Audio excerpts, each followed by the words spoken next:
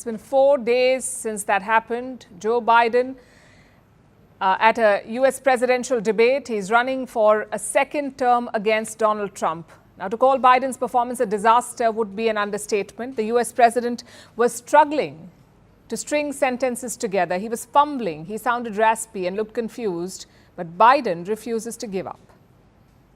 I don't walk as easy as I used to. I don't speak as smoothly as I used to.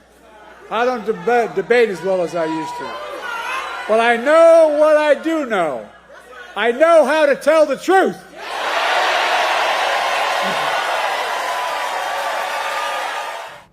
He's trying to embrace his old age, to sell it as an advantage perhaps. In any other situation, it may have been a good strategy.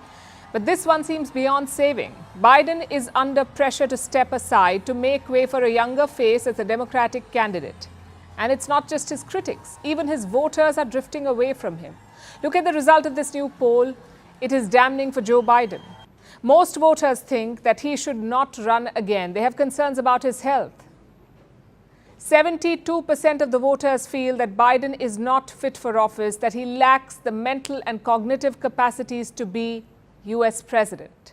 And this list includes some longtime supporters of Biden.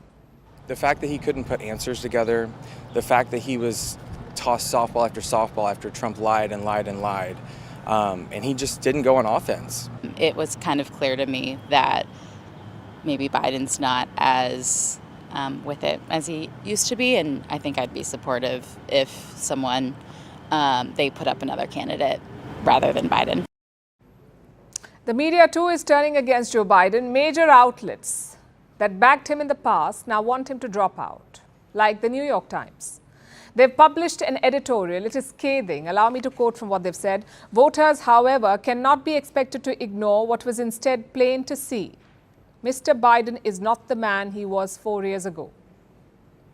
The New Yorker agrees. This magazine called Joe Biden, and I'm quoting, increasingly unsteady.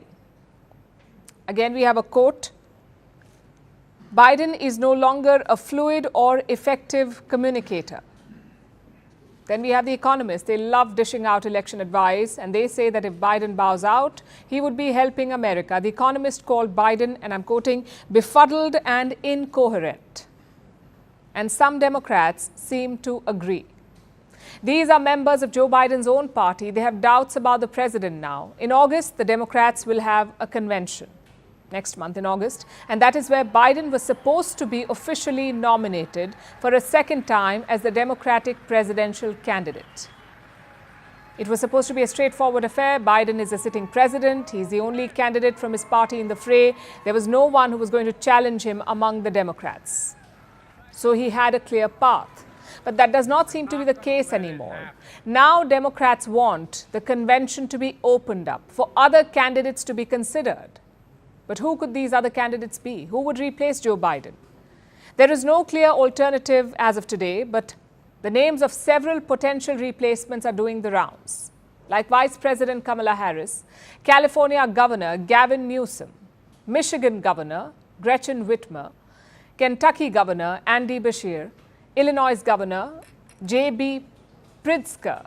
All these names have been floated as replacements. Some lawmakers are suggesting the name of Michelle Obama as well, the former First Lady and the wife of Barack Obama, but she has not expressed any interest in joining the fray. Now, even if the Democrats make a switch, even if they throw their weight behind a new candidate, replacing Joe Biden is going to be tough because they will have to build up a new campaign from the ground up. They will have to win back the Democrats, the voters. Plus, they'll have to raise substantial cash to fight the election and hope to beat Donald Trump, who would have a clear head start. There is also the time factor. Any new candidate will have less than 5 months to campaign. Having said that, the biggest challenge for the Democrats right now is Joe Biden himself. He is not ready to go, and his family is said to be backing him. They want him to stay in the race. They want him to keep fighting. As for the debate debacle, Biden's inner circle has found some fall guys. They're blaming the advisors. And Biden's supporters are rallying behind him. They're giving interviews and making a case for him to stay on. One debate is not a career any more than Donald Trump 38 convictions for felonies aren't really going to define, his reputation and his presidency. And that's why they're both here again. On his part, the president has been trying to calm the Democrats. Over the weekend, he attended a series of fundraisers. The donors have not changed their mind, it seems. Team Biden says they raised some $27 million last Friday. But some top donors are worried. Reports say that they've made phone calls to Jill Biden, the First Lady. One top donor took to LinkedIn to describe his concerns. And here is what he wrote about Biden's debate performance. I'm quoting again. It certainly delivered a blow to the mood among donors and organizers. Another sponsor described the debate as a quote-unquote wake-up call. So the Democrats are in disarray. Meanwhile, Donald Trump is trying to capitalize on this. He has sharpened his attacks on Biden.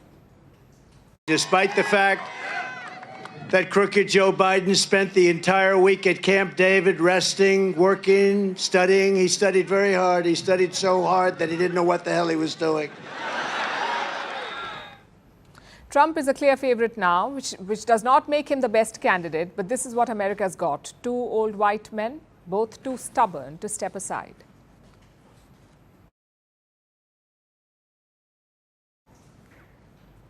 It's among the biggest blunders in politics, right up there with Brexit or the Iraq War. I'm talking about Emmanuel Macron's recent gamble, his decision to hold snap elections in France. It's backfired magnificently. Not only has his party slid to third position, the far right has made significant gains. They're in pole position to form a government in France. Now, you must have heard this term multiple times, the far right in Europe. But what exactly does it mean? What is the far right? The right wing in Europe do not like social change. They prefer the way things are, whether it's religion or taxes or national identity. And then there is the far right. Think of them as the right wing on steroids. They can be radical on key policy issues. They don't like abortion or gay rights or immigration. Sometimes it can border on racism and homophobia. Many of these parties also do not like globalization. They prefer countries to be in charge of their own affairs, hence their dislike for the European Union. In the 20th century, this thought was associated with Nazis and fascists, the far right thought. So for decades, they were cast out from European politics. But now they're making a comeback and they're making gains. Let's look at the numbers in France. These are the results from the first round of voting. The far right got 33% of the votes. The left wing got 28%. And President Macron's centrists slumped to the third spot, just 21% of the votes. So the far right clearly won this round, but they did not win a majority, which is why there is going to be a second round. You see, France's parliamentary elections are a bit complicated. A candidate must win more than 50% of the votes. If not, it goes to the second round. And in this round, the second round, only the top 2 or 3 candidates will remain. And the candidate who wins the maximum votes is declared the winner. Now, there are 577 seats in the French parliament. Less than 100 seats have been decided so far. So on less than 100 seats, we have a clear winner with more than 50% of the votes. The rest will be declared after the second round. It's slated for next Sunday. So by next week, we'll have more clarity. Meanwhile, celebrations have started in the far-right camp. They were long considered taboo in France, but now they are the biggest political group in the country. Their leader is Marine Le Pen. She called the results a form of emancipation. It's a form of great emancipation for the people. They're taking back their freedom. They once are determined to defend themselves against political powers that have hurt them, that weakened them, that ruined them. What do these results mean for France? Broadly, 3 things. First, tension on the streets. Far-right supporters are celebrating their victory, but others are out in protest. Things have been peaceful so far, but such rival demonstrations can easily spin out of control. Take a look at this.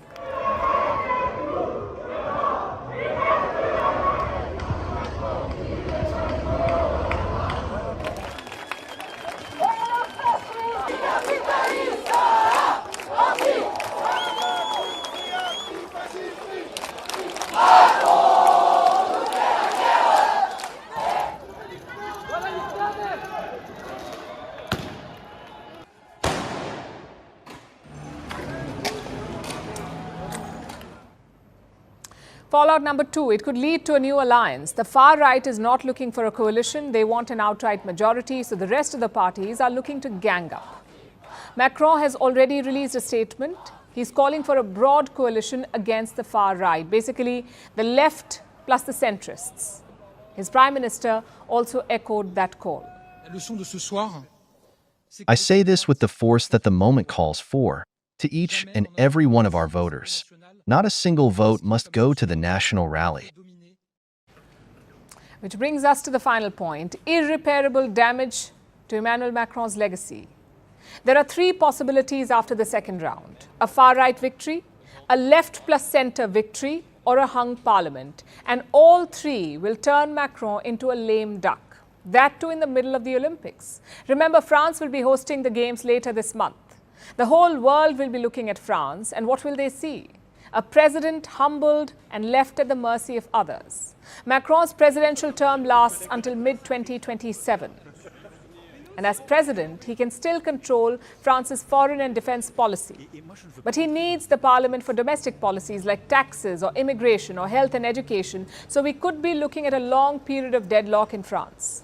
A president who does not like the parliament, a parliament that does not like the president, and end result, no work gets done. And this election result is important not just for France, but for the rest of Europe as well. It will send shockwaves through the continent. France is the second largest economy in the European Union. It is the EU's only nuclear power. Also a permanent member of the United Nations Security Council. If the far right can win France, they can influence European politics. They can push their own position on issues. Take a look at where they stand. Less cooperation with NATO, banning birthright citizenship, tighter immigration rules, less support for Ukraine, and less synergy with Brussels. So France could withdraw from an active role in Europe, which is the opposite of Macron's position. Having said that, politicians can throw surprises. Just look at what happened in Italy. The doomsday predictions have fallen flat. The far right is leading a pro-EU government in Rome. So I guess the only option is to wait. The next round will decide the fate of France and Europe. But even if the far right cannot cross the majority, one thing is quite clear. The old taboo is gone. It's only a matter of time before they form a government. So France is witnessing a political earthquake, and guess who doesn't like it? The stock market, among others. Investors are making dire pronouncements like this one. Here's what it says. Will French elections spark the next euro crisis? The euro is the common currency of the European Union. The European Union has 27 member countries. 20 of these countries use the euro. And they're all carefully watching the election result in France, because the result will impact the euro. Let me explain how. France is the most indebted country in Europe. It owes more than $3 trillion. That's about 110% of its GDP.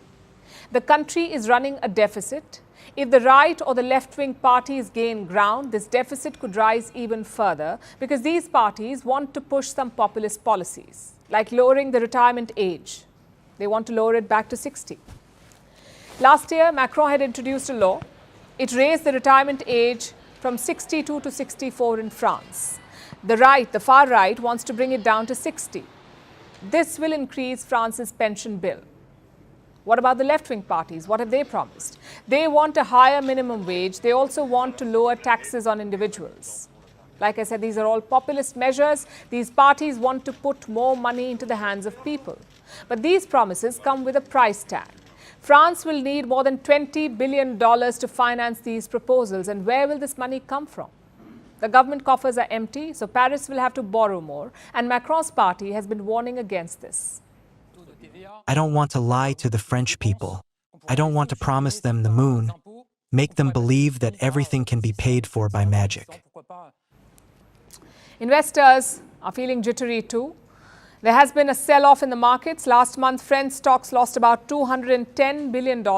Investors are selling French government bonds as well. They're shifting their investments to Germany. And this turmoil can put more pressure on the euro. The negative sentiment could spread and put other European economies at risk. Economies like Italy. Now, Rome's finances are far worse than Paris's. Last year, Italy owed around $3.1 trillion. That's about 140% of its GDP. And Italy's deficit is well over 7%. So the IMF, the International Monetary Fund, is sounding an alarm. It is pushing Italy to contain its ballooning debt. It wants immediate and decisive action from Rome. Brussels too is concerned. Last month, the European Union had pulled up both France and Italy. The EU is worried about their excessive debt. It has started disciplinary proceedings. If France and Italy fail to contain their debt, the EU could take legal action against them. It has clear rules for member states. Their debt levels cannot exceed 60% of their GDP, and government deficit cannot be more than 3%. Both France and Italy are well above these thresholds. They're also the bigger economies and well connected with the rest of Europe. So if there's a financial contagion, it would spread quickly to the rest of the bloc. And that's exactly what happened in 2012. I'm talking about the last Eurozone crisis, 2012, when multiple European states defaulted. Greece, Ireland, Spain, Cyprus, they were either unable to repay their debts or had to bail out European banks. Again, the crisis was triggered by debt, the over-accumulation of debt in these countries. It led to the devaluation of the euro. And this crisis, the last Eurozone crisis, was contained by this man, Mario Draghi. He was the president of the European Central Bank at the time. He pledged to do whatever it takes and save the euro. But now they're facing another crisis, and a bigger one. Europe's economy is already vulnerable. Political instability would only make it worse.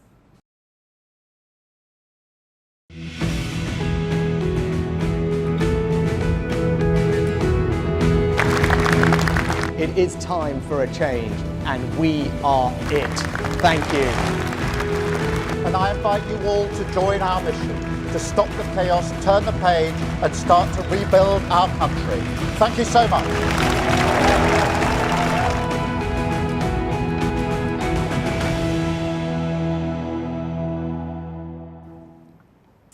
Now let's turn to the UK. It's the last stretch before the general election there. The country goes to polls on Thursday, July 4th. So the British politicians are making last-minute preparations, and this is what it looks like. What do the rest of us do when a major test is coming up? When we have an exam the next day, but we aren't really prepared? We pray. A lot of us do. We pray that we get through the test. It seems British Prime Minister Rishi Sunak is doing the exact same thing. Take a look at his recent temple run.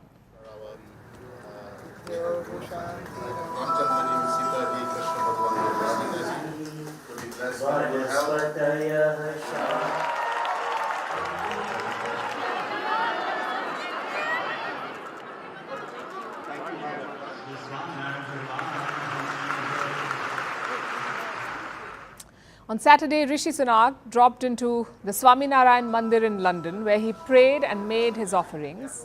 Then he gave a campaign speech. It is truly a great privilege to be with you all this evening. And this mandir stands as a great statement of the contribution that this community makes to Britain. Now, I am a Hindu, and like all of you, I draw inspiration and comfort from my faith. I was proud to be sworn in as a Member of Parliament on the Bhagavad Gita. Our faith teaches us to do our duty and not fret about the outcome, as long as one does it faithfully. Sunak did his best to woo Britain's Hindu voters. He spoke about his family, he made jokes about his parents wanting him to be a lawyer or a doctor. He expressed pride at being the UK's first British Asian Prime Minister. Sunak really did his best to get the Hindu crowd behind him. And this was not lost on his chief opponent, the UK Labour Party's Keir Starmer. Starmer knew exactly what Sunak was trying to do, so he too decided to visit a temple, a different Swaminarayan Mandir in North London. There, Keir Starmer made his pitch to British Hindus. He said, and I quote, "If we are elected next week, we will strive to govern in the spirit of seva, to serve you and a world in need." He also added that there was no place for Hindu phobia in Britain. Now, why were Britain's two leading parties vying for the Hindu vote? Because Hindus make up a sizable chunk of the UK electorate. Britain's last census was held in 2021.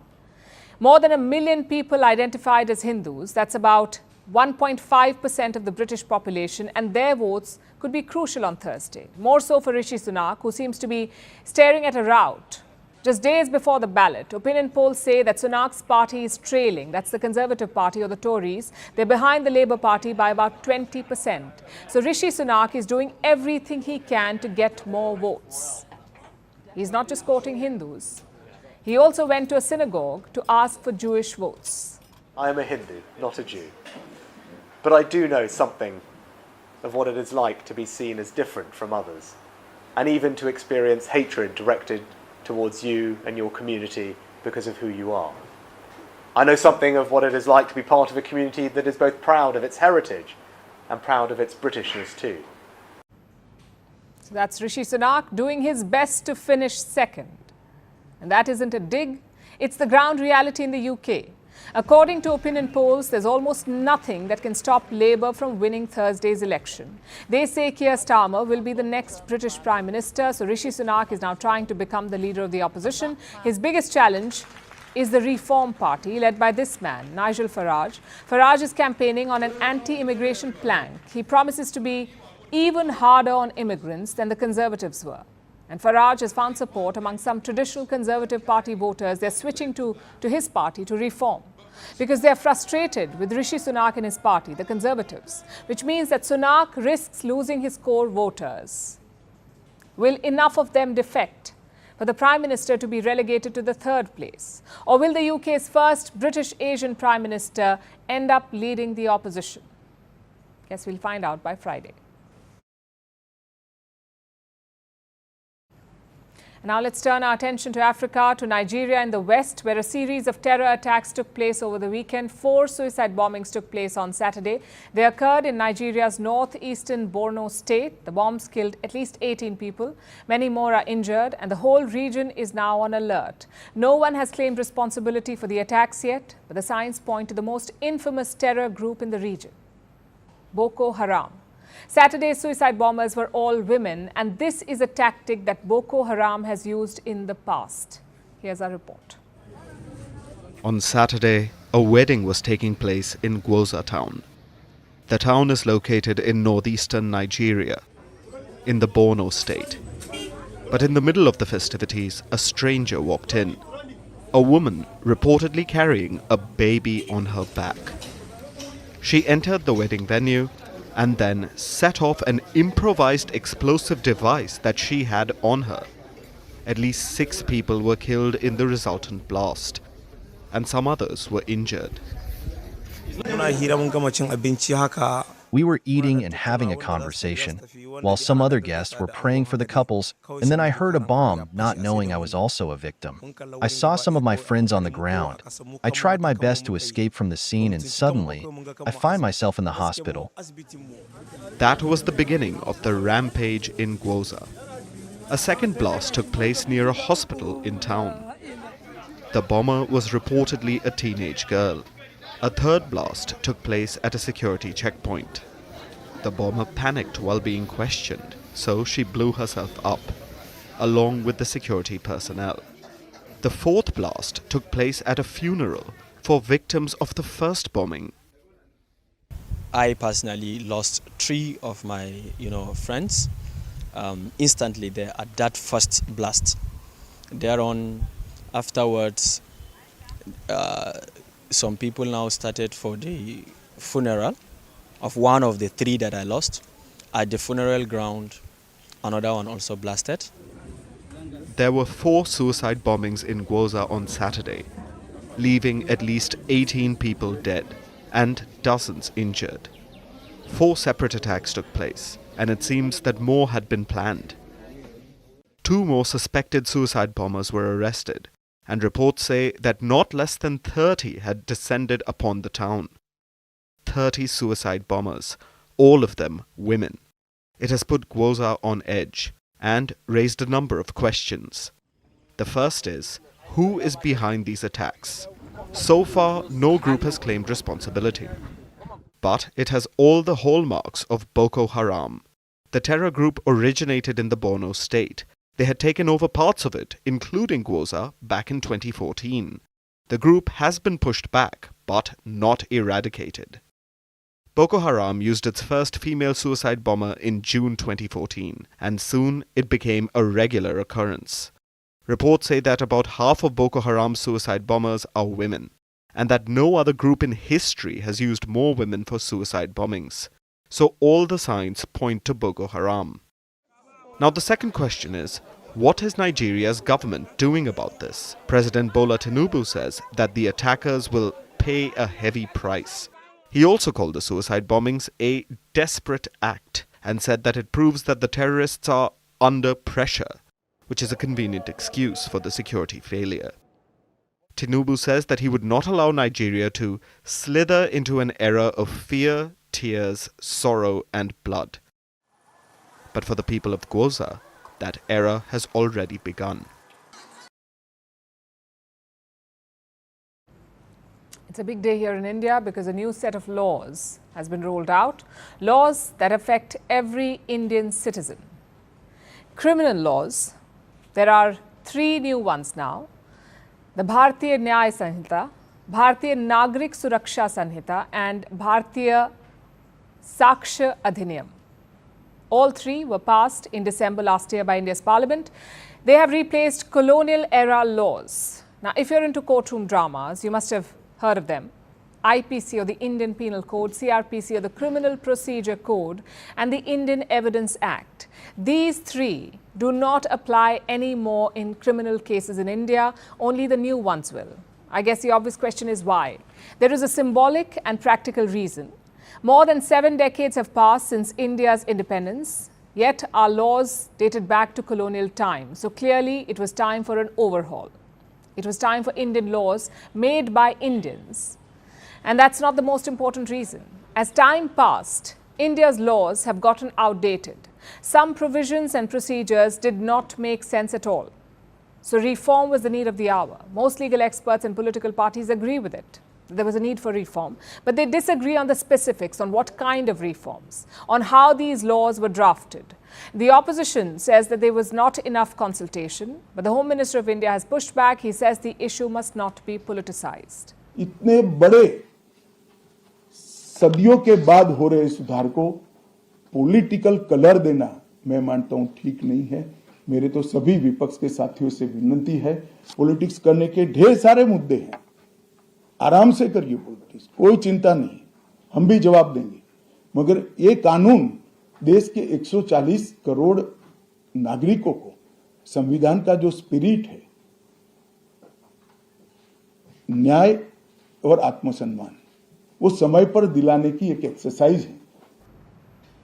Let's take a closer look at these laws now. What are the main highlights? Number 1, the new laws recognize murder on the grounds of caste or community. It is now considered a separate offence, distinct from other murders. Lynching is also a separate offence. The Supreme Court had asked the government for a new law, so the government has included it. Highlight number 2, new rules for organised crime and terror. Earlier, these provisions were spread across different laws, for example, the UAPA.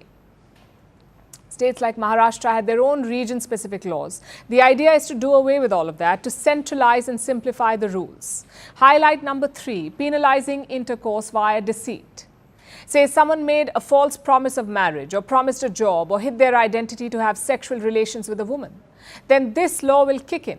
The maximum punishment is 10 years in prison, but some legal experts are concerned about this. They say even consensual relations could later end up being criminalized. Highlight number 4, extension of police custody. The CRPC was very clear about this. An accused can spend 15 days in police custody. After that they must be sent to judicial custody. Now, this time limit has been extended from 15 days to 90 days, 90. So the cops can keep an accused for up to 3 months now. Again, there are concerns about this. More time in police custody raises fears of torture and tampering. Highlight number 5, focus on speedy justice. Charges must be framed in 60 days. Trial judgments will have to be delivered in 45 days. Highlight number 6, inclusion of community service as a punishment. Now, this mainly applies to small crimes like petty theft or defamation. Earlier, these offences carried jail time and fines, but now community service is also an option. The laws do not specify what service, so the decision is up to the judge handing out the verdict. Maybe street cleaning or volunteer work. Highlight number 7, zero FIRs. Now, FIRs are first information reports, as you would know. When you file a complaint, the police fill out an FIR. But jurisdiction is sometimes a problem. Each police station has its own area of operation, its own jurisdiction. So beyond that, they may not file FIRs. But that should not happen anymore. Zero FIRs can be filed at any police station. Jurisdiction of the crime does not matter anymore. Highlight number 8, sedition has been removed as a crime. Instead, a new provision has been introduced. It talks about offences against the state, basically treason. So while scrapping sedition is welcome, the potential impact of this new provision is still unclear, and some experts say that it's equally draconian. Highlight number 9, intercourse with a minor wife will be considered rape. Again, this was a long pending issue. The earlier laws only banned it for brides below 15 years of age. But this one rectifies that. It provides justice to brides aged 15 to 18 years. And finally, highlight number 10, trial in absentia has been introduced. Earlier, you could record evidence in the absence of the accused, but conducting a trial was not allowed. It was only permitted rarely in cases of UAPA. But that's not the case anymore. Trials can now be held in absentia for certain crimes, meaning people can be tried and convicted without finding them. And this does happen in other countries, but it's a first for India. And we've only mentioned 10 highlights here. Laws like these will take months to get used to. All new cases will now be registered and tried under the new laws. The first one was filed in Gwalior today. As for the old cases, the cases that are already on, the old laws still apply.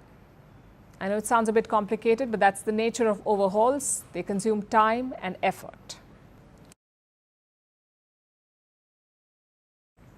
Now on to South Korea. The country wants to impeach its president. It all started with an online petition. It accuses President Yoon of being unfit for the job. The petition accuses the president of being unfit, and since then, more than 800,000 people have signed it. In fact, it's become so popular that the site has crashed multiple times. Now, South Korea has impeached 2 presidents before, so another one won't be unprecedented. But is this the best time to do it? There's a growing risk of war with North Korea, so why does Seoul want to remove its president right now? Our next report tells you. In July last year, it was flooding in South Korea, so the Marines were sent in. They were looking for residents. But then disaster struck. 5 of them were swept away and 1 of them died.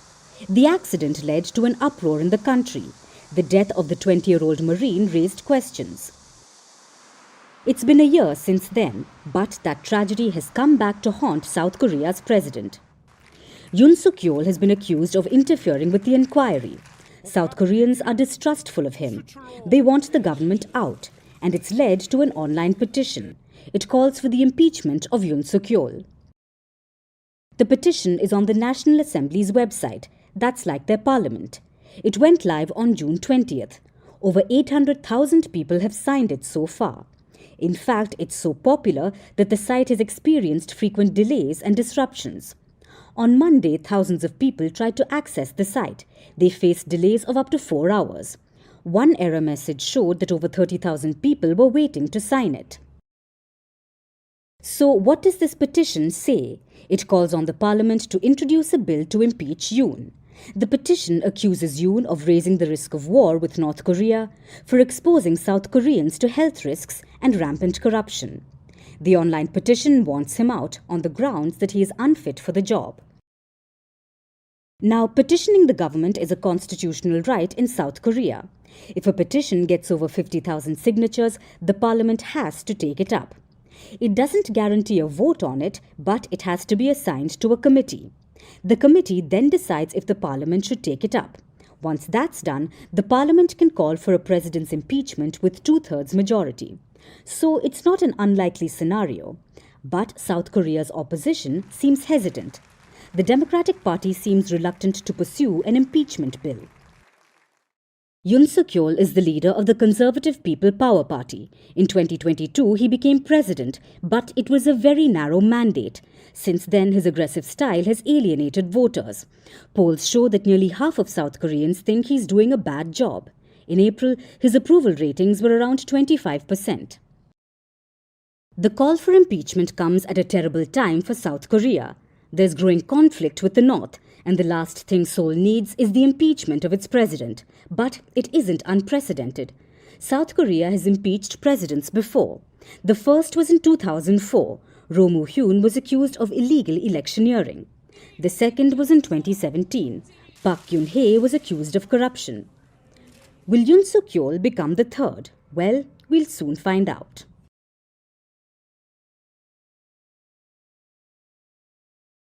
Let's turn to Afghanistan now. Taliban 2.0 has largely been Taliban 1.0. The same domestic policies, the same crackdown on women, the same persecution of minorities. But their foreign policy could be different. The last Taliban regime was pro-Pakistan and anti-India. They helped Islamabad stir trouble in Kashmir. But this time, they are keen to be on India's good side. Meanwhile, Pakistan has become public enemy number one in Kabul. How exactly did that happen? Let me tell you about Pakistan's latest move. On Sunday, they began expelling Afghan refugees. How many? The target is 800,000. That's how many refugees they want to expel. 800,000. Most of them had fled the violence in Afghanistan. But Pakistan says, we cannot host you. And there are two reasons for that. One, they cannot afford it. And two, the rising terrorism. Pakistan accuses Afghanistan of supporting terror groups. So they're throwing out Afghan refugees. And how has the Taliban reacted? They haven't said anything yet, but last time they were quite enraged. You see, Pakistan has expelled Afghan refugees in the past as well. They did it last year. More than 500,000 people were asked to leave. And back then, the Taliban had asked for more time. They'd warned Pakistan against making such a move.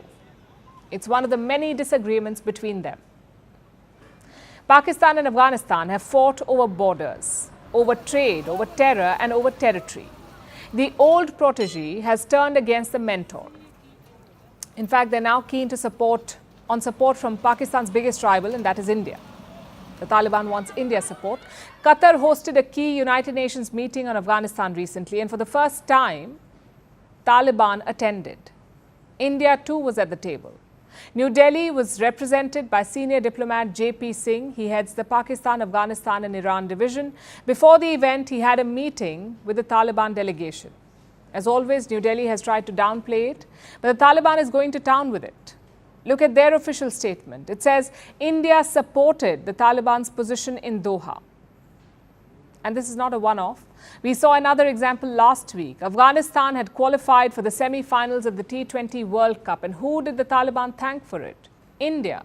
Because the Indian board had helped out the Afghan team.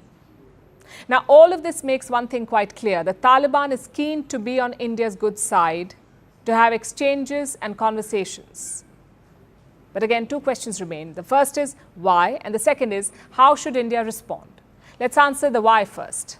India is the largest democracy in the world. It is also a major power in this changing world. So support from India is key for the Taliban. They can use it to claim legitimacy. Secondly, they need the financial help. India has invested more than $3 billion in Afghanistan. There are said to be 500 plus projects. Most of them have been stalled since the fall of Kabul in 2021. But the Taliban will want India to resume. And the final reason is Pakistan. During the last Taliban regime, Islamabad was better placed. Pakistan was a close ally of the US, so it could get money and weapons to the Taliban. But that's not the case anymore. Pakistan's economy cannot support its own people. It has also lost friends in the West. We saw Imran Khan trying to lobby for the Taliban, but nothing happened. The West simply ignored him. So Taliban 2.0 knows that India is a golden goose for money, for legitimacy, and for support. Now, how should India respond? How should India react to these overtures? Well, New Delhi is slowly warming up. We've seen more exchanges between the two sides. In June 2022, India reopened its embassy in Kabul. Instead of diplomats, New Delhi sent a technical team. In October the same year, a senior Indian diplomat traveled to Kabul and he held talks with the Taliban. In November last year, the Taliban took over the embassy in India. Until then, it was run by appointees of the previous regime. And this year, we saw another high-profile visit. A senior Indian diplomat traveled to Kabul in the month of March. He met the Taliban's foreign minister. So clearly, engagement is not off limits. But how should we see this? Well, the Taliban are the new reality of Afghanistan. Most countries have accepted this. And it looks like India is doing the same. At the same time, New Delhi must remember one thing. It has long-standing commitments to the people of Afghanistan. It has also invested a lot in their welfare. So any engagement must keep that in mind. Try to secure their interests along with ours. Our next story is about the European summer. Every year, thousands of people visit the continent for its mild weather. But climate change has dealt Europe a different hand. Over the weekend, heavy rains lashed Italy, France and Switzerland. 7 people are dead, several others are missing. Roads have turned into rivers, tourists had to be airlifted and rescue operations have been derailed by the bad weather. Is climate change turbocharging freak weather in Europe? Is this how European summer will look in the coming years? Our next report tells you. The European summer.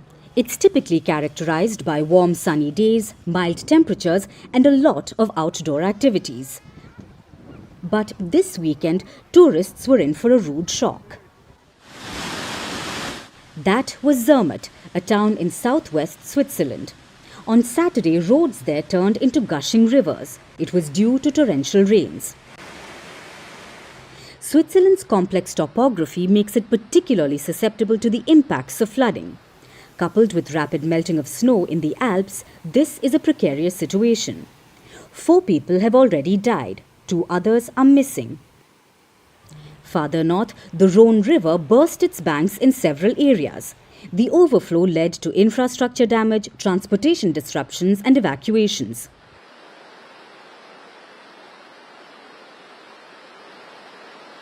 The inclement weather has made rescue work particularly difficult. Many valleys are inaccessible. There's also no electricity. In neighbouring Italy, the situation isn't any better. Downpours moved south from the Alps to as far as Emilia-Romagna and Tuscany. From floods to landslides, Italy's northern region saw it all. Firefighters carried out about 80 rescue operations over the weekend. Tourists and residents had to be airlifted out of the town of Konya. While I was on the phone, I noticed that behind the campsite where we were staying, a landslide was coming down. I realized it was time to leave as soon as possible, so I took all the kids and moved to safety. We found refuge in a place near the Valnanti Bridge. It started raining at noon and kept increasing. It only slowed down at 3 in the morning. All night long, there were continuous downpour all night. I watched from the window all night. There's so much water. We've been coming here every summer for 25 years or more. In France, it's a similar picture. Torrential rains lashed the country. In Aube, 3 people were travelling when a tree crushed the car they were driving in. Now, heavy rainfall is not new for Europe, but climate change is contributing to more frequent and intense weather events. And it shows in the weather warnings. Parts of Italy could be dealing with flood rescue operations, but the country is gearing up for another weather event, heat waves. The National Weather Services have issued an extreme heat warning for Italy. It says the temperatures could reach nearly 40 degrees Celsius. These weather events serve as a stark reminder that climate change is real and it's happening right now around us. While the immediate impact on lives, property and economies is profound, the broader implications call for urgent and sustained action. Without addressing climate change, Europe will struggle to protect its people in the years to come. So another week has begun, and if you lead a hectic life, it can seem daunting and overwhelming. So we decided to end the show with some Monday motivation on how to work better by taking breaks. And no, this is not about long holidays. Tonight we're talking about micro breaks. First things first, why do you need them? Poor question, but let's try to answer with an example. Think about weightlifting. It is said to make the body stronger. It is good for overall health. It has clear benefits. But it also has clear limits. We cannot be lifting weights all day. We aren't even expected to. And yet we expect this from our brain. We want to exercise it all the time. We want sustained focus. We want to watch Netflix, scroll through Instagram, text people and order food all at the same time. We can't seem to catch a break, but here's the catch. Our brains aren't built to handle constant activity, and when we force this, it takes a toll. It causes anxiety and stress-related diseases. The world over, 1 in 4 workers is experiencing burnout. In the US, 43% workers suffer from burnout. In India, the number stands at 59%. In South Korea, it is 70%. These are extreme examples, but no one is immune to brain overload. So if brain slump is getting you down, maybe you need some downtime. It is restful and revitalizing, but it seems like such a luxury. So here's the trick. Use time wisely. Make a big impact by going small. I'm talking about micro breaks or short bursts of rest, brief moments of idle time or pauses. Science says they make you healthier, more focused, more creative and more productive. You could also say they make you feel more guilty, like we're wasting time when we're taking a break, because we live in a culture of always being on. So here's what we should tell ourselves. Taking a brain break improves the quality of our work. It can be as short as 10 minutes, the break. Studies say they reduce mental fatigue and boost output. They can also slow down aging. Again, science has proven all of this. Even low-level stress can intensely wear and tear the body's systems, including the brain. This accelerates aging in our cells. And a brain break interrupts this cycle. It gives the body time to repair the systems, and this slows down aging. But if rest does not come naturally to you, you can program yourself. You can weave it into your life. As a first step, decide the duration. Everyone's brain works differently, so there's no hard and fast rule. But if you're a beginner, start small. As a second step, choose how to rest. Again, to each their own. Ideally, do something that lets your mind wander. You can relax by the fire or take a walk, whatever recharges your batteries. You can learn from the Dutch. They have a concept called niksen, or the art of doing nothing. The Danish have a similar concept. It's called hygge. It refers to not doing much, but being comfortable.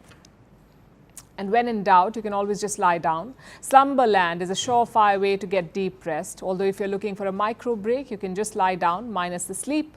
For centuries, India has propagated this through yoga. We have what's called the Shavasana. It literally means the corpse pose. And it can do wonders. We are dead serious about it. But no matter what you do, as a third step, stay away from the smartphone. Smartphones are linked to digital eye strain, anxiety, depression, and brain overload. Smartphones are in fact changing the shape of our brains. So it is time we change our ways. With a long week ahead of us, let's take this as a dose of Monday motivation and shake things up, because downtime is a human need. And now it's time for Vantage Shots, images that tell the story. In the UK, a Liberal Democrat leader bungee jumps his way into the election week. In Greece, firefighters battle new wildfires every day amid searing heat waves. And in China, a space rocket accidentally launches during a test before crashing into the mountains. Finally, we're taking you back in history. On this day in 1997, Hong Kong was handed over to China after 156 years of British rule. Beijing agreed to govern Hong Kong under the principle of one country, two systems. And that meant that it would enjoy wide-ranging autonomy for the next 50 years. But since 2020, China has tightened its grip on Hong Kong with a new national security law. We're leaving you on that note. Thanks for watching. We'll see you tomorrow.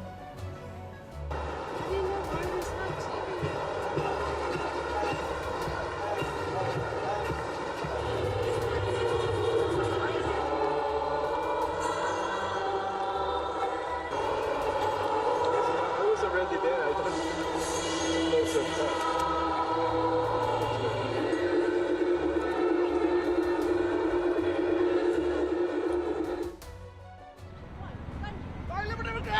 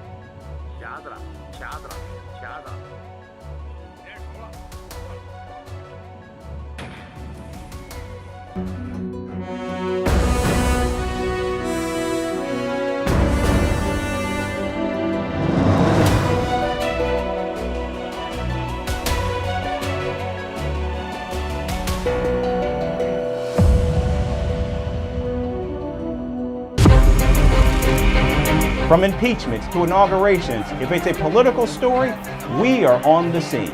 The race for the White House is heating up. We're beating Biden. How dare he say that? If it's breaking news, we're live with the latest coverage. From the White House, the State Department, and Capitol Hill, we know the issues, but above all, we know the players to bring you the latest in-depth analysis on all the key stories that we're covering.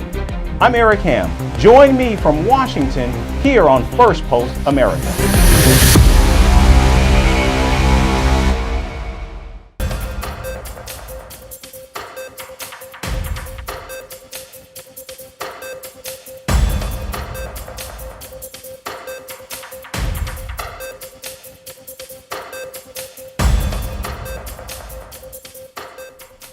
Our top focus tonight is from the Middle East. Situations in the region continue to remain tense after Iran threatened Israel with an obliterating war if the Jewish state invades Lebanon.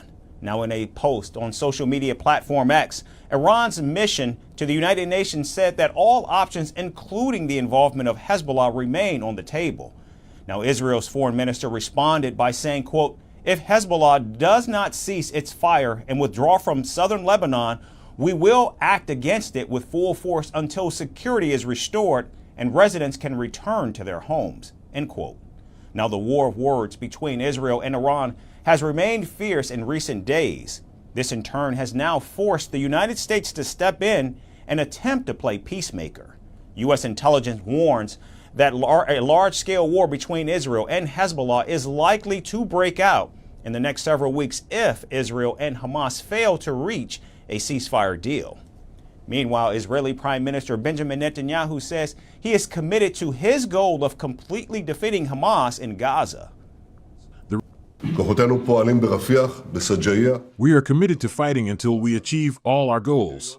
The elimination of Hamas, the return of all our hostages, ensuring that Gaza does no longer poses a threat on Israel, and the safe return of residents in the south and the north to their homes. To anyone who doubts the achievement of those goals, I again say there is no substitute for victory.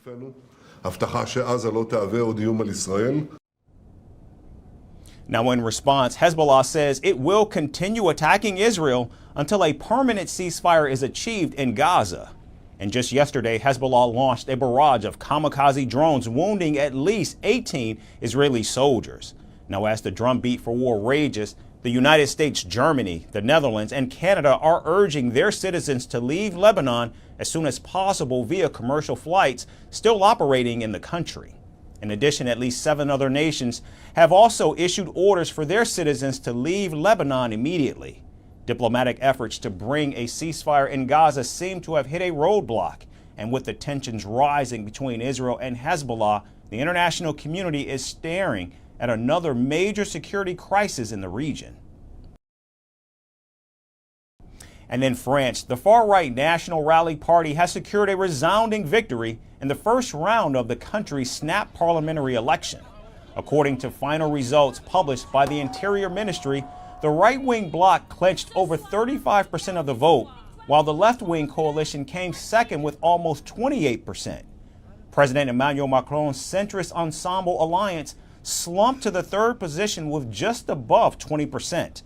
Now, immediately after the release of the results, President Macron declared the need for a strong and democratic alliance to confront the right-wing coalition in the second round. Additionally, the French Prime Minister urged voters to refrain from giving the far right a single vote in the upcoming round of the legislative election, which is scheduled for July 7th. Tonight's lesson is that the far right is on the doorstep of power. Never before in our democracy has the National Assembly risked being dominated by the far right, as it was tonight. And so, our objective is clear: to prevent the National Rally from having an absolute majority in the second round, from dominating the National Assembly, and therefore from governing the country with its disastrous project. Meanwhile, hundreds of people gathered in the French capital to express their disappointment with the results. Demonstrators set off flares in Paris as they marched through the streets protesting the rise of the far-right party.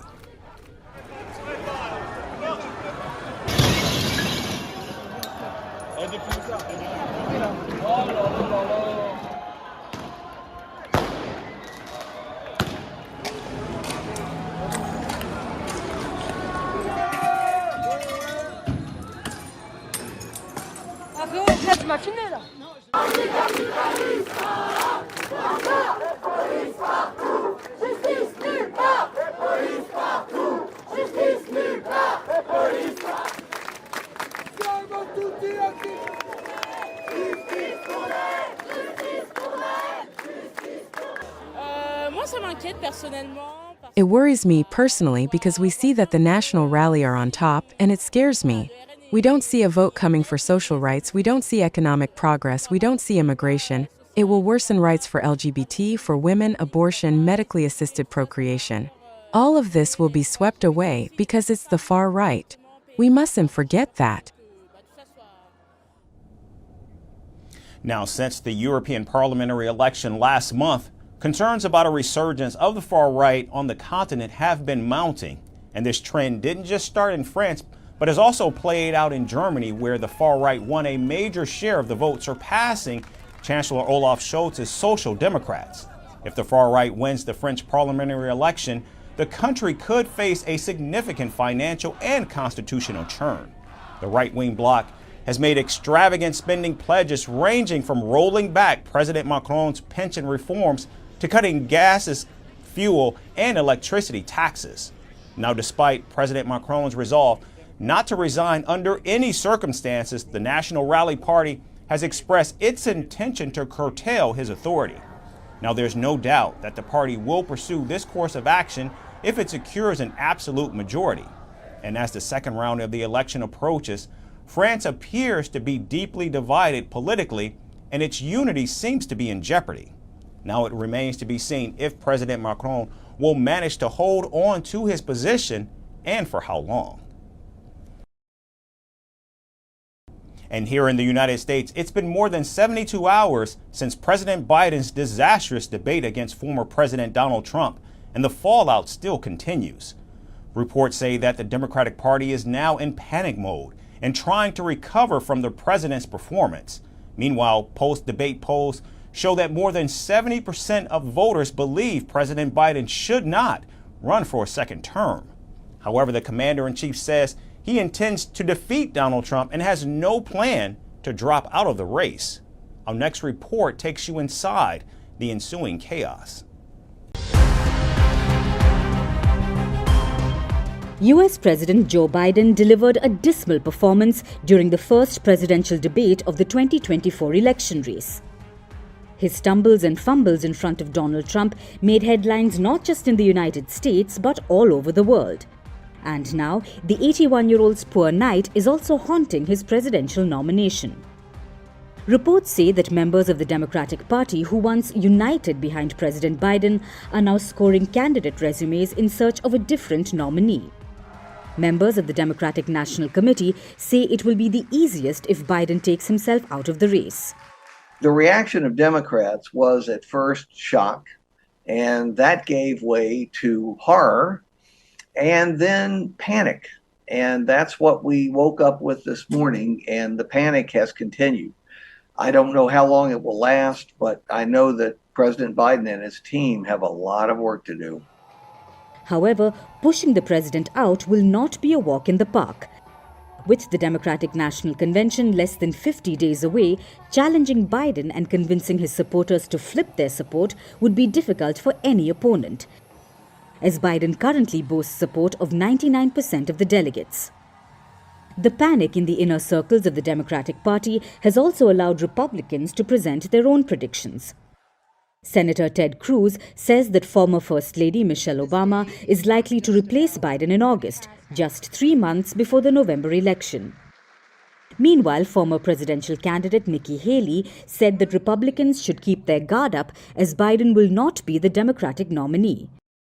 And Republican Vivek Ramaswamy suggested that the Democratic Party is using Biden as a sacrificial lamb. This sentiment has also been echoed by voters of the United States. A post-debate poll indicates that nearly 3 in 4 voters don't think Biden should run for president, and 86% of them think he's too old to be the commander-in-chief. I kind of personally felt bad seeing him up there, the way he presented himself. And I think President Biden maybe should not be in this position, in the condition, physical condition and mental condition that I saw, maybe the rest of the world has seen, aside from the American people. And I felt bad for him. I felt bad for him. For this gentleman should not be in that position.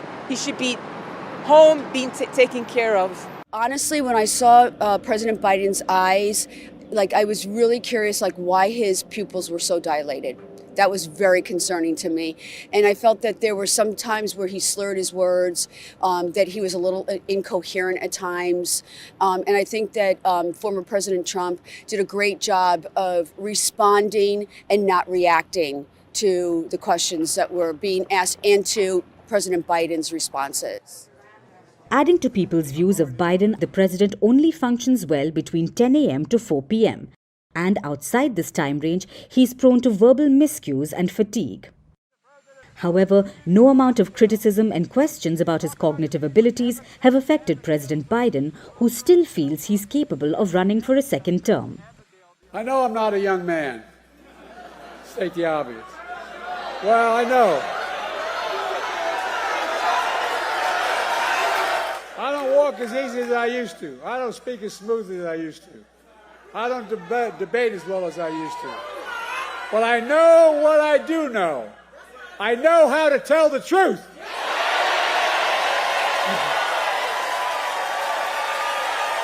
I know right from wrong.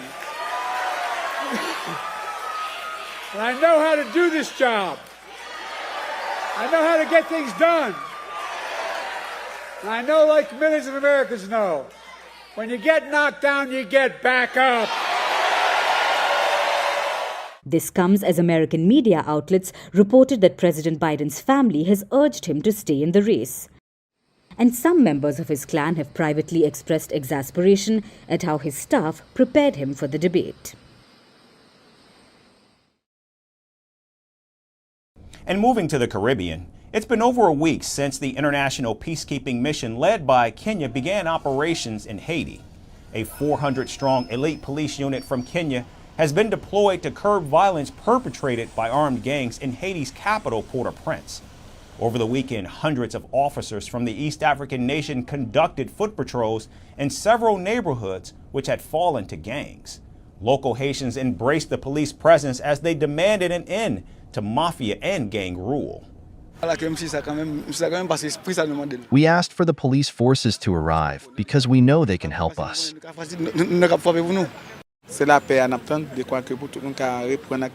We need peace. If the Kenyan police forces came, it's so we can return to the lives we had before. We beg that they've come here to work seriously in something important. We hope they'll allow for society to resume their usual activities. Meanwhile, gang leader Jimmy Chirizier has rejected the deployment of the Kenyan troops. In fact, Chirizier has declared war on the international peacekeeping mission and called the Kenyan police forces the invaders of Haiti. We are sons of Dessalines. We cannot accept any foreign troops who come to murder people in the country.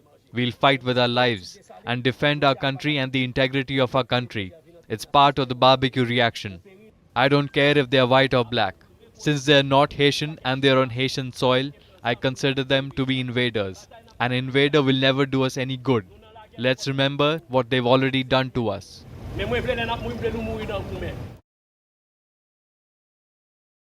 Now, in response to foot patrols by the peacekeeping troops, Jittery and his gangs put on a show of force in the neighborhoods that they do in fact control.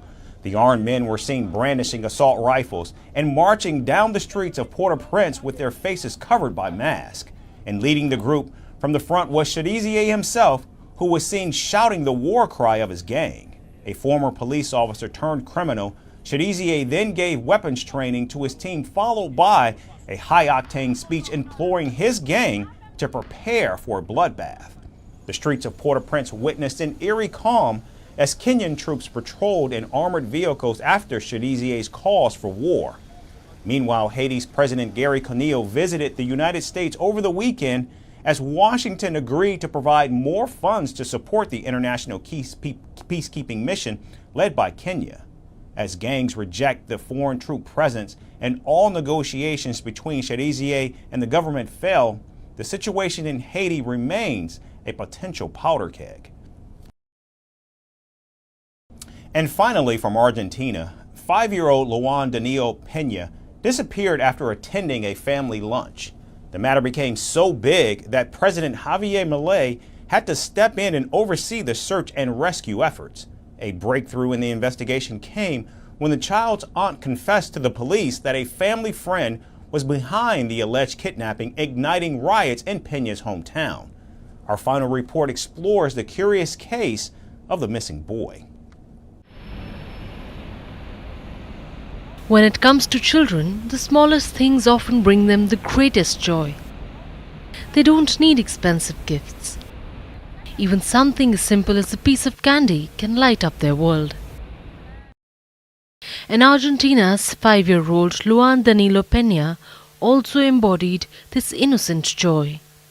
His heart soared with excitement when he learned that he would be visiting his grandmother in the countryside for the first time, in the rural town of Corrientes province.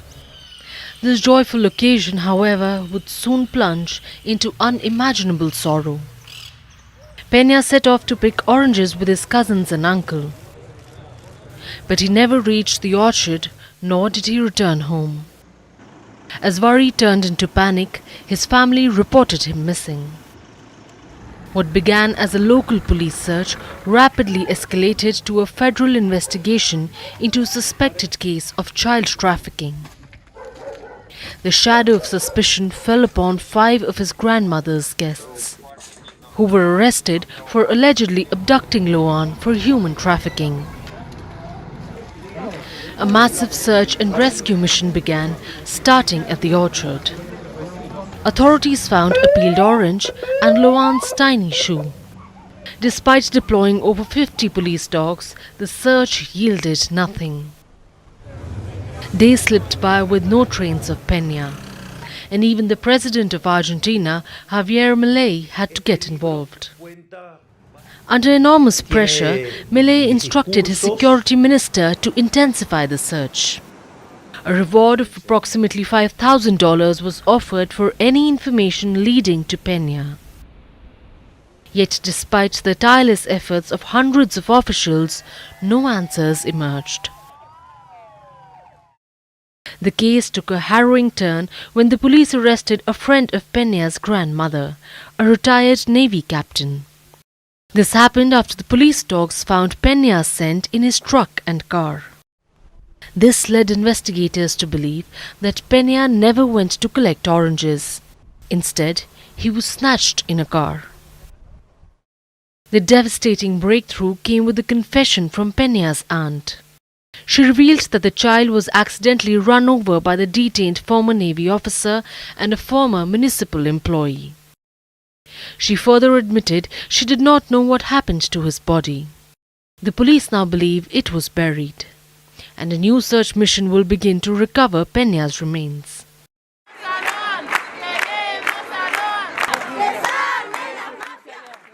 The community's anxiety and grief swelled.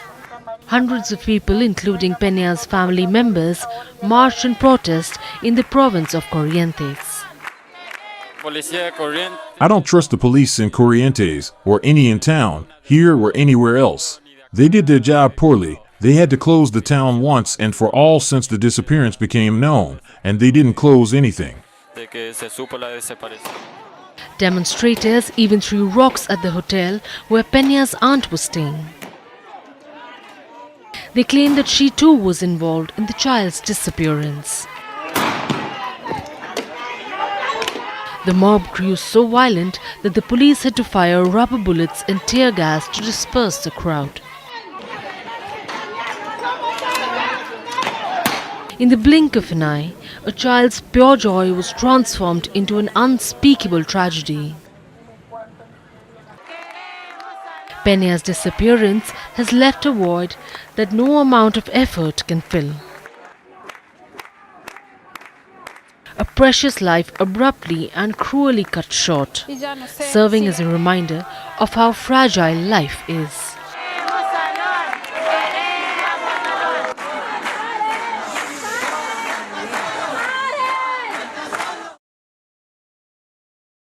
That's our show for today. We thank you so much for tuning in. We hope to see you right back here again tomorrow. Thanks again for watching.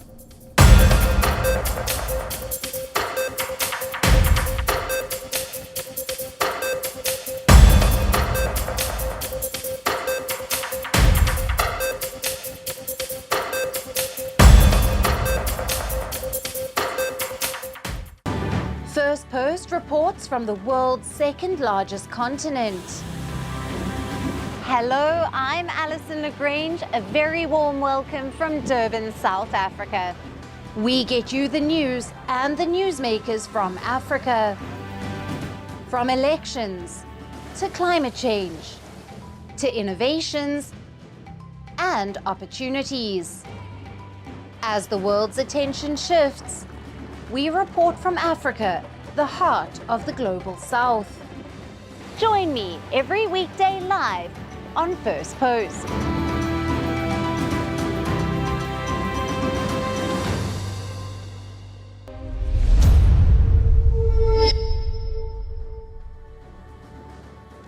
Hello and welcome to Firstpost Africa, where we get you the top stories from the continent and from across the world.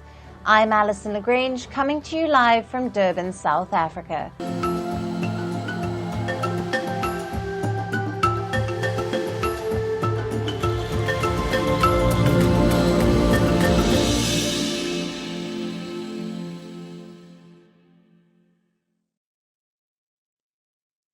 Hello and welcome. We begin with a focus on Nigeria, where the country's Borno state in the northeast has witnessed a spate of deadly attacks. In Nigeria's Borno state, 3 blasts took place in the town of Gwoza that lies across the border from Cameroon. At least 18 people have been killed, including children and pregnant women. And at least 30 others have been injured in a string of suicide bombings in the town of Gwoza. Now, the attacks have reportedly been carried out by female suicide bombers. Authorities say in the first attack, a woman carrying a baby on her back detonated an improvised explosive device in the middle of a wedding ceremony. The suicide bombers also targeted a hospital in the same town. The third attack was later carried out at the funeral for the victims of the wedding blast. I personally lost 3 of my, friends instantly there at that first blast. Thereon, afterwards, some people now started for the funeral of one of the 3 that I lost. At the funeral ground, another one also blasted. Afterwards, as the DG Sema said, because I spoke with him personally, he said they were preparing a rescue mission at the General Hospital Gwoza when another one blasted instantly in the hospital. And there was another one around the hospital, and there's other one in Hausari, making 5, confirmed 5. Nigerian President Bola Tinubu has condemned the attacks, calling them desperate acts of terror. President Tinubu has vowed stern action against those responsible. So far, no group has claimed responsibility for the attacks. Nigeria's Borno state, roughly the size of Ireland, has been marred by violence for 15 years now. Thousands of people have been killed and millions displaced. Armed groups often carry out deadly attacks against civilians and security forces. Boko Haram and its splinter group, the Islamic State West Africa Province, are the most active in the region. Boko Haram has deployed young women and girls to carry out suicide attacks. In recent years, Boko Haram has lost ground, but armed groups have continued attacks. The group seized Gwoza town in 2014. The Nigerian military, however, regained control after a year. The Boko Haram came to be known globally after the April 2014 kidnapping, where it kidnapped more than 270 schoolgirls from the town of Chibok, also in Borno State. Within 2 months of the kidnapping, the group carried out an attack using their first female suicide bomber. Since then, there have been speculations that some of the female suicide bombers may be the missing Chibok schoolgirls.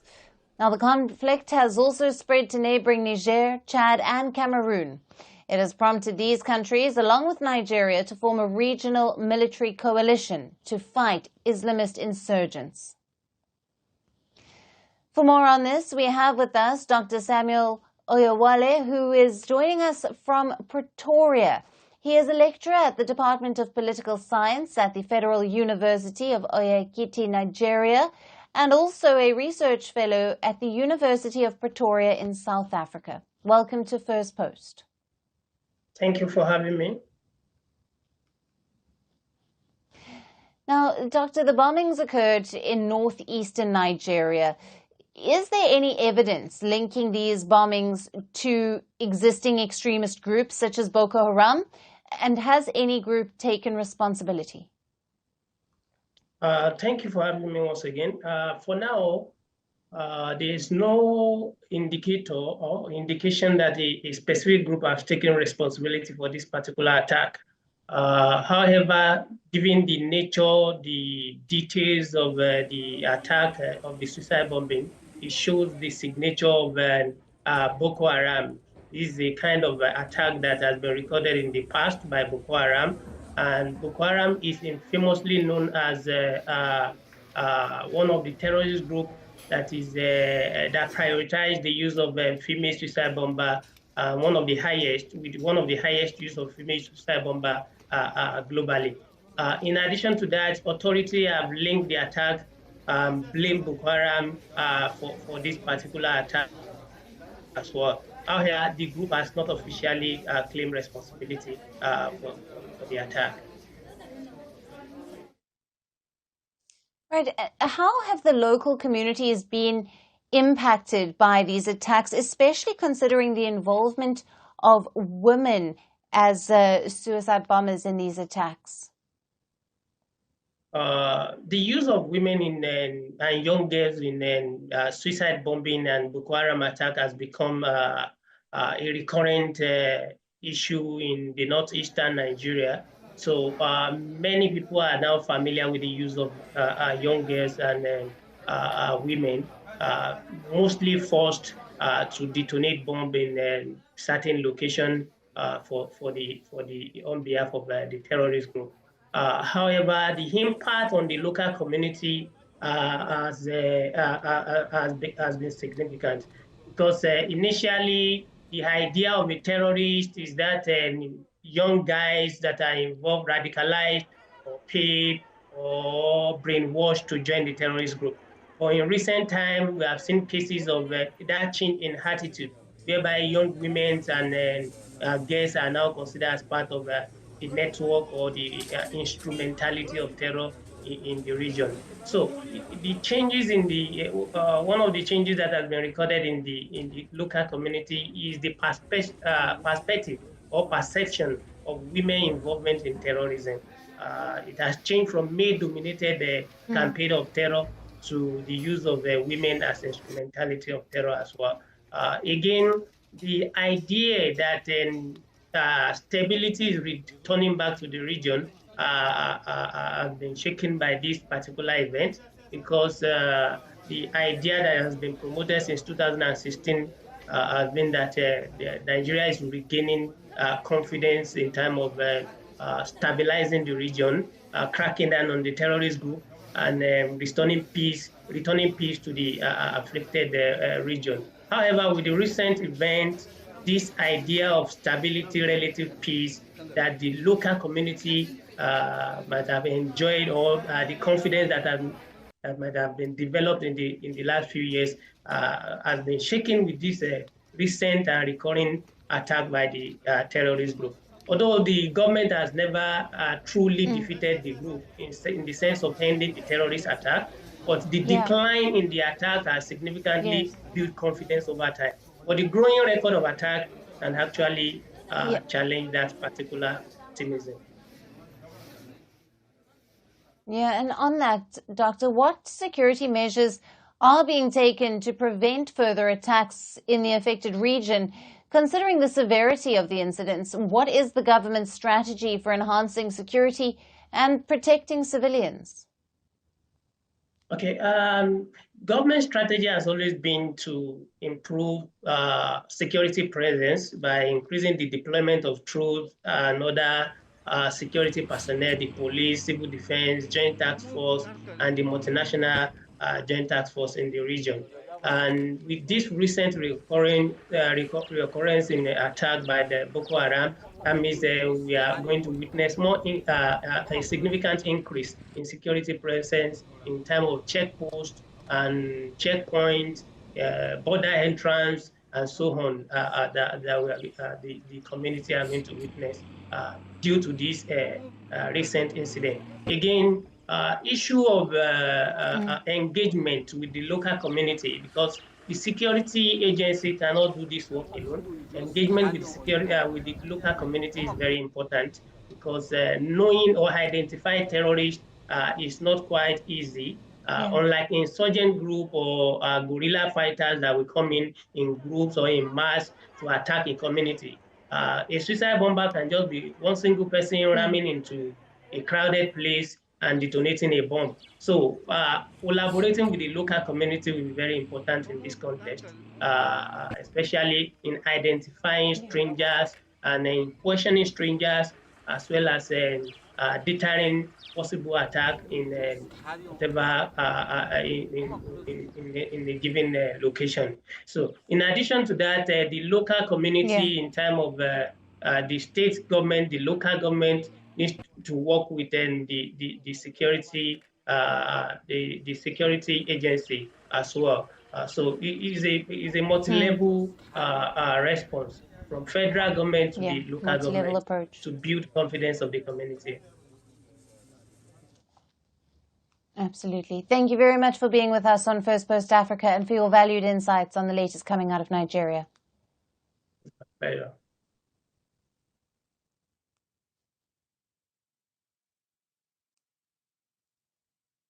Shifting focus to Kenya now, after days of deadly protest against tax hikes across the country, President William Ruto now says he has no blood on his hands, as he insists he is not to be blamed for the protest deaths. Now on Sunday, hundreds continued their peaceful march in the capital Nairobi to honor those who died in the protests.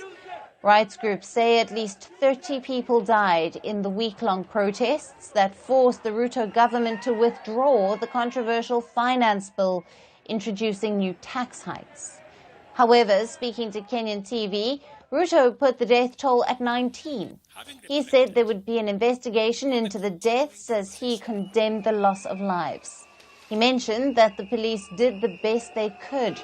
However, if any officer went beyond authority, action will be taken against them. I am going to take action. I am going to work on this. I know what we should do, but I am also not going to be reckless and take the country into a crisis. I will make sure that I act responsibly and listening to what the people of Kenya are saying. Ruto also warned of action against the protesters who attacked the Kenyan parliament last week. He said many of them are on the run but will be caught. Ruto also vowed to protect innocent protesters from criminals who he said took advantage of the unrest. there were innocent lives lost. But also equally, as a person who is responsible, I must think about those who are suffering because they were innocent, but I must also be concerned about those who are suffering because criminals cause them immense harm. And that is the balance that I need to be able to lead a country. I must protect everybody. I must protect the protesters, and I must be concerned about their lives. I must also protect innocent people who become victims of criminals who take advantage of a peaceful, democratic process.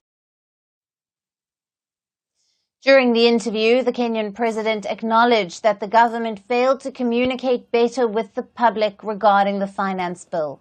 However, he now says with the bill withdrawn, the country will have to borrow heavily. Ruto planned to raise around $2.7 billion with the new tax hikes. He now says there's needs to be spending cuts in many other areas and that the country should be prepared for a new reality. Ruto has also recently announced the removal of 2 officers from his government, the offices of First Lady and Second Lady, from the budget allocation this year. There is no need for the office of the First Lady or Second Lady. Third Lady. These are offices that were there. But because we have to live within our means, those offices from tomorrow, this new budget which is starting tomorrow, they will not be part of our equation. Because in the face of what has happened, we have to trim down every other area. And in fact, not just those, many other spaces are going to be trimmed down to reflect the new reality. The tax bill was a cornerstone of Kenya's agreement with the International Monetary Fund, or the IMF. It aimed to reduce Kenya's debt woes, which stand at around 68% of its GDP.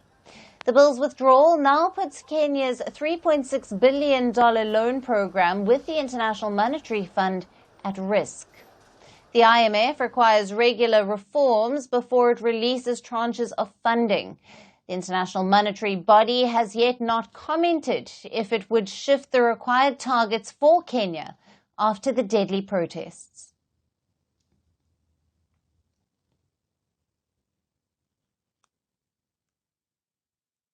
And now shifting focus to South Africa. After days of uncertainty and disagreements, the country now finally has a government of national unity cabinet. This marks the beginning of the country's new coalition government. In the new cabinet announced by President Cyril Ramaphosa on Sunday, his African National Congress has retained the largest share of ministerial posts. ANC officials have secured 20 out of 32 cabinet ministerial roles. The party has kept key ministries such as defence, finance and foreign affairs, while the main rival turned coalition partner, the DA, has secured 6 ministries, including the Home Affairs and Public Works. Democratic Alliance Party leader John Steenhuisen will lead the Agriculture Ministry. The remaining ministerial posts are among the other smaller parties. While announcing the government, Ramaphosa said such a government of national unity is unprecedented in South Africa's history of democracy. The establishment of the government of national unity in its current form is unprecedented in the history of our democracy. We have had to consider how to form a new government in a manner that advances the national interest, that also gives due consideration to the outcome of the election and that makes use of the respective capabilities within each of the parties represented. While many of the ANC officials will keep their ministries, the party has replaced the International Relations Minister, Naledi Pandor, with the ex-Justice Minister, Ronald Lamola. Now, the new cabinet's highly anticipated announcement comes weeks after tough negotiations. After the May 29th election, the ANC for the first time lost its 3-decade-long parliament majority. It won around 40% of the votes, while the DA managed to win 22%. ANC then invited all the other parties to join a government of national unity. Though the left parties refused, a deal was struck with the DA and other smaller parties after days of hectic negotiations. However, both the large parties remained at loggerheads over cabinet ranks. The DA had initially demanded 12 ministerial posts, but they were reduced to 6 after discussions. Disagreements peaked when, in the final offer, after the ANC replaced the key trade ministry with the tourism ministry for the DA. Both sides exchanged a flurry of letters in which Ramaphosa had expressed his frustration over the DA's demands. He now says he has worked towards ensuring that the cabinet represents diversity and a meaningful participation. It is important that we deploy into positions of responsibility people who are committed, capable, and hardworking, and who also have integrity. We've had to ensure that all the parties are able to participate meaningfully in the national executive, as well as in various parliamentary positions, and that they should represent the diversity of the people of South Africa properly. Now, even as parties have managed to be on the same page, analysts predict more challenges in policymaking. As per reports, the DA, known for being a party of white privilege, wants some of the ANC's black empowerment programs scrapped. It argues that these programs have only worked for the elite, while much of the black majority remains poor. It also opposes the ANC's desire to seize without compensation private land, mostly controlled by the white minority, and giving it to black farmers. Additionally, the DA also seeks to scrap South Africa's minimum wage, set at $1.52 an hour. This, as it argues, would make the workforce more competitive. So while the parties have pledged to work together to rule South Africa in an unprecedented coalition era, it is yet to be seen if they will put aside their ideological differences and ensure a smooth functioning of the government.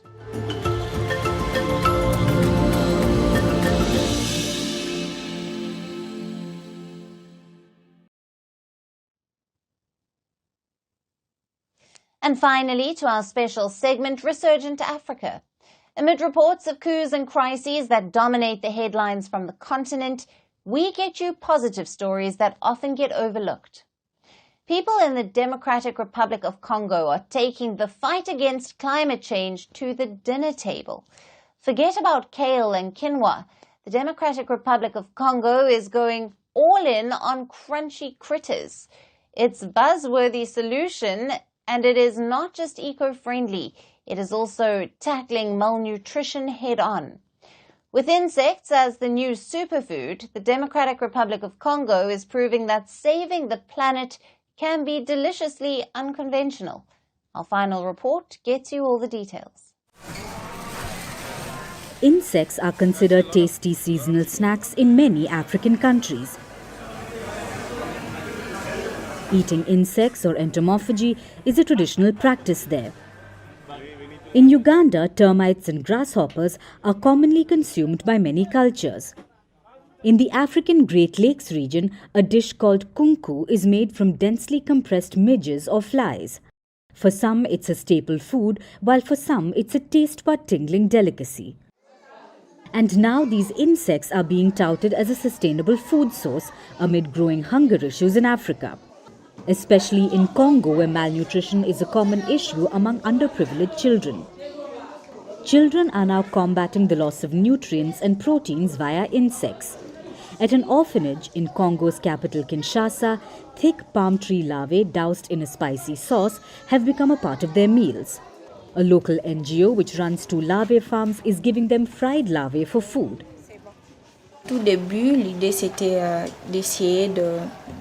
At the very beginning, the idea was to try to respond to the problems of deprived children living in orphanages. And we realized that just organizing visits wasn't going to solve the real problem. We realized that there was a serious problem of malnutrition and lack of nutrients among children, especially those under 5. So we thought, here's what we can do to solve this problem once and for all. Why not put in place a sustainable solution that can address both child malnutrition and environmental problems? So we turned to insects. For centuries now, people living in several parts of Africa have been consuming insects. But in a time like today, where climate change is wreaking havoc on the planet, population growth is putting additional pressure on resources. The practice of eating insects has made a comeback. Moreover, advocates of insect consumption say that the nutritional value in insects are high. As you know, it's not easy for everyone to have access to meat products. It's not easy. So we had to turn to proteins. Sustainable proteins, in particular from insects, because this has been scientifically proven. Meat does not have a higher concentration of protein than insects.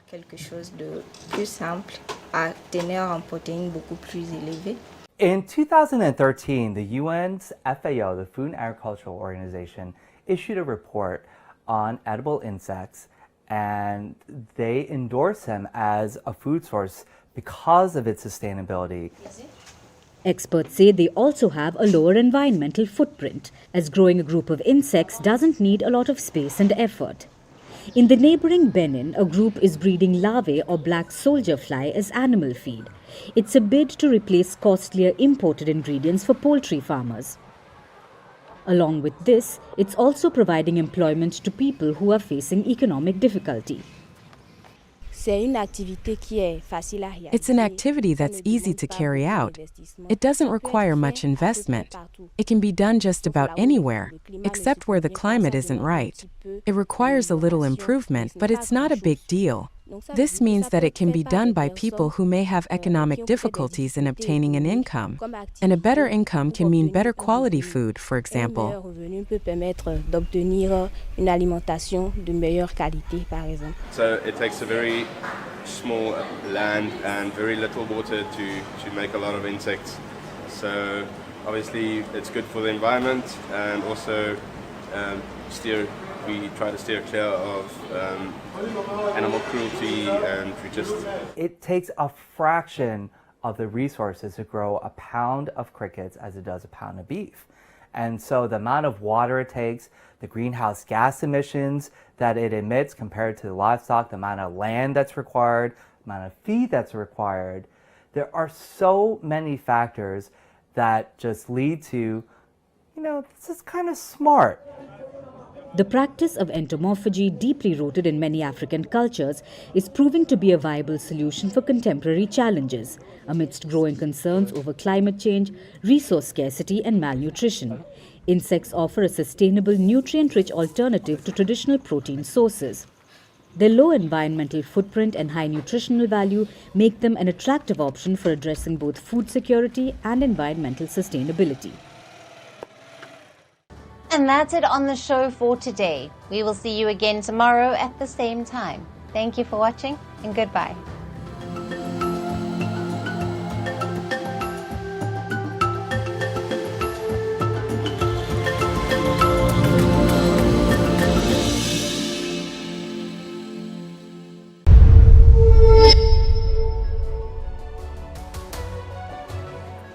Hello, Namaskar. This is Firstpost, and you're watching Vantage with me, Palki Sharma.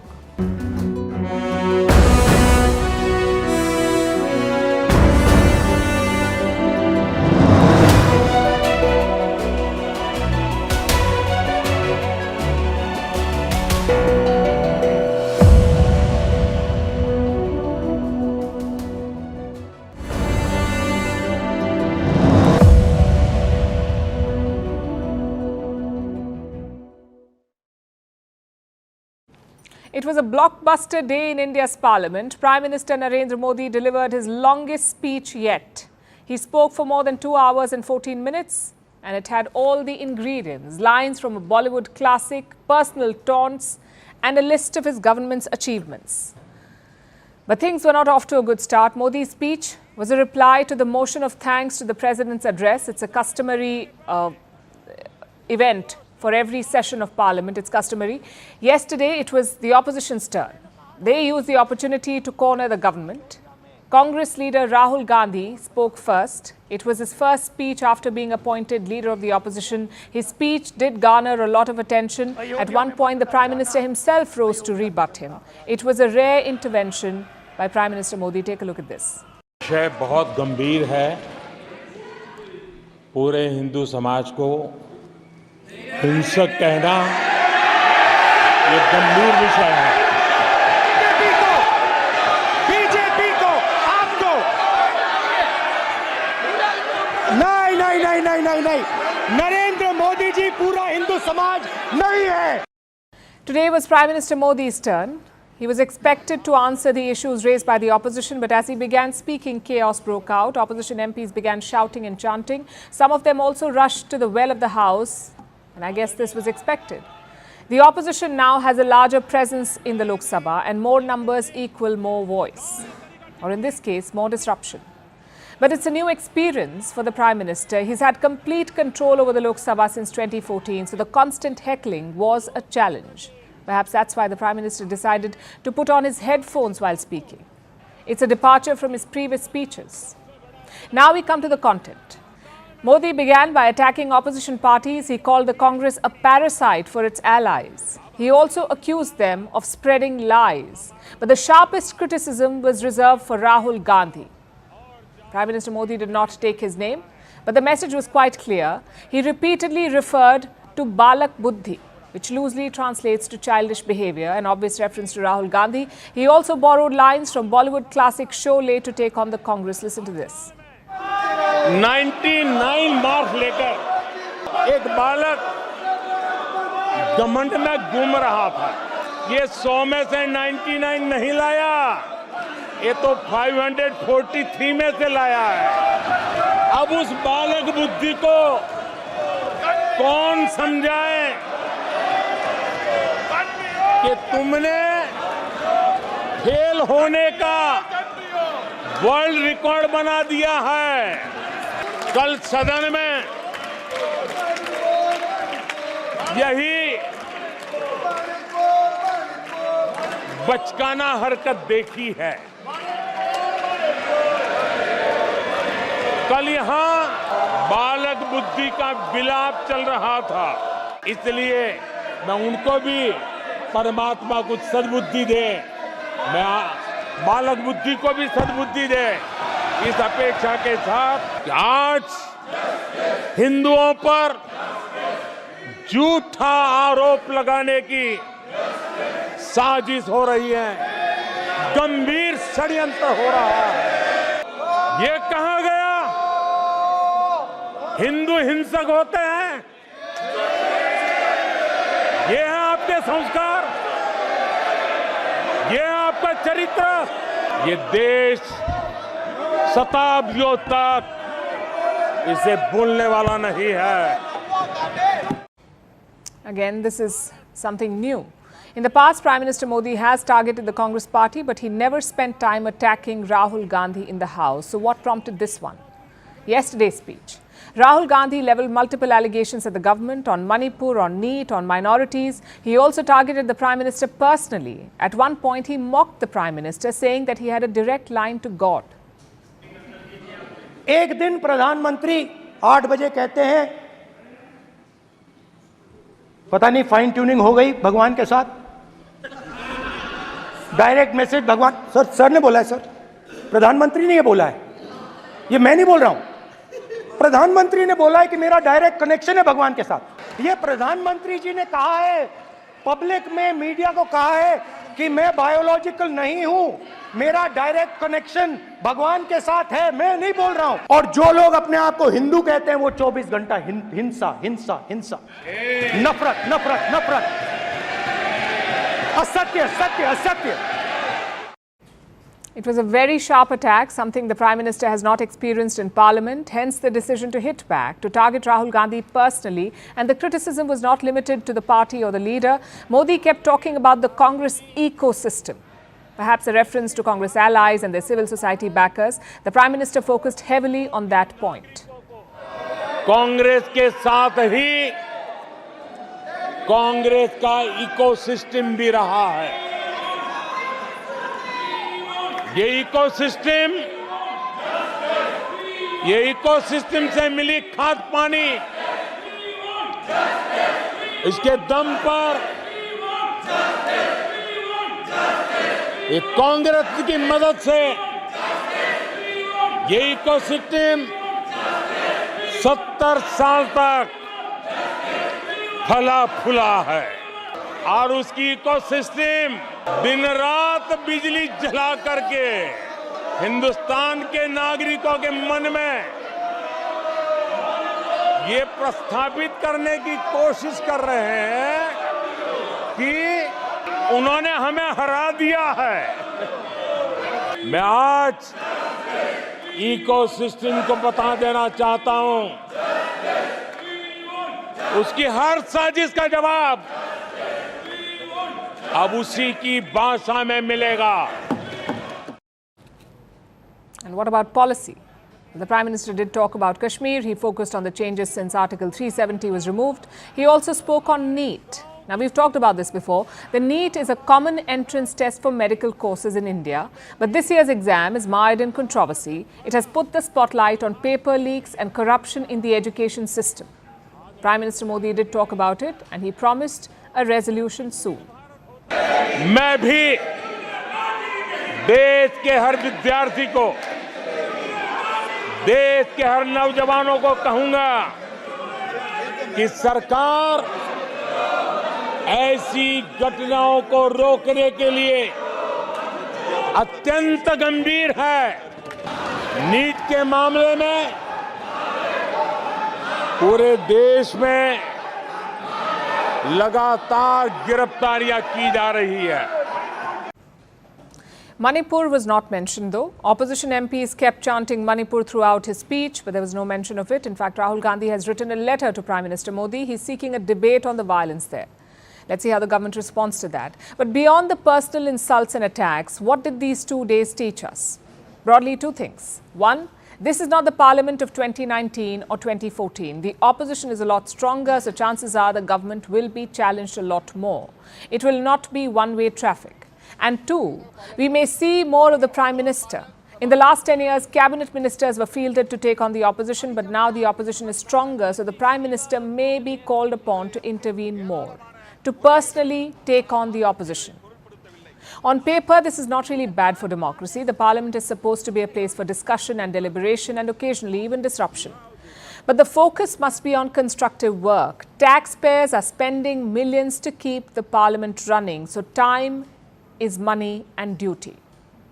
Disrupting alone cannot be the opposition strategy. Their job is to question the government and keep them honest. So let's hope that cooperation and debate can coexist. And we saw an example of that in Parliament today, in fact. Dozens of opposition MPs were seated in the well as the Prime Minister spoke. After a while, he handed one of them a glass of water. I guess that's a good note to end the story on. आदरणीय सभापति जी, मुझे एक किस्सा याद आता है।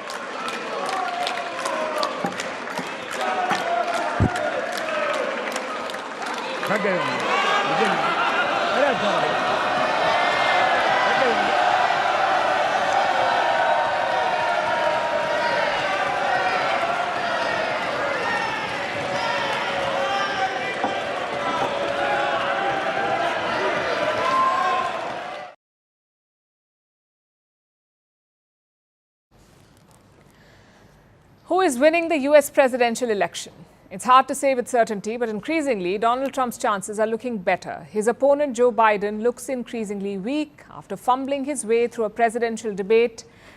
There's talk of Democrats looking to replace him, which would clear the path for Trump.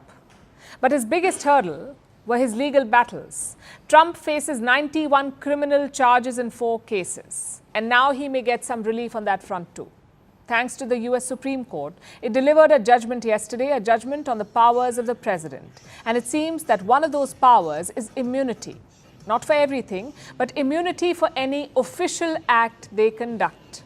This is what the US Supreme Court said, that a president's unofficial or private acts can be prosecuted, but not his or her official acts. So it's not total immunity, it's partial. And yet it helps Donald Trump. He's calling it a big win. This is what he posted on his social media platform, Truth Social. It said, "Big win for our Constitution and democracy. Proud to be an American." That's what Trump posted. Now, Trump is not the president, not yet anyway. So why is he celebrating this ruling? Because it may just power him to the White House again. You see, Donald Trump is facing a number of legal challenges, like I just said, like the January 6th case. On January 6, 2021, there was a riot at the US Capitol building. Trump supporters stormed the building because he'd lost the presidential election. Trump is accused of inciting that riot. A few days later, Joe Biden took oath as president, and Trump has been facing a trial over this. But then along comes this new ruling by the US Supreme Court. It grants immunity to Donald Trump for his official acts as president. The acts that were conducted in his official capacity as US president. What does that mean? Well, no one can be sure at this point. It's open to interpretation. Did Trump talk to the rioters in his official capacity as president, or did he address them as a private citizen? That's for the courts to decide. And they will take time to figure this out, to create a rule book for official and unofficial acts of a president. And that, the fact that time will be needed, will certainly help Trump.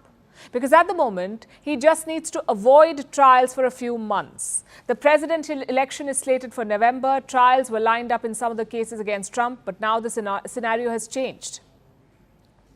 There are new rules and limits in play, meaning the courts will have to scour through all the legal documents in Trump's cases.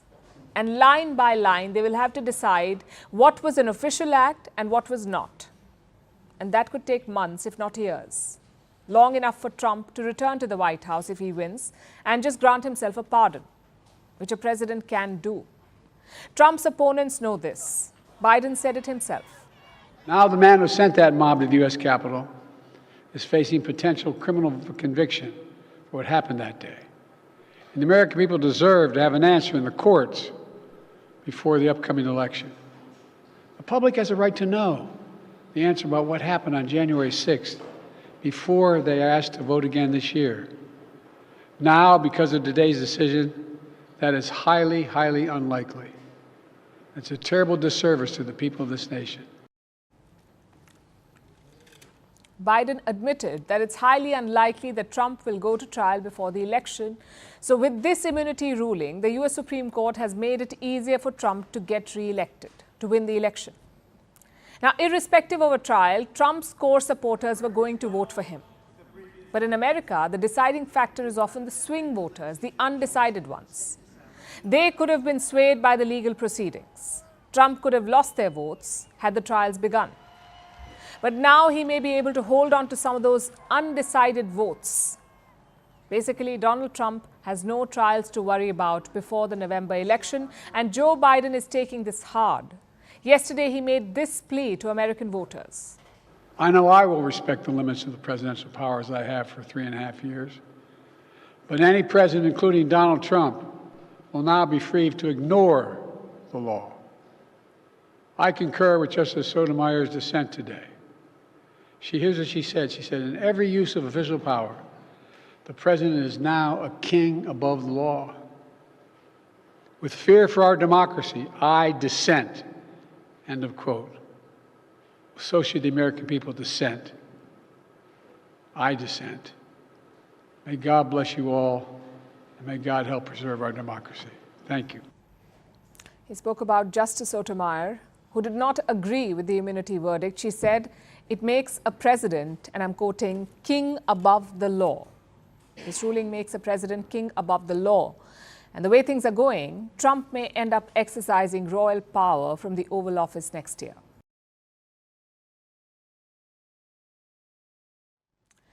Our next story features a man who's called Europe's Trump, who also happens to be rooting for Donald Trump. His name is Viktor Orban. He's the Prime Minister of Hungary. And today, he made a trip across the border.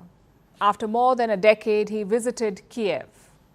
Now, this is a significant moment because Orban is not like the rest of the European heads of state. Viktor Orban is friends with Russian President Vladimir Putin, and he's been a thorn in Ukraine's side. Ever since the Russia-Ukraine war began in 2022, Orban has been the sole dissenting voice in the European Union. he has done his best to slow down sanctions against Russia. He has tried to delay aid for Ukraine, and he's also objected to Ukraine joining the European Union. So then why is Orban in Kiev today? Well, because the Hungarian Prime Minister has been given an additional role. For 6 months, his country has taken over the EU presidency, the presidency of the Council of the European Union. It is a rotating role. Every member state gets it for 6 months. And right now, it is Hungary's turn. And what are the responsibilities attached to the EU presidency? Well, Hungary will have to chair meetings. They will have to ensure the continuity of the EU's agenda. They will have to act as an honest and neutral broker to foster cooperation between the EU states. Basically, Hungary will be taking over administrative duties. It is not a glamorous role, but every EU member has to do it for 6 months. In this new role, Viktor Orban decided that the first thing he needs to do was to visit Ukraine and meet Ukraine's President Volodymyr Zelensky. There's no love lost there. Zelensky and Orban do not see eye to eye on a number of issues. The most obvious one, of course, is the war. Orban believes that Ukraine cannot win the war. So sending Kiev weapons is just prolonging the inevitable. Instead, Viktor Orban says that Ukraine should seek a ceasefire, and he said the same today during his meeting with Zelensky. I asked the President Volodymyr Zelensky to think about whether we could reverse the order and speed up peace talks with making a ceasefire first. A ceasefire connected to a deadline would give a chance to speed up peace talks. I explored this possibility with the President, and I am grateful for his honest answers and negotiation.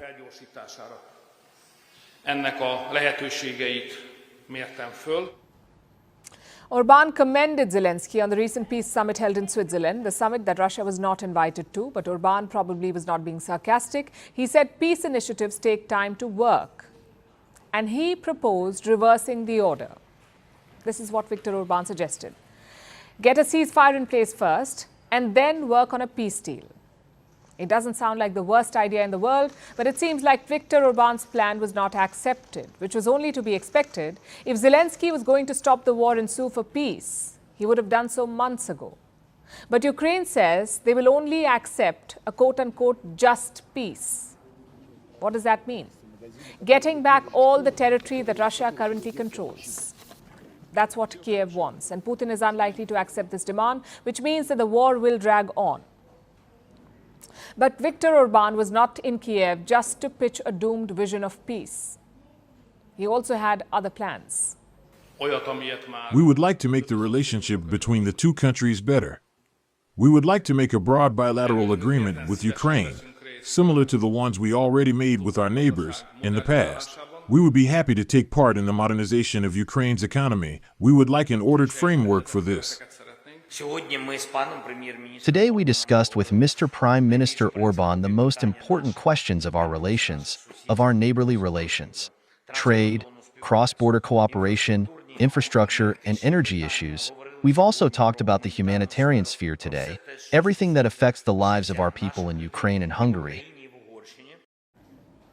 Think about some of the words that the two of them used. Modernization of Ukraine's economy and infrastructure and energy issues. The two leaders were talking about business, the business of rebuilding Ukraine.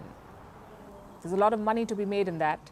And it seems that Orban wants a slice of the pie. Zelensky may be willing to pay that price for Hungary's support, because even though the EU presidency is an administrative role, Orban now has more power to create hurdles for Ukraine. And Zelensky will be hoping to avoid that while he focuses on surviving Russia's attacks.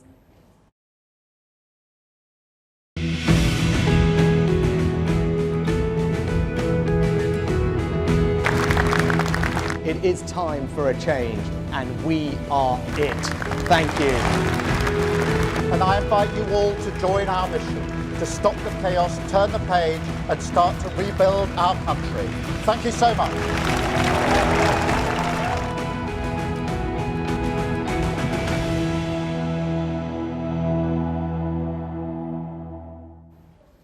When I say election campaign, what is it that comes to your mind? If you live in India, I can guess. A packed open ground or a road show or walls plastered with party posters. In most democracies, that's the strategy. Rally people and show strength. But in Britain, it's very different. You won't see India or US-style mega rallies there. Instead, you will see more personal engagements. Maybe a stop at the local pub, or a tour of a factory, or even bungee jumps. So tonight we're focusing on the British election campaign, not the substance but the style. Let's look at Prime Minister Rishi Sunak.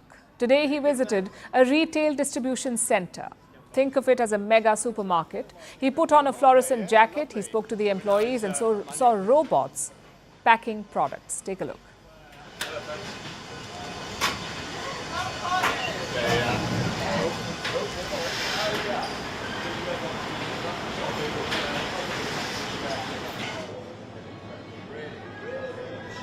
Still might be a bit warm, aren't they? Yeah, lovely. Perfect. Right. Oh, that is warm to the touch. That is very nice. He's getting used to that jacket. He had it on yesterday as well. That's when Sunak visited a pharmacy business in Staffordshire. Again, the same routine, meet, greet, and see how things are done. And the list doesn't end here. He's visited British pubs, he's trudged along farmlands with sheep, and he's inspected nuclear power stations.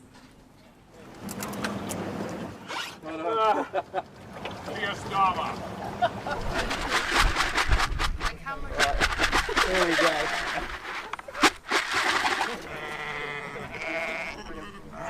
Twist it, and then you'll hear the pump start. So Okay. if you want to have a go at that. How far am I twisting it? So just to where it says start. That's Yeah, right. Yeah. fine. So So the focus is on two things. First is optics. You want to be seen as active and personally involved. You want to be seen as doing something. The second is intimacy. Massive rallies may look impressive on TV, but they lack the personal touch. You can't really connect with individual voters. And it's not just Rishi Sunak. His rivals are doing the same. Labour Party's Keir Starmer is also doing pub and factory runs. But one leader has gone a step ahead. That's Ed Davey of the Liberal Democrats. His campaign looks more like reality TV. One day he's bungee jumping, the next day he's doing Zumba, and the day after he's gliding across water. You have to see this.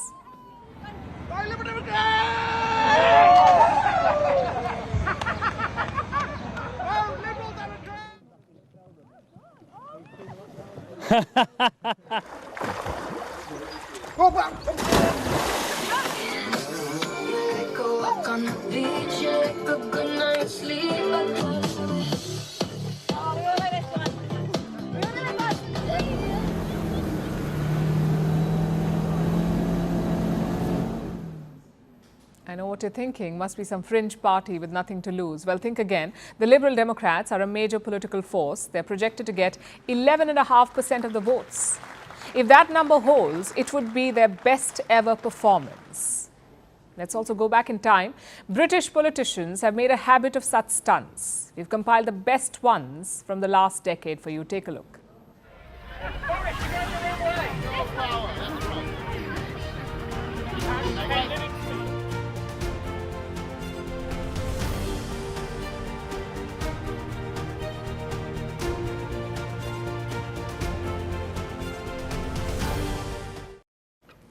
Let's call it what it is, a photo op. Because Boris Johnson has never ziplined after that, not that we know of, nor has Jeremy Corbyn sat on the floor of a train, nor has David Cameron been to a fish market. It's all for the cameras. But why is Britain obsessed with such photo ops? It is said to have started in 1979. Margaret Thatcher was on the campaign trail. She visited a farm and was photographed holding a calf. Now, this visit had no political point. The only goal was to take this picture, to tell rural voters that they could trust Thatcher. More than 40 years have passed since that photo op. The cameras have certainly improved. Photo ops have now become video ops, yet Britain's obsession continues. The question is why? You see, British politicians have historically come from wealthy families. Just consider their education.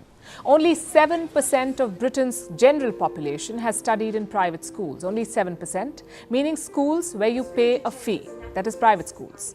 The rest of the people have studied in public institutions. Now compare that to politicians. 44% Conservative MPs attended private schools. 38% Liberal Democrats did. And 19% Labour MPs also attended private schools. It gets even worse at the top. Around 20 British prime ministers have studied at Eton. It's an elite private school in Britain. Guess how much they charge? More than £46,000 per year. To put that in context, the average annual salary in Britain is £34,000. So you can see the issue of optics. Voters will see these leaders as privileged, as people who cannot understand common problems. It's even worse for someone like Rishi Sunak because he is Britain's richest politician and also Prime Minister. So what does he do? He goes on a photo op spree. He does everything to come across as an ordinary Briton. But let's face it, optics alone do not matter. Just look at Donald Trump in the US. He's a billionaire real estate mogul, yet he's painted himself as the common man's defender. So maybe Britain should move beyond photo ops and focus on policy instead. Now let's look at another impending election, the one in France. They're having a snap election. President Emmanuel Macron announced it last month, a sudden, unexpected parliamentary election. The second round of this election will be held on Sunday. The first round took place last Sunday, on the 30th of June, and it delivered a political earthquake. Victory for the National Rally Party and their leader, Marine Le Pen. Her party won about 34% of the votes in the first round, and that's the largest vote share, 34%. So she looked like she was on course to win the election outright. Now, France has 577 parliamentary seats. If you get more than 50% of the votes, you win a seat. If not, you head to the second round. So after the first round, some seats have already been called, but about 300 seats are still in contention. They will go into the second round. This is where voting will take place on coming Sunday. Now, the majority mark in the French parliament is 289. After the first round, this is how things stand. The National Rally, Marine Le Pen's party, is projected to win anywhere between 250 to 300 seats on their own. So they could get absolute majority and install their own prime minister, who would be this man, Jordan Bardella, Marine Le Pen's protege. It's a strong possibility, and it sent alarm bells ringing among other parties, like Macron's centrist party and the left-wing coalition in France. They were all worried. So both these groups have decided to join hands. They staunchly oppose the National Rally, which is seen as a far-right party. It is known to be Eurosceptic and anti-immigrant. In the past, this party, Marine Le Pen's party, has also been accused of racism and anti-Semitism. In fact, one of the National Rally candidates has just withdrawn from the second round because an old picture of her surfaced, where she is seen wearing a Nazi costume. And this is just one example. Things like this make the National Rally controversial, and by extension, its leaders, Le Pen and Bardella. For a long time, the National Rally was considered a fringe party, the far right. But now, after last Sunday's election result, it has clearly become mainstream. And this is thanks to Marine Le Pen. The National Rally Party was founded in 1972. Back then, it was called the National Front. The founder was Marine Le Pen's father, Jean-Marie Le Pen. He was known for making racist, anti-Semitic and homophobic slurs, which is why his party was considered dangerous and fringe. Now, the daughter, Marine Le Pen, took over in 2011, and in 2015, she expelled her father. That's after he described the Holocaust as a detail of World War II. So Marine kicked out her anti-Semitic father and began cleaning up her party's image. In 2018, she even changed the name from National Front to National Rally, and it's because of her efforts that the party is now such a success. But that also means it is now a threat to the more mainstream parties in France, like Macron's centrist party and the left-wing coalition, the New Popular Front. So all of these parties, the centrists and the leftists, have come up with a plan to join hands and stop the National Rally. They're talking about making a Republican front. The second round of polling will take place on the 7th of July, and each candidate who got more than 12.5% of the vote in the first round can contest, which means that many seats in the second round will see a three-way contest between the National Rally, a centrist candidate and a left-wing candidate. So instead of cutting each other's votes, the centrists and the leftists are going for tactical withdrawals. So their votes are consolidated and they beat the National Rally. That is the idea behind this Republican front, and it has worked in the past against Le Pen's father. He fought multiple French presidential elections and came close to a victory in the year 2002 against Jacques Chirac. That's when the first Republican front swung into action.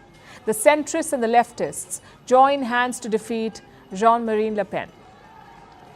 And Jacques Chirac won with a landslide. And since then, if this party gets close to victory, the others close ranks. They did this against Marine Le Pen too, in the 2012 and 2017 presidential elections. And now they're trying this in the parliamentary election as well. But will it work this time? Will the frustrated French voters agree to maintain the status quo again? We'll find out on Sunday.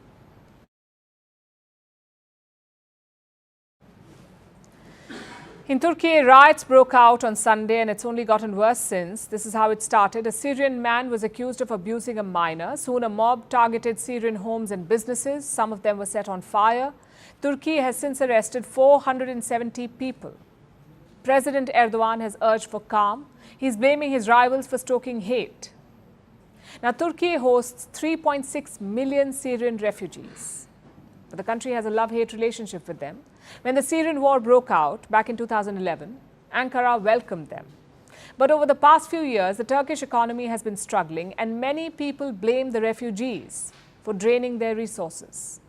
The riots come days after Erdogan talked about restoring ties with Syria.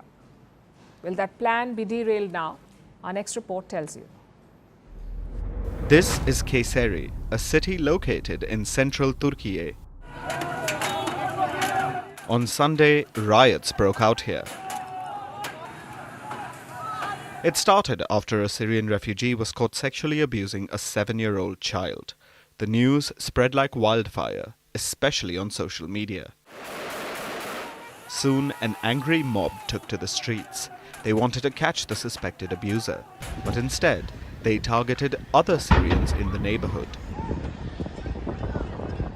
The mob stoned homes, burned down businesses, and targeted other Syrian refugees. By midnight, things got out of control. It was a full-blown riot, so the police had to intervene. They tried to disperse the crowd, but scuffles injured at least 15 police officers. By morning, the crowd had dispersed, and President Recep Tayyip Erdogan blamed it on the opposition. He accused them of stoking hatred politics against Turkey's Syrian refugees. No one can reach anywhere by fueling xenophobia and hate towards refugees. One of the reasons for the saddening events caused by a small group in Kayseri is the opposition's poisonous discourse. No matter who it is, burning people's homes and their relatives, engaging in vandalism, setting fire to the streets is unacceptable. Turkey is home to 3.6 million Syrian refugees. When the war broke out in Syria, Erdogan welcomed refugees with open arms. But since then, Ankara has struggled with them. It has failed to integrate Syrian refugees into society. That has led to several incidents of violence, xenophobia, racism, and with a struggling economy, politicians accuse refugees of draining Turkey's resources. Last year, the issue was a political lightning rod in the elections.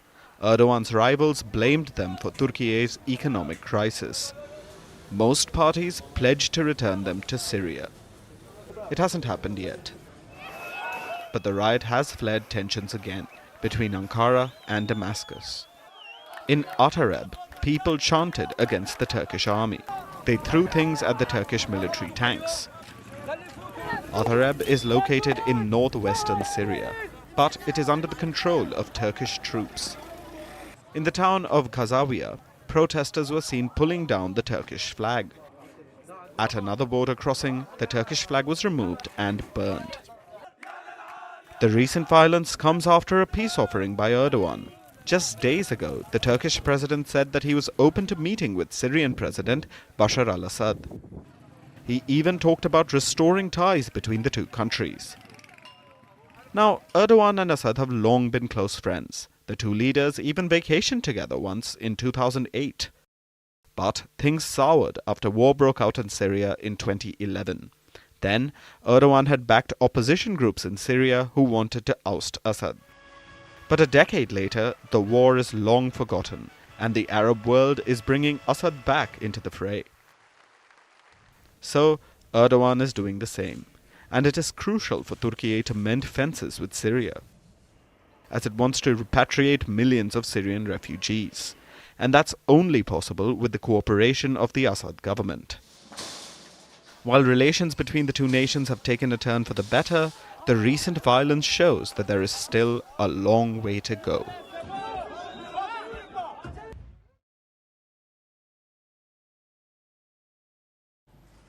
This story is for all salaried professionals. It's a shared complaint. It's also an age-old problem. CTC versus actual pay. Now, CTC stands for cost to company. It indicates your annual salary package, say 12 lakh rupees. So how much would you earn in a month? Ideally 1 lakh rupees, but that's not how CTCs work. There are multiple deductions and taxable components. So as a rough rule, you get around 70%. That's how much comes in your bank account. The rest is only on paper.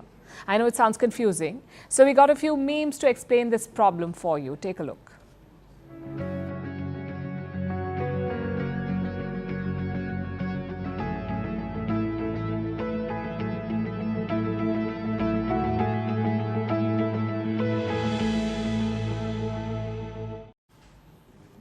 This can be frustrating for employees because on paper, your package is pretty good. But on salary day, it's not so impressive. Let's understand why. Your CTC is the sum of everything that the company spends on you. Your salary, your benefits, your bonuses, maybe insurance or food coupons or travel expenses. All of this combines to give your CTC. Now, this has mainly two mandatory deductions. Two deductions from your CTC. The first, obviously, is income tax. The second is contributions to the Provident Fund or the PF. Now, PF is a government savings scheme, in India at least. Every employee must put 12% of their salary into the PF. Your employer will also put the same amount. But here's the catch. Your employer's contribution is also part of the CTC. And this is just one example. Companies add a lot of elements to inflate your CTC, like stock options. They won't pay you regularly, but they will make your CTC look bigger. Or one-time bonuses. Technically, you will get it just once at the company. So it's not a regular payment. Yet sometimes it's added to the CTC. Other examples include insurance or food coupons. Again, these may count as benefits, but you cannot convert these into money, yet it's part of the CTC. So once all of this is deducted, you're left with a much smaller amount. Why do companies do this? For starters, a bigger CTC will attract more talent. It's a deciding factor for many job seekers. The same applies to existing workers. Maybe an employee is in talks with another company. You can use an inflated package to retain them.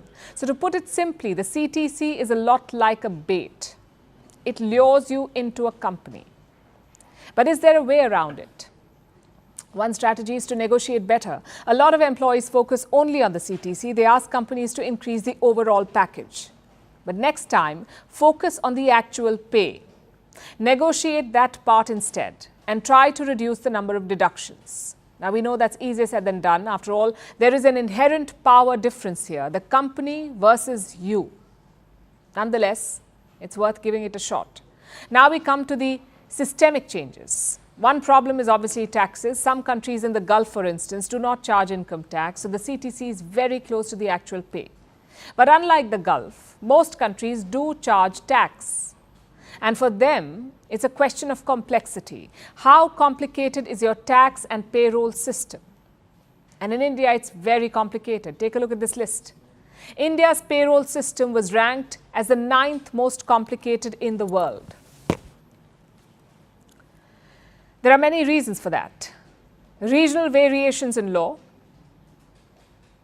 different public holidays, different wage structures, and also paperwork. Now, in most cases, complexity leads to losses. Let me show you another report. It found that 40% Indian companies are tax inefficient. What does that mean? It means that the salary structure is not ideal, because of which employees are paying more taxes. If some tweaks are made, they could earn a lot more. How much more? This report says an annual increase of 1 lakh rupees. Now, the principle is quite simple. Certain expenses carry a tax exemption, like spending on your house rent or allowance for children, or maybe a home loan EMI. If your salary is optimized for these expenses, you can pay less in tax. So why don't companies do it? Because it's complicated. You must file claims for tax deductions, the claim has to be processed, they have to be verified, and finally the deductions will be made. In 43% of Indian companies, this whole process is paper-based. It is not digitized, so it is not fast. In 57% of these firms, this process takes more than a week. An employee spends an average of 30 minutes doing it. Surely we can simplify the process. We can make it easier for employees. You know, companies keep talking about welfare of workers. They organize seminars, they conduct surveys. But why not focus on the issue that really matters, the issue of salary? Ask any employee. They prioritize their income more than anything else. If companies can deliver on that, they will have loyalty and productivity. So it's time for them to declutter the CTC. It's time to give employees what they have been promised. The artificial intelligence race is raging. China and the US are vying for supremacy. They have poached and applauded tech giants. They've issued sanctions, and now they have a new tool at their disposal: United Nations resolutions. The United Nations General Assembly has adopted a new resolution. It wants to boost AI capabilities of developing nations and encourage international cooperation for the development of AI. Ironically, this resolution of so-called AI unity has been led by Beijing and co-sponsored by Washington. What does this mean for the AI war? Is the world ready for what is to come, and how are nations faring in terms of AI preparedness? Here's a report. Fair, open, inclusive, and non-discriminatory. What sounds like corporate jargon straight out of HR 101 is actually part of a UN resolution on, believe it or not, artificial intelligence. Like GPT-3. The United Nations General Assembly has adopted a new resolution. It looks to boost AI capabilities of developing nations and encourage quote-unquote international cooperation on capacity building of AI. Has to do with your subscription. In simpler terms, the resolution wants nations to work together when it comes to AI. It wants to ensure that poor nations benefit from AI. It sounds rather sweet, but guess who led this resolution of tech unity? None other than China. Now, Gen Z would probably call this sus. For the millennials out there, that means suspicious. First, because China is involved. It's sending a message of unity. Talk about irony. Secondly, this is a non-binding resolution, meaning it's largely symbolic. Almost as good as making vacation plans on group chat with only promises of showing up. But there's a third and probably the biggest reason. The fact that China has backed this proposal, and among other nations, the US co-sponsored it. The two nations are at war. Not literally, of course. We're talking about a tech war. The US and China are jockeying for AI supremacy on the global stage. They are racing to write the rules for AI governance, and they've stopped at nothing. From directly or indirectly poaching tech giants to employing sanctions. Recently, the US issued draft rules to ban certain investments in AI sectors in China.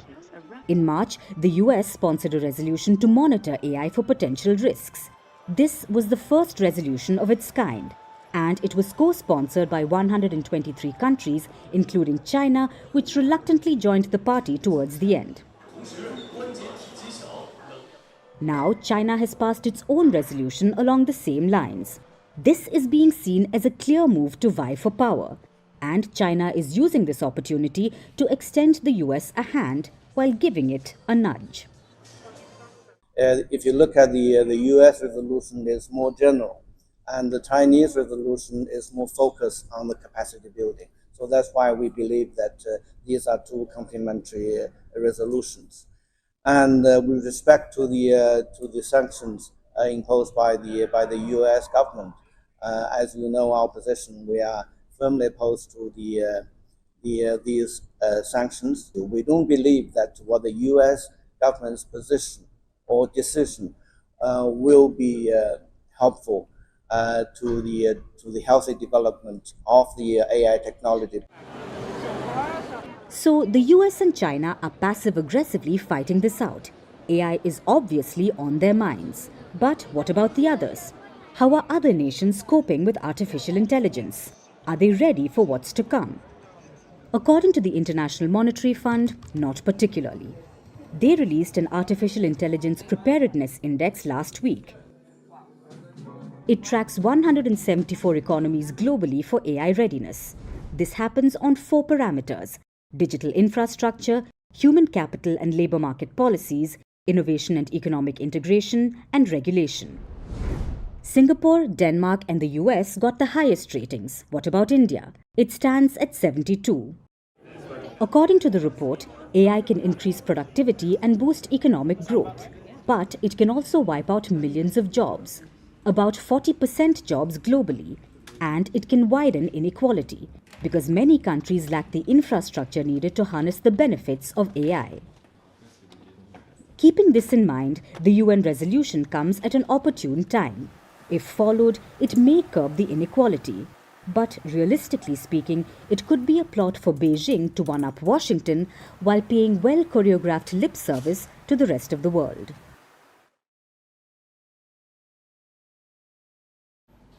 Imagine this. You're cruising at 40,000 feet, probably enjoying a glass of wine, the seatbelts are off, the cabin lights are dim, the conditions outside are cloudless, and suddenly there's a big jolt. The plane has started shaking.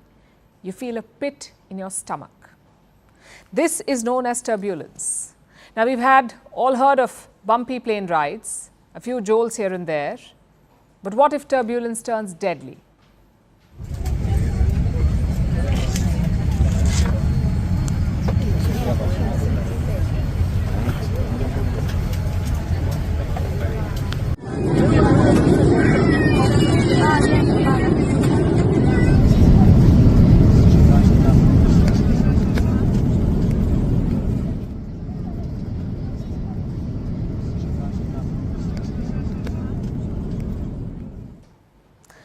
This was Air Europa flight UX045 flying from Madrid to Uruguay. But mid-air, it ran into turbulence. It was so bad that passengers, who were then patients, were thrown out of their seats. Some of them went up in the air, others hit the ceiling. One passenger was hanging out of the overhead luggage compartment. People had multiple cuts on their bodies. Some even had fractures. The situation was so bad that the plane had to make an emergency landing. It landed in Brazil. 30 passengers were given emergency care. 10 others were taken to the hospital. Now, if you feel like you've heard this before, you have, because deadly turbulence is becoming the new normal. In the month of May, severe turbulence hit a Singapore Airlines flight. The plane dropped around 178 feet in less than 5 seconds. One passenger died of cardiac arrest. 20 others were sent to the intensive care unit. 71 were heavily injured. It was pretty bad, yeah. But there were lots of people in worse positions than me. People were laying out on the floor and they couldn't move. They were completely paralyzed. In the same month, a Qatar Airways flight had a similar experience. It was flying from Doha to Dublin. 12 people were injured. Another Turkish Airlines flight too dropped mid-air. The turbulence was so bad that a flight attendant broke her back. So what explains all these incidents? What exactly is turbulence? Why is it becoming more dangerous? Will air travel become deadly in the future? First, let's look at turbulence. Turbulence takes place when a plane flies through disturbed air. It is expected in most cases, like when planes are flying over seas or mountains, or when a plane is flying through a thunderstorm cloud. Usually it is mild. In some cases, there's moderate jolting. Pilots expect it. They try their best to keep the flight steady. And all of this is part of regular flying, nothing new there.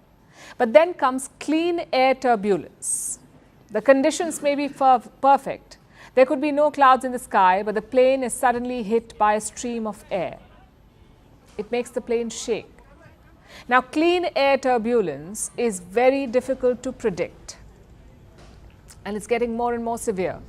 The reason is our usual culprit, climate change. Since 1979, severe turbulence has only risen. It's gone up by 55%. And scientists point towards the changing climate. Warmer air from emissions is changing how jet streams work. So plane rides will become more bumpy. Are there any routes that you should avoid? Well, turbocharged turbulence is a global phenomenon, but a few flight routes will be more affected, like the North Atlantic, Western Pacific, Southeast China, and Northern India. If you're flying over any of these routes, expect more turbulence. Which brings us to a very important question. Is air travel becoming dangerous? Well, there's nothing soothing about flying in a pressurized metal cabin, thousands of feet in the air. But in general, flights are quite safe. Modern planes are built to be sturdy. They can hold up against the worst of turbulence, so do not worry about them breaking apart mid-air. But it's not just us. Airlines hate turbulence too. It's terrible for the planes. Turbulence leads to structural damage. Every year it costs the airline industry up to $500 million. So what can we do about it? Of course, we cannot prevent turbulence, but airlines are now investing into more sophisticated technology, radars that will be able to predict the weather ahead. Plus, more and more airlines are sharing data so that everyone on a turbulent route gets a warning. Which brings us to you, the passenger. What can you do? Well, not very much. You will probably have to sit through it. But here's a piece of advice. Keep your seatbelt on at all times, no matter what the sign above you says. It may sound restricting, but it could become the difference between life and death.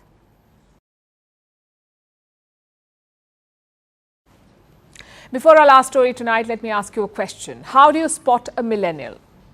You know, someone born between 1981 and 1996. That's a millennial. Apparently, you can tell by the length of their socks. And I'm not the one saying this. Gen Z is.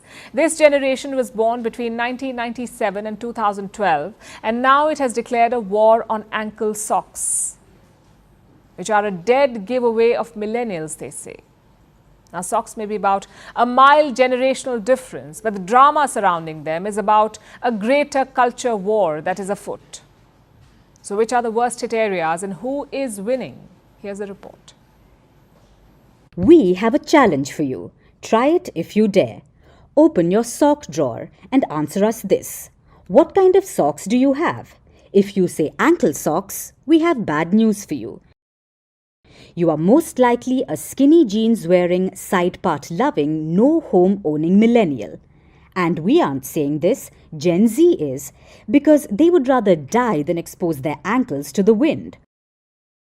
All of this according to a TikTok trend that has gone viral. Gen Z is infamous for belittling boomers, but now they've turned their attention to millennials and their socks, and a sock war is afoot. Some young people are declaring a preference for crew socks, meaning socks that rise to midway up the shin. They say it's a so-called millennial tell when people wear ankle-length socks. For instance, some are calling actor Jennifer Lawrence brave for stepping out in millennial socks. Meanwhile, millennials are offended. After all, they went to incredible lengths to wear socks that only went up to their ankles, if you know what we mean. To many, this may sound strange. Sock preferences, which are just a mild generational difference, have been exaggerated to theatrical lengths. But this isn't too surprising. We're seeing a standard Gen Z versus millennial culture war at play. And socks are not the first battle. If there's a Hall of Fame where trends go to die, side parting is one of the first inductees. Apparently, that too is very millennial. Then there's skinny jeans. Gen Z doesn't want their calves to make contact with their denims. Maybe they want to be breezy in all aspects of life. Now, Gen Z may have rejected major trends, but it did bring back a few others, like high-waisted jeans. That's what happens when bloating is not a problem for the young. But some of the biggest battles have nothing to do with fashion. Cue passive-aggressive linguistics. Gen Z claims the millennials are aging out of the internet, what many call the millenopause. Did you know that using this laughing emoji with tears is outdated now, and some emojis that are not outdated have changed in meaning? Like the skull emoji. To Gen Z, it does not literally mean death. But that's not the only thing that's killing millennials, because these linguists are now entering the territory of serious business like the workplace. Gen Z wants workplaces to be more casual, so they're saying goodbye to formal email sign-offs. According to surveys, 41% workers say yours truly is dying. 36% claim yours sincerely has been given a death sentence. Meanwhile, lukewarm regards is taking their place, quite literally. It's no wonder that 3 in 4 managers find it difficult to work with Gen Z. While this friction is not easily resolved, millennials can feel vindicated after all. Gen Z can keep their socks, millennials will keep the money. Now it's time for Vantage shots, images that tell the story. In Barbados, Hurricane Beryl inundates the island nation, leading to mass destruction. In Crimea, a diver paints underwater, creating drawings of underwater life.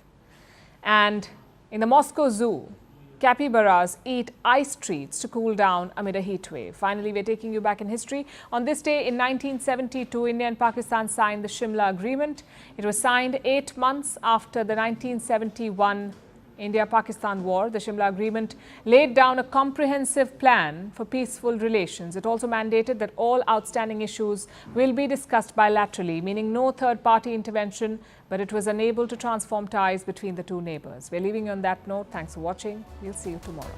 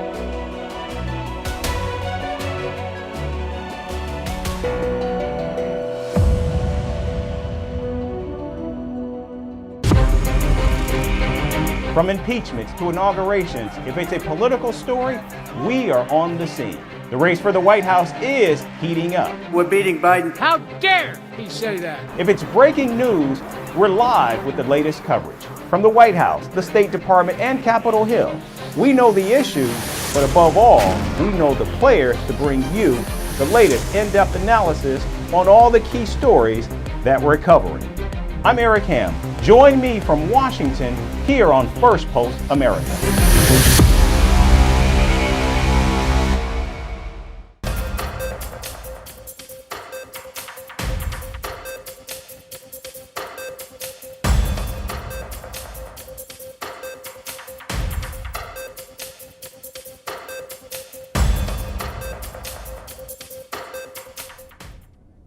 We begin in the United States. The Supreme Court has for the first time recognized that presidents, including Donald Trump, have immunity from prosecution for certain actions while holding office.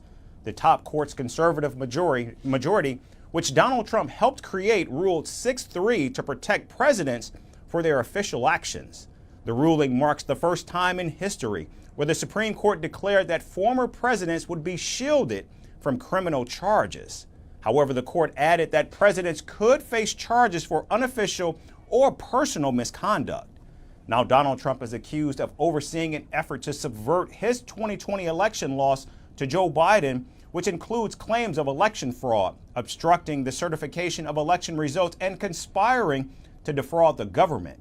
The latest Supreme Court decision boosts the ex-president's defense against federal charges and could also affect the state-level election interference charges brought in Georgia.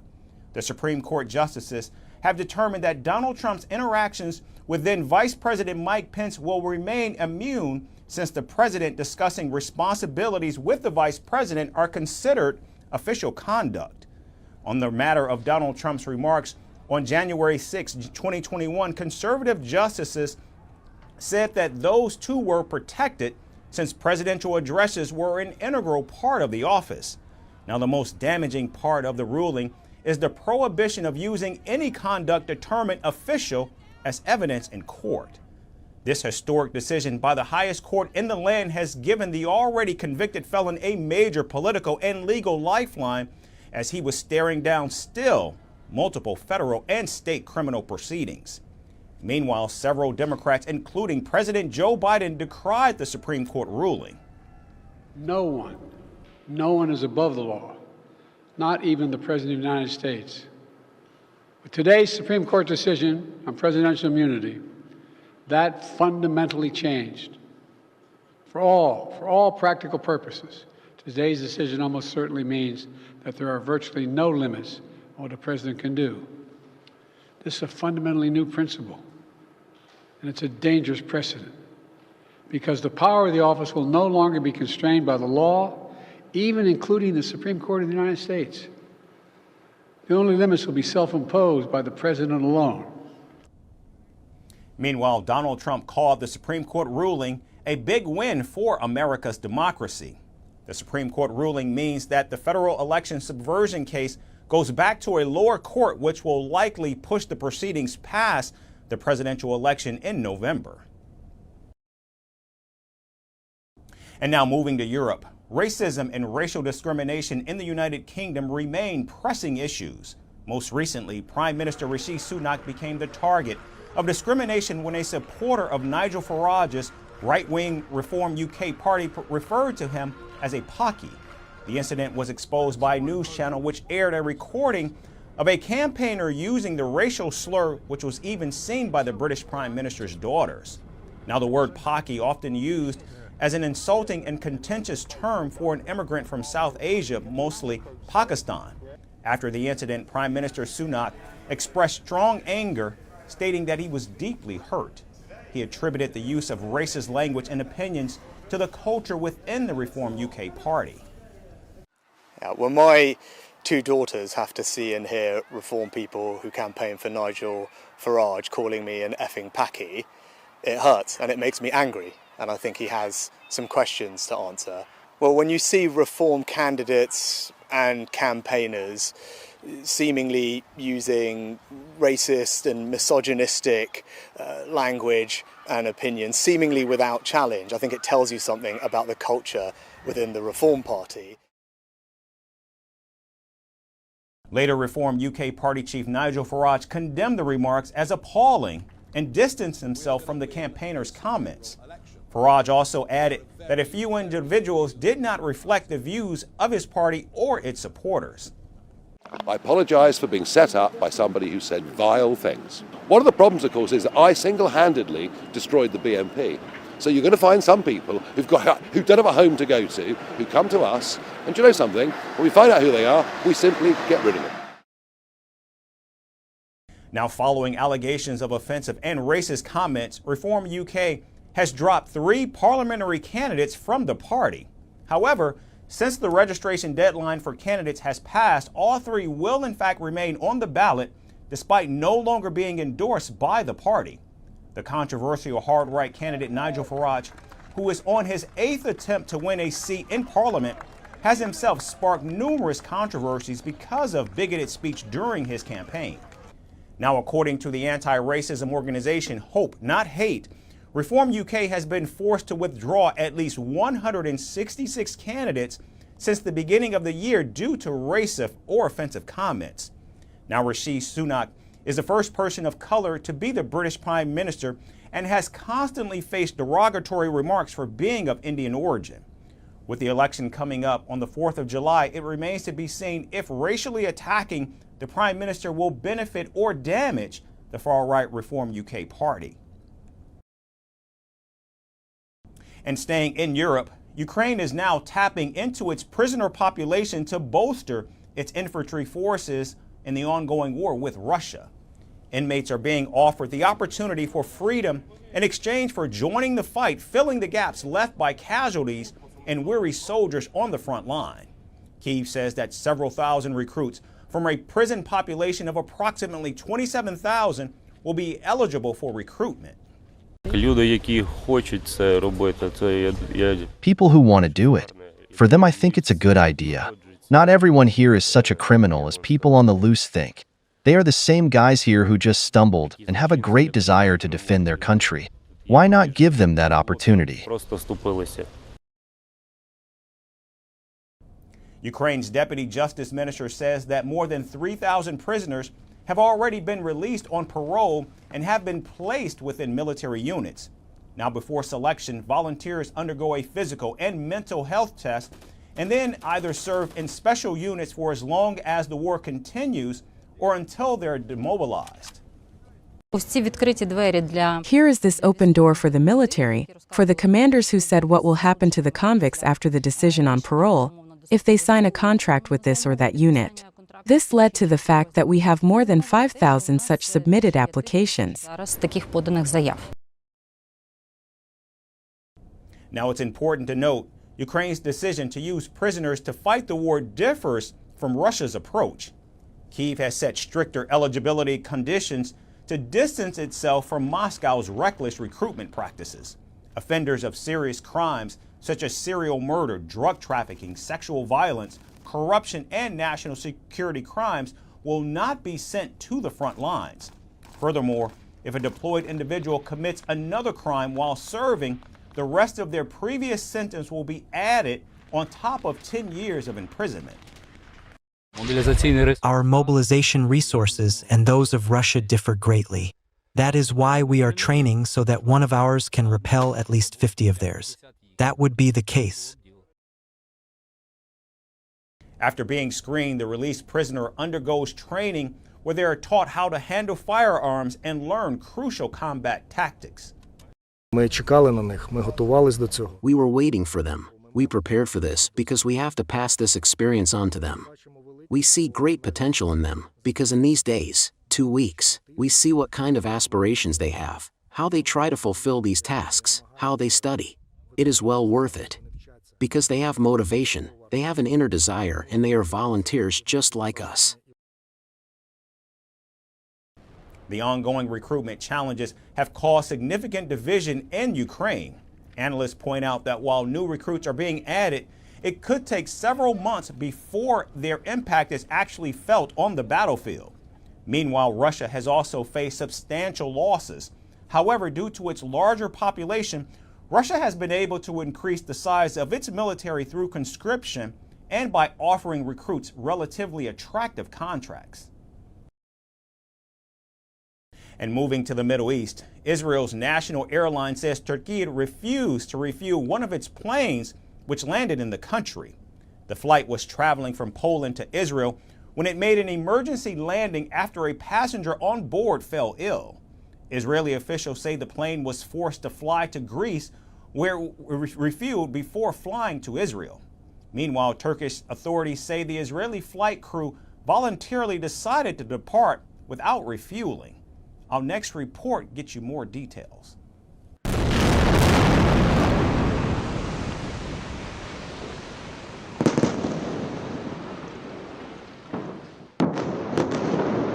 The 9-month-long war against Hamas in Gaza has soured Israel's relations with several nations in the region. And one of these countries is Israel's neighbor across the sea, Turkey. Israel's national airline El Al says the Turkish airport workers refused to refuel one of its planes after it made an emergency landing in the country on Sunday.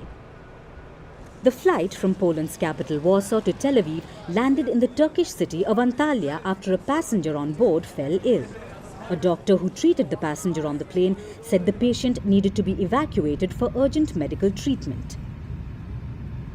Israeli media reported that the flight crew initially received permission to deboard and refuel in Antalya. However, Turkish officials delayed the decision, saying they needed permits to refuel the plane. And after waiting for 3 hours, the flight crew was informed they would not be allowed to deboard or refuel. The plane ultimately took off for Greece, where it refueled at the Rhodes airport before flying to Israel. The status of the sick passenger remains unclear, and airline officials didn't inform if the person received medical treatment in Turkey. Meanwhile, reports quoting Turkish diplomatic sources say permission for emergency landing and refueling was granted to the El Al flight, but the captain voluntarily decided to depart without refueling. The Turkish authorities have also refuted claims of them denying the plane the chance to refuel. The latest clash between Israel and Turkey took place in Antalya, which was one of the most popular vacation destinations for Israelis last year. However, since Hamas attacked Israel on the 7th of October last year and Israel's subsequent military retaliation in Gaza, all direct flights between Turkey and Israel have been cancelled. This May, Turkey completely stopped trade with Israel over the Gaza war and also sought to join South Africa in its genocide case against Israel at the International Court of Justice. Turkey's President Tayyip Erdogan remains one of Israel's biggest critics of the war, calling it a terrorist state on multiple occasions. Meanwhile, Israeli Prime Minister Benjamin Netanyahu says he refuses to be lectured by a brutal dictator who supports terror groups in Gaza while bombing Kurdish villages in his own native country, Turkey.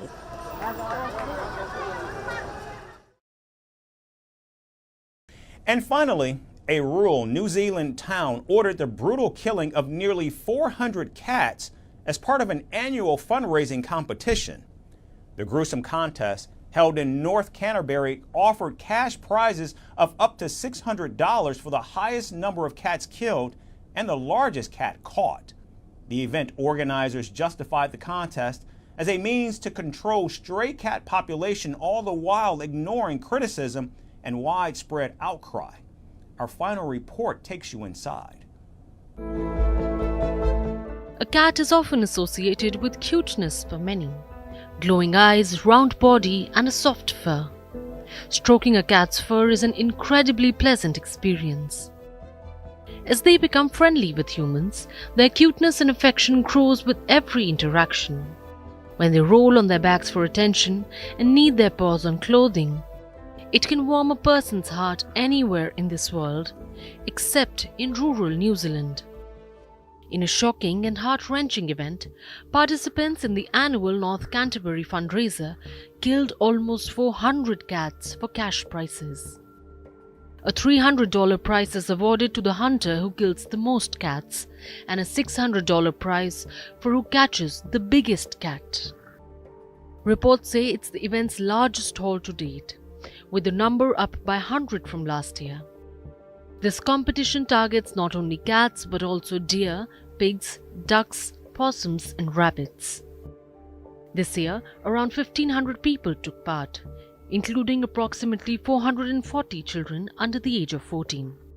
Witnesses saw children dragging dead cats across the field. Children who should be playing outside are now engaged in such disturbing activities. The fundraiser raised about $60,000 this year for a community pool and a school. And the deer meat will be processed, frozen and given to food banks. The saddest day for cats in that area was in 2023, when stray cats were included in the fundraiser's hunting categories, provoking strong opposition from animal rights activists. But nothing could stop the slaughter of these feline friends. The committee claims the category helps control feral cats, which they say threaten native wildlife and spread diseases that endanger farm animals. The organizers say they try to avoid killing pet cats as they pretend to care. Stray cats must be trapped and identified first and killed with a .22 rifle. Traps must be set at least 10 kilometers away from residential areas. The organizers claim the stray cats once caged act like demons on drugs, trying to attack their captors. And why wouldn't they? They are terrified, a natural reaction for any living being. But is killing them the only solution? It's ironic in a country like New Zealand, which is one of the world's highest rates of cat ownership per capita, with half of them being household pets. But the hatred does not end here. Conservation groups regularly call for feral cats to be included in an ambitious pest eradication plan, aiming to eliminate possums, rats, toads and ferrets by 2050. But can violence against animals be called conservation? Voiceless animals who can't express their pain or fear in human language are being killed without a chance. Nature is interdependent. As much as they need us, we need them too. Today it is cats. Who knows who it will be tomorrow? That's our show for today. We certainly thank you so much for tuning in. We hope to see you right back here again tomorrow. Thanks again for watching.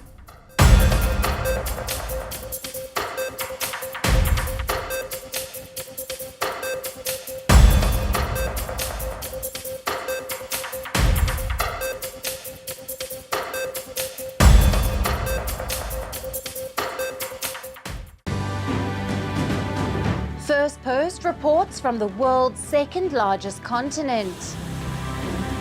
Hello, I'm Alison Lagrange. A very warm welcome from Durban, South Africa. We get you the news and the newsmakers from Africa. From elections to climate change to innovations and opportunities. As the world's attention shifts, we report from Africa, the heart of the global south. Join me every weekday live on Firstpost.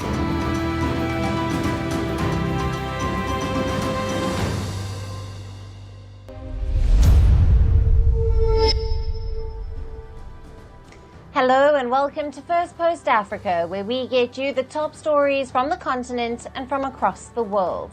I'm Alison Lagrange, coming to you live from Durban, South Africa.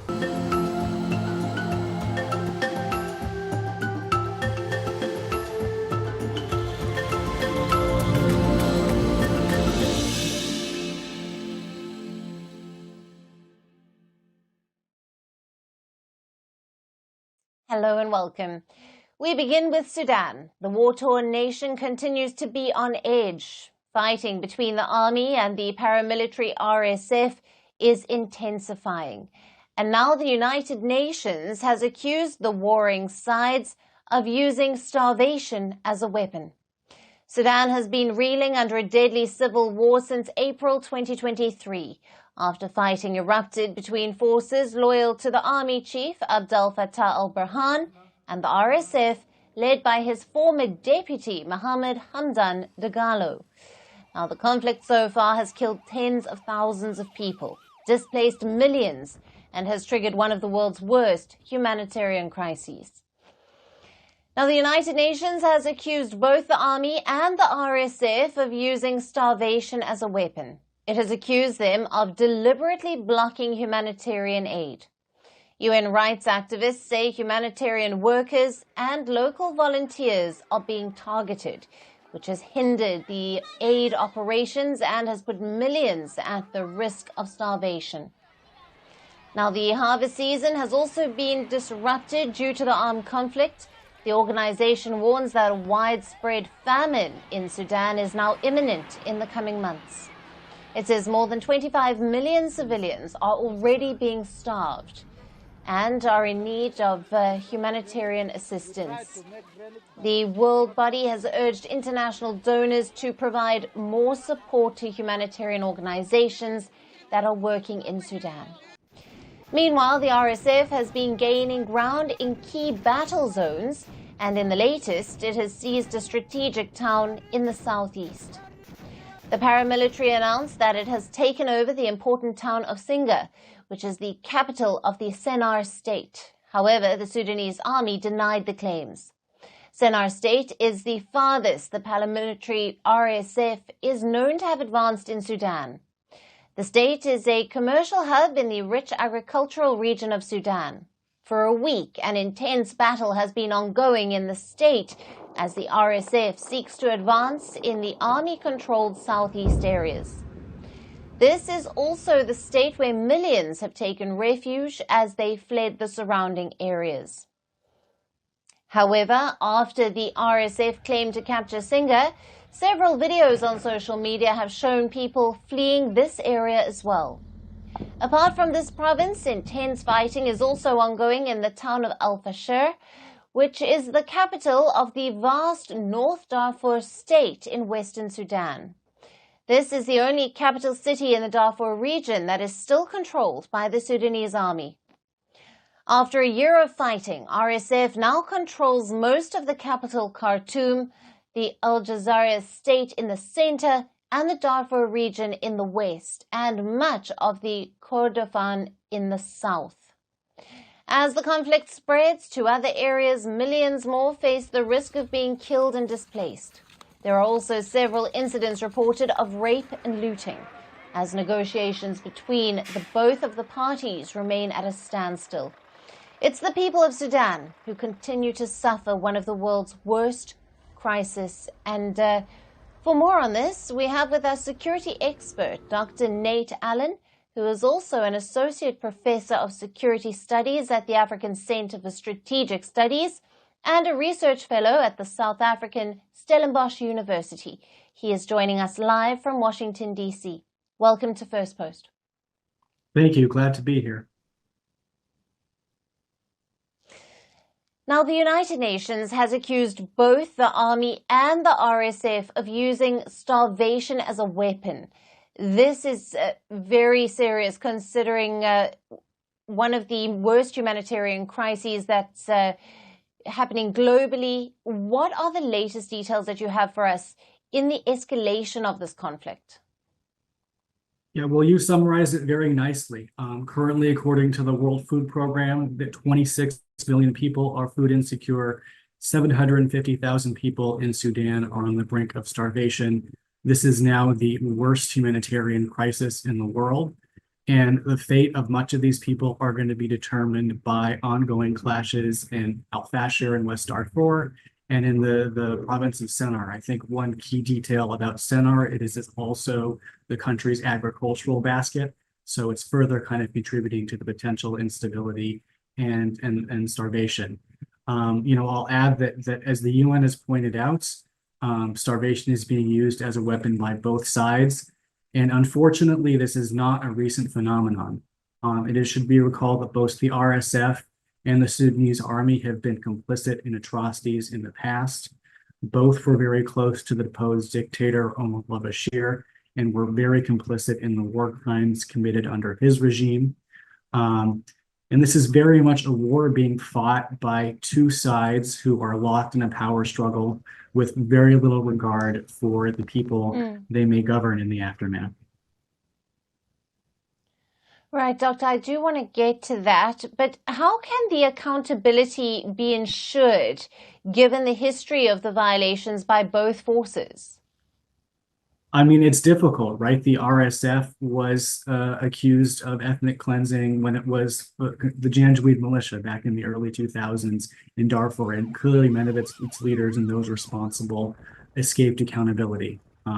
Currently, the International Criminal Court has said it is investigating potentially new war crimes being committed in Darfur, but these investigations take time. If you have to ask me, the best way to stop the ongoing and future suffering is going to be through some kind of ceasefire and by working with the conflicting parties to provide much needed humanitarian aid and access. Ideally, you would see some kind of locally led peace operation. Right. The United Nations also said that foreign powers are aiding either of these two sides, and these are complicit in the war crimes. Now, there have been reports that Iran has been supplying drones to the Sudanese army and the UAE to the paramilitary. Now, Sudan even confronted the UAE at the UN Security Council. Can the world body take any action against those complicit in Sudan's civil war? It absolutely could. I mean, the UN could potentially sanction those responsible for enabling both armed forces and the RSF committing war crimes. The ICC could also charge or threaten to charge those complicit in providing weapons to the two sides committing war crimes. I would imagine, or I would hope that such a threat could be brought to the table if the deal isn't reached, or at the very least, there is a pause in the fighting. But a key question is will they? Will the warring parties, the UAE or Iran, accept a ceasefire with the threat of sanctions or war crimes being held over their heads? That, in my view, is the million-dollar question. Absolutely. Doctor, thank you very much for being with us on the show and for all your valued insights on the latest in Sudan. Thank you. My pleasure.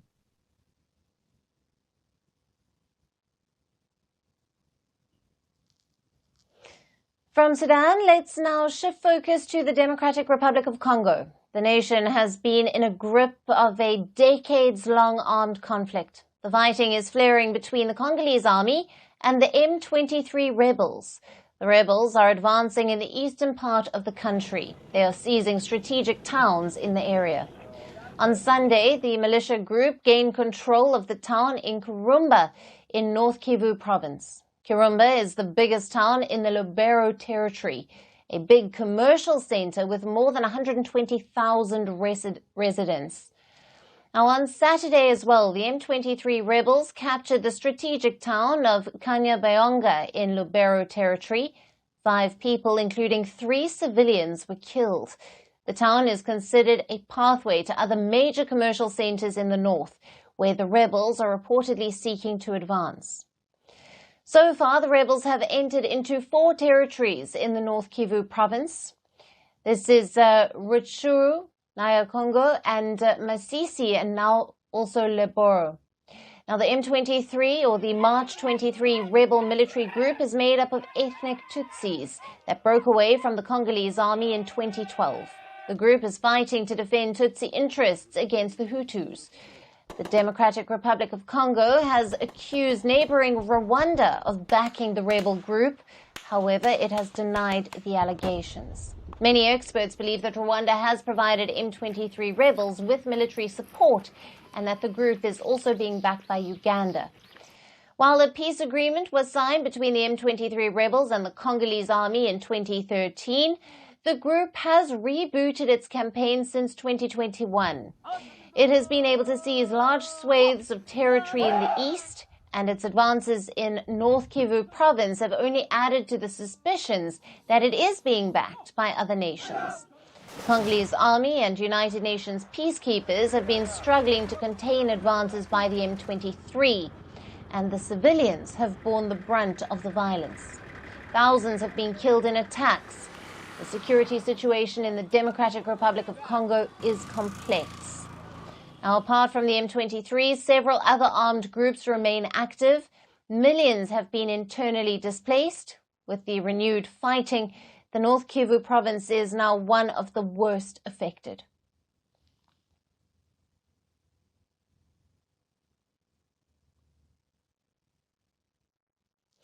Now we shift focus to Nigeria. The West African nation is witnessing its worst economic crisis in a generation. People in Nigeria, which is Africa's most populous country, have been burdened by surging prices of food, fuel, and medicine. The skyrocketing costs have made essential items out of reach for many. Nigeria's President Bola Tinubu has been facing heavy criticism for his economic reforms that people say deepened the trouble for them. And the government is borrowing more money to tackle this mounting crisis, but its priorities seem to be misplaced. Nigeria is on an airport building spree. Just last month, Zamfara, one of Nigeria's poorest states, held a ceremony to mark the beginning of construction of an international airport in the capital of Gusau. Now, typically, airports coming up in cities is a sign of economic and commercial development. But a key element is missing at many of these airports across Nigeria: the passengers. Nigeria already has 33 airports, and new ones have been springing up across the country in recent years. Out of these 33, all but 2 are entirely owned by federal or state governments. Now, there are also 13 airstrips, 4 military fields, and 128 sites with helipads. Now, this growth in aviation projects in Nigeria is starkly at odds with air passenger traffic.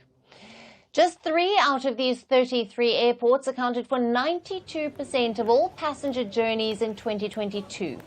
As the number of airports increases, the number of passengers is diminishing. The number of journeys taken by air fell last year to 15.8 million, which was down from 16.1 million in 2022. In some regions, state governments have opened airports but are struggling to maintain them. Last year, the Ebonyi state spent around $24 million to build an airport. Months later, an additional $9 million was spent on repairing its barely used runway. In May this year, the federal government was forced to take over the facility. The Tinubu government defends these projects as social amenities for the people. But in reality, people of Nigeria are struggling to cope with the surging airfare. The fares have doubled in the past 3 years, and they are topped with multiple taxes and high service charges by government agencies. Both the Lagos and Abuja airports have a $100 per passenger service charge. This is one of the most expensive globally. Some analysts say that the rush to build airports is less about economic growth and more about political prestige. For President Bola Tinubu, it is both prestige and passion. He is one of the flying presidents of Africa. The Nigerian president has faced severe criticism over his frequent trips abroad. His alleged penchant for air travel is a contrast to the tough economic conditions at home. Slamming Tinubu, the opposition says that Nigeria does not need a tourist-in-chief. In the first 6 months of his presidency, Tinubu reportedly spent at least $2.2 million on domestic and foreign travel, 36% more than the budgeted amount for 2023. The Nigerian presidency has said that the trips are important for attracting foreign investment. But since aviation, airports and travel seem to be an area of interest for President Tinubu, can he manage to turn Nigeria's ghost airports into fully functional centers of economic growth?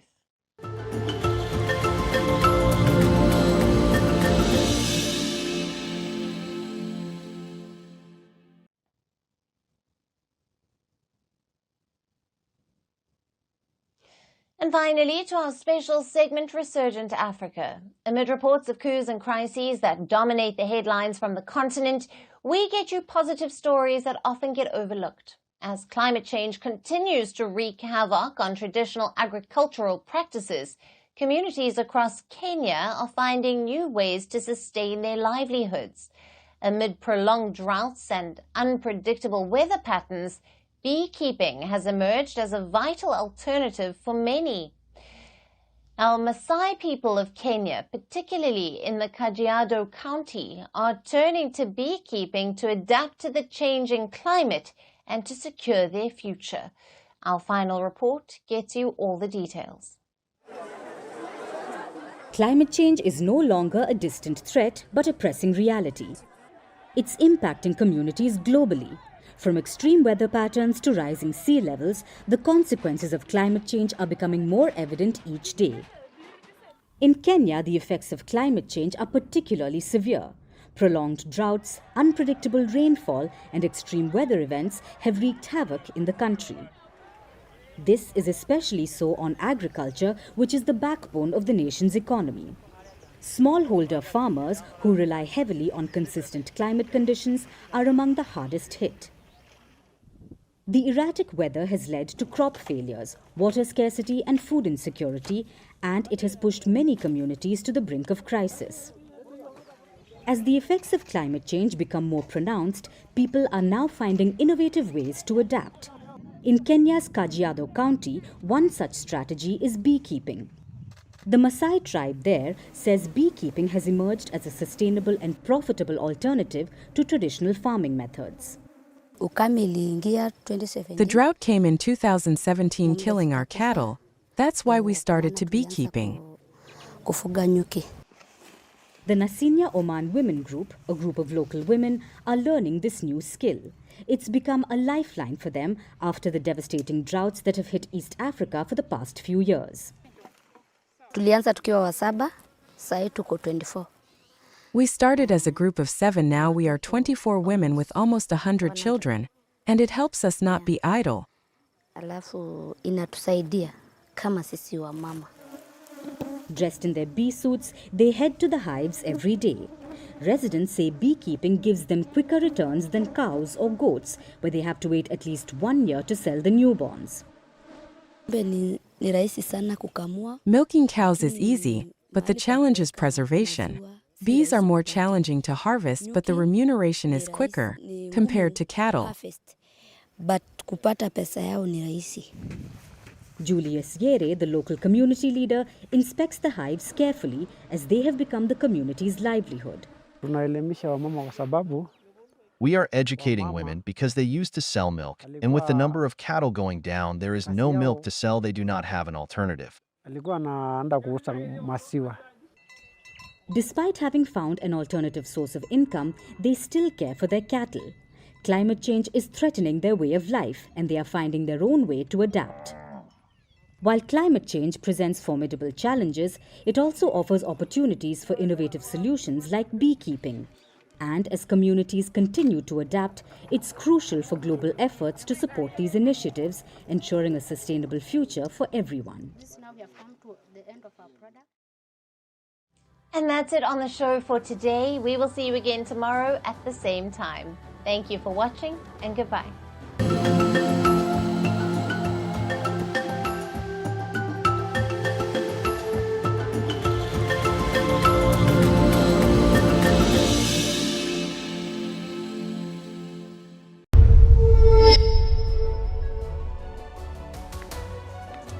Hello, namaskar. This is Firstpost, and you're watching Vantage with me, Palki Sharma.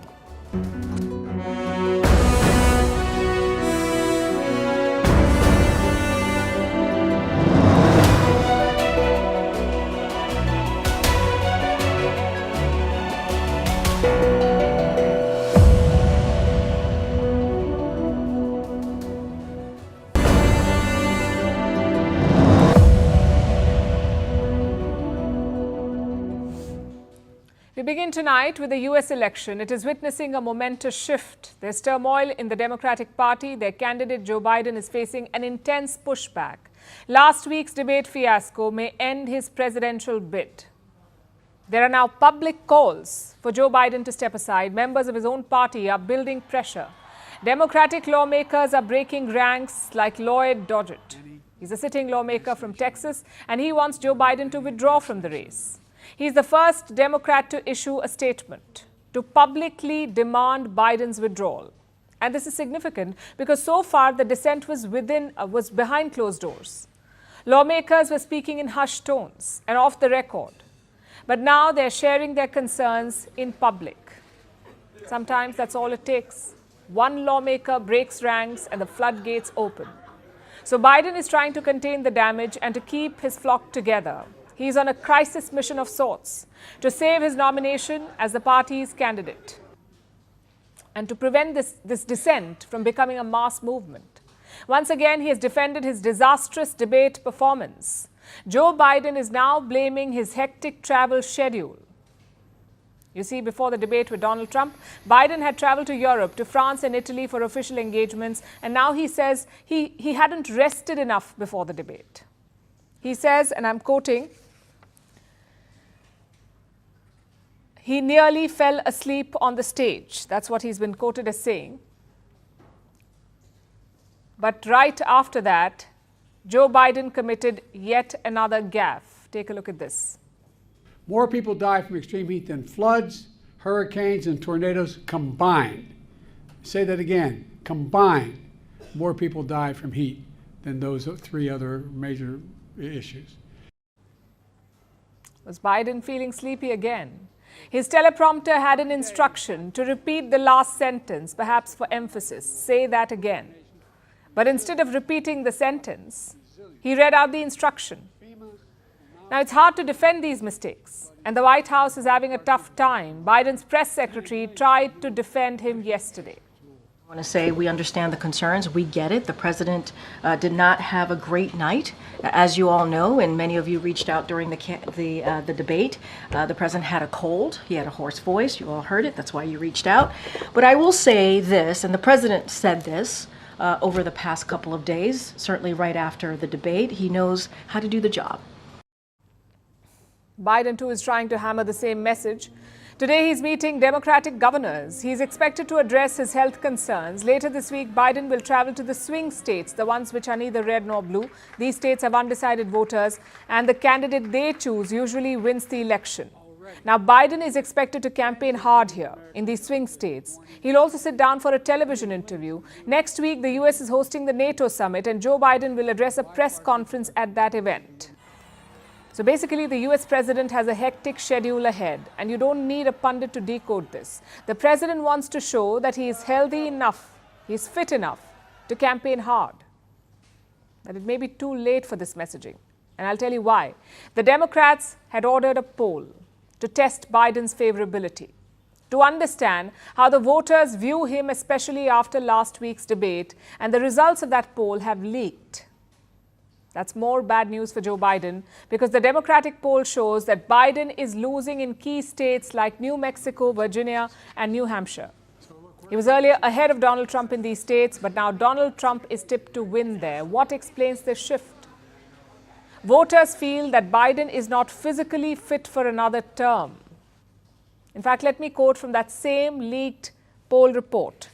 Underpinning the decline is an increase in already high concerns about the president's age and a growing split among Democrats about what should happen with his candidacy.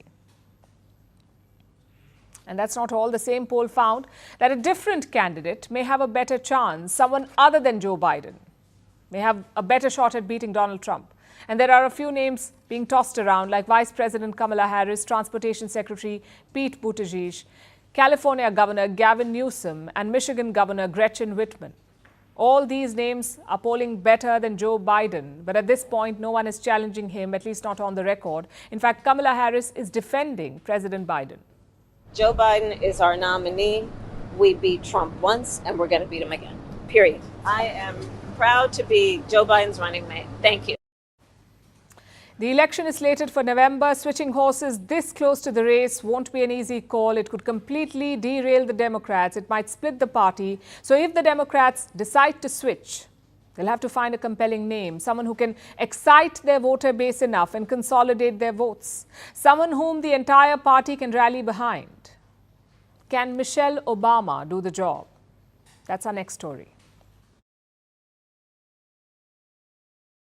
So the Democrats are bleeding, and as always, they're reaching out for their favorite Band-Aid, Michelle Obama, the former First Lady of the United States.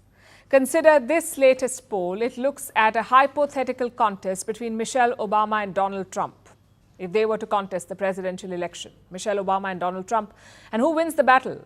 According to this poll, Michelle Obama, 50% respondents say that they would vote for her, 39% say that they would vote for Donald Trump. So that's a decisive win. More importantly, according to this poll, she's the only Democrat who can win against Trump, which tells you a lot about her popularity. And it's not the first time that her name has come up in the presidential race. For Democrats, she's almost like a messiah. Anything goes wrong, and she has to be summoned to save the party. But is this mere manifesting, or is there more to it this time? Let's look at her profile first. America first heard of Michelle Obama in the year 2008. Her husband, Barack Obama, was campaigning for president. She was seen on the campaign trail. The crowds loved her. They rooted for the couple. And when Obama won, the popularity only grew. Michelle entered the White House. She took up the role of the First Lady, and she shook things up. Now, the role of a U.S. First Lady can be restricting. You shape your work to suit the demands of your husband. Michelle Obama did support her husband, but she also held her own. She launched campaigns, she advocated for military families, she promoted healthy eating, she kept it real, and that's why Americans loved her. Be afraid. You hear me? Young people, don't be afraid. Be focused. Be determined. Be hopeful. Be empowered. Empower yourselves with a good education. Then get out there and use that education to build a country worthy of your boundless promise. Lead by example with hope, never fear. Who doesn't like advice like that? And it shows in the ratings. Michelle Obama is one of the most highly rated US First Ladies in history. 8 years of her life were spent in the White House, but then came a new horizon. The Obama presidency ended, and that's when Michelle Obama really flourished. She was always popular, but now she could leave behind her First Lady role and just be herself. So she wrote books, gave speeches, signed a Netflix deal, hosted a podcast, motivated Americans to vote. Michelle Obama did all of it and made it look like a breeze. She was eloquent and empathetic. She never lost her cool, and the crowds loved that. Compare that to America's mercurial politicians. She seemed like a blessing. Plus, her modest roots and her journey to success added to the charm. But what we're looking at today, a portrait of a biracial kid with an unusual name and the daughter of a water pump operator and a stay-at-home mom. What we are seeing is a reminder that there's a place for everyone in this country. Because as Barack said, the two of us can end up on the walls of the most famous address in the world. In 2020, Gallup named her as the most admired woman. She has a favorability rating of 60%, which is all great. But is it enough to be the president? It depends on who you ask. Part of Michelle Obama's charm is the issues that she advocates for. I mean, look at them. Healthy eating, supporting veterans and their families, voting. What's not to like about them? None of it is controversial. But she's never spoken about complex or divisive issues, not spoken about them enough. For example, the Gaza conflict, no word from her on that. Political neutrality is part of her brand. She chooses issues that serve her cause or the causes that she takes up. Secondly, she has never held a public office. She hasn't formulated policy. She doesn't have a voting record. So you don't know how much she will hold up in the real political world. And to be fair to her, Donald Trump did not have any of it in 2016 either, and yet he managed to beat Hillary Clinton. So I guess the bigger question here is, does Michelle Obama even want to run for president? And the answer is a big no. She has said it multiple times. She does not seek an office. She does not want to run. She does not want to be in the White House again. That's what she's been saying. But the Democrats aren't giving up hope. Will their daydreaming get them anywhere? We're not too sure about that.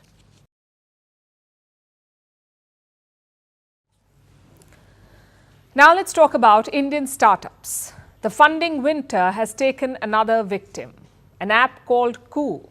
It was supposed to be India's answer to Twitter or X, but today the app is shutting down. Koo has run out of cash. The money has dried up. In a last-ditch attempt, the founders tried to sell the company. After going back and forth for months, the buyout talks collapsed. So Koo is shutting down. It had launched in 2020. On first impressions, it seemed like a great idea, an Indian social media platform to cater to Indian users. The app appeared to have the right ingredients too. It supported more than 10 Indian languages, something that many mainstream platforms have failed to offer. So prominent investors were on board. Since launch, Koo had close to 60 million downloads. High-profile influencers were on it, which included a range of celebrities and even union ministers. Now, 4 years ago, the government of India had a spat with X. Back then, the app was called Twitter. India had a spat. The government of India had a spat with Twitter. There was a row over a post. It was shared by a spokesperson of the BJP, which is India's ruling party. Twitter or X had labeled it as manipulated media. So there was a standoff. And Koo was just at the right time, at the right place. Almost overnight, multiple government accounts and ministers migrated to it. The app started getting traction. It expanded internationally. It entered more markets like Brazil and Nigeria, but the app was not making money. And that spelled its end. The founders say they tried to rescue the company. They approached large players in the industry, internet companies and media houses, but none of the conversations materialized. And the founders say, and I'm quoting, many parties did not want to deal with user-generated content and the wild nature of a social media company. They did not want to deal with this. And this statement is telling. Here was a player that wanted to break the stranglehold of Western apps on the Indian internet. Just look at the landscape.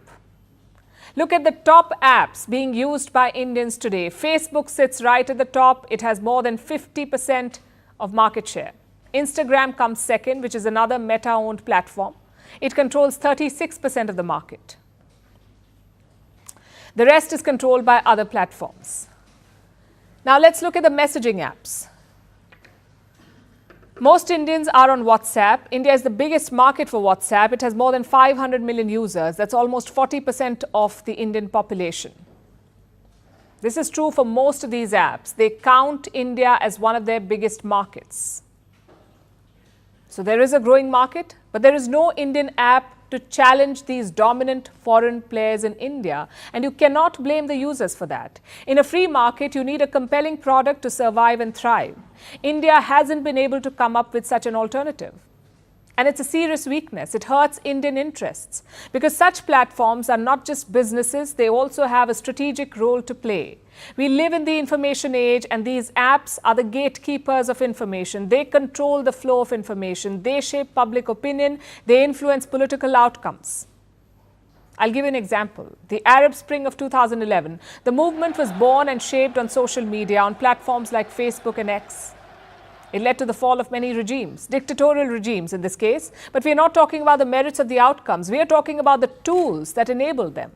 These apps are very powerful tools. They can influence minds. Another example is the 2016 US presidential election. Social media platforms were weaponized. They were used to swing votes away from Hillary Clinton and towards Donald Trump. These apps also drive economies. They create jobs and economic opportunities that go beyond geographic borders. Today, just a clutch of companies from the Silicon Valley dominate this space worldwide. That's too much power in the hands of a few. So there are reasons, good reasons for India to invest in this space. It should build an ecosystem to facilitate the growth of such companies, create the conditions where investors do not hesitate, where they make bold bets to help platforms like Coup. And India has the right talent for this. Take the case of UPI, the Unified Payments Interface Platform. It is the backbone of India's digital payments infrastructure. UPI has disrupted digital payments in India. It has made transactions almost free. And now it is going global. UPI is now available in countries like Singapore, France, and the UAE. It has the potential to revolutionize cross-border transactions. Today, most of them go through a bank and customers have to pay extra charges. UPI could disrupt this space for the better.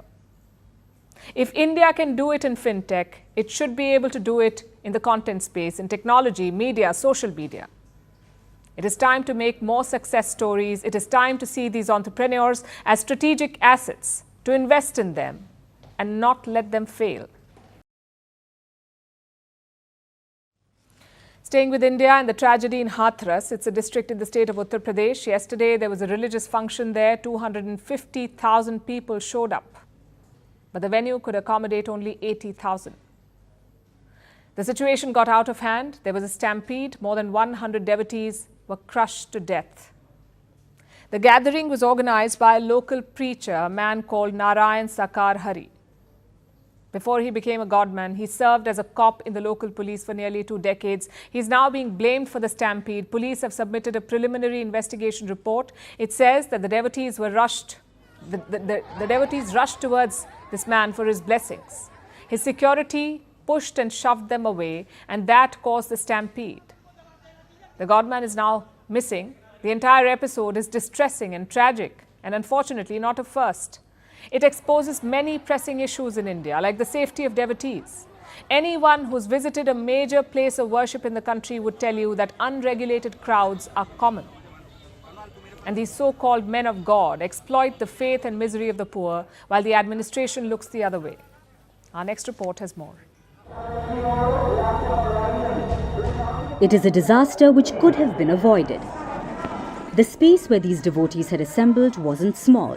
Permissions were in place to host up to 80,000 people, but the event went out of control. More than 250,000 devotees showed up. That's 3 times more than capacity. The state government has ordered a judicial probe. The investigators will encounter some familiar issues which most devotees in India deal with when they visit a place of worship.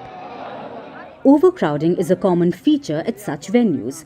In the recent past, it has led to many mishaps, like what happened in 2022 in Kashmir on New Year's Day.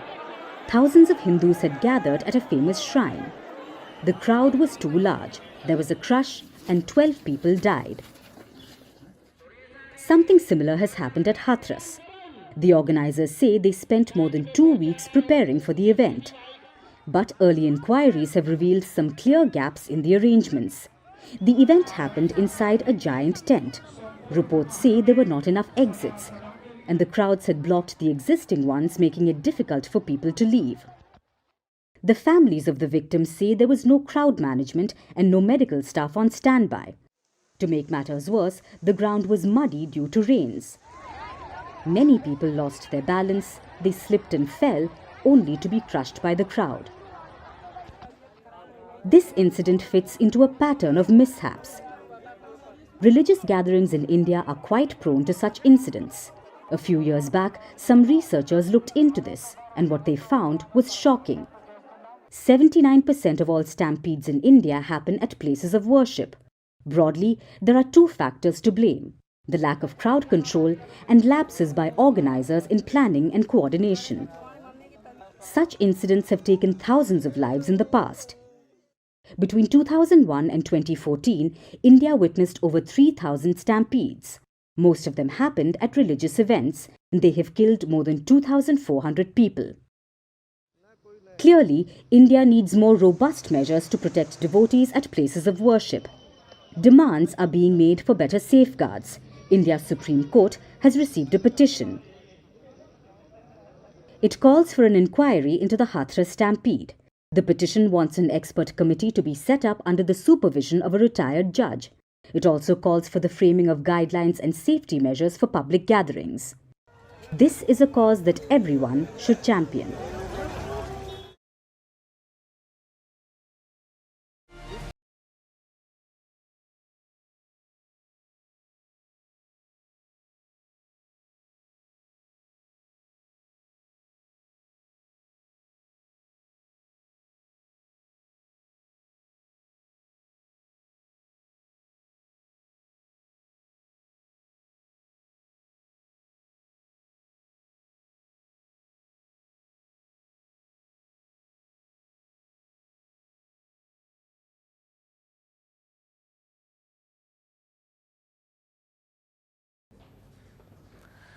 Now let's look at what's happening in the UK.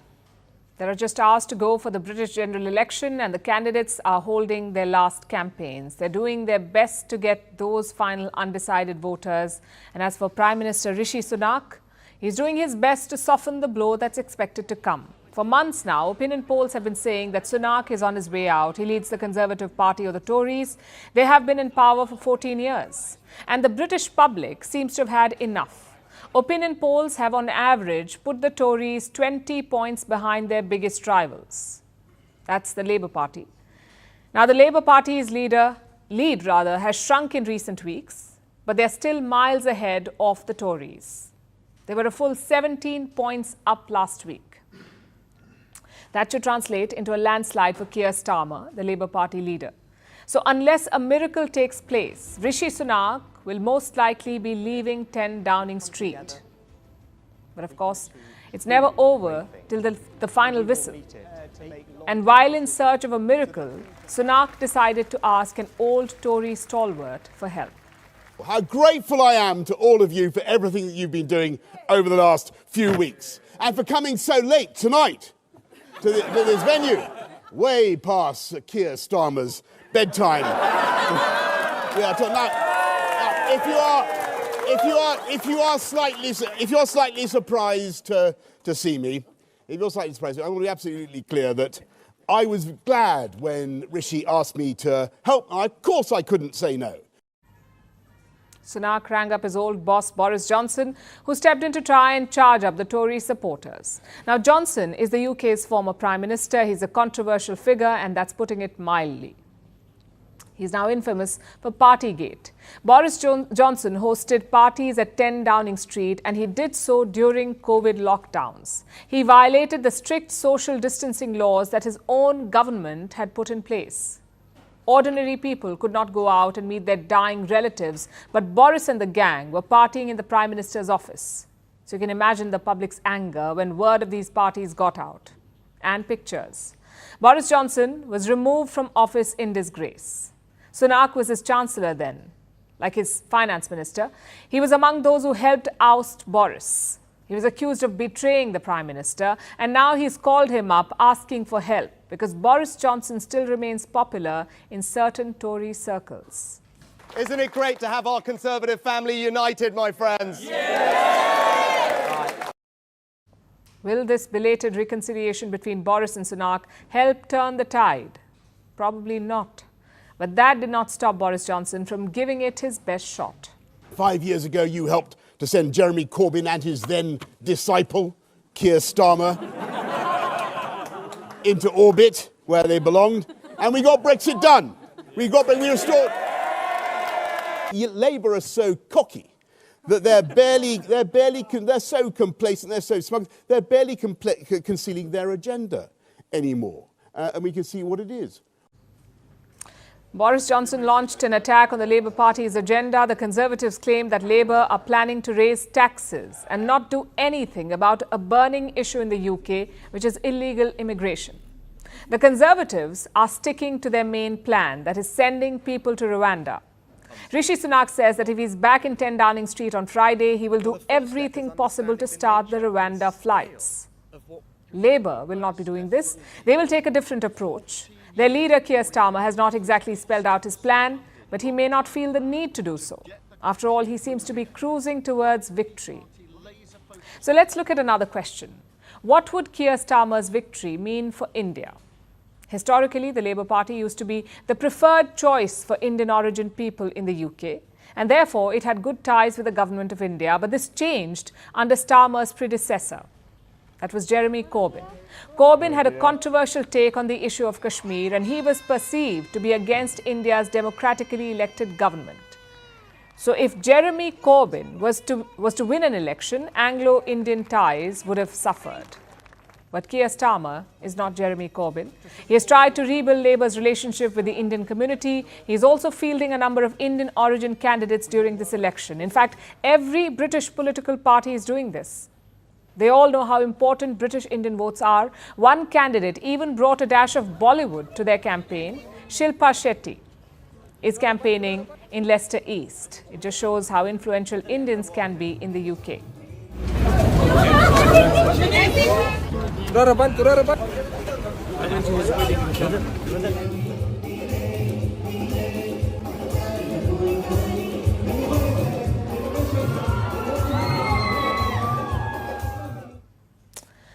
And Labour knows this too. It says it will focus on issues important to British Indians. Keir Starmer could also revive ties with the Indian government if he comes to power. And that is good news for cooperation between New Delhi and London. He may not be as overtly pro-India as Rishi Sunak, but Keir Starmer understands the importance of good relations with the world's fifth largest economy. So irrespective of who comes to power, the India-UK relationship should stay intact.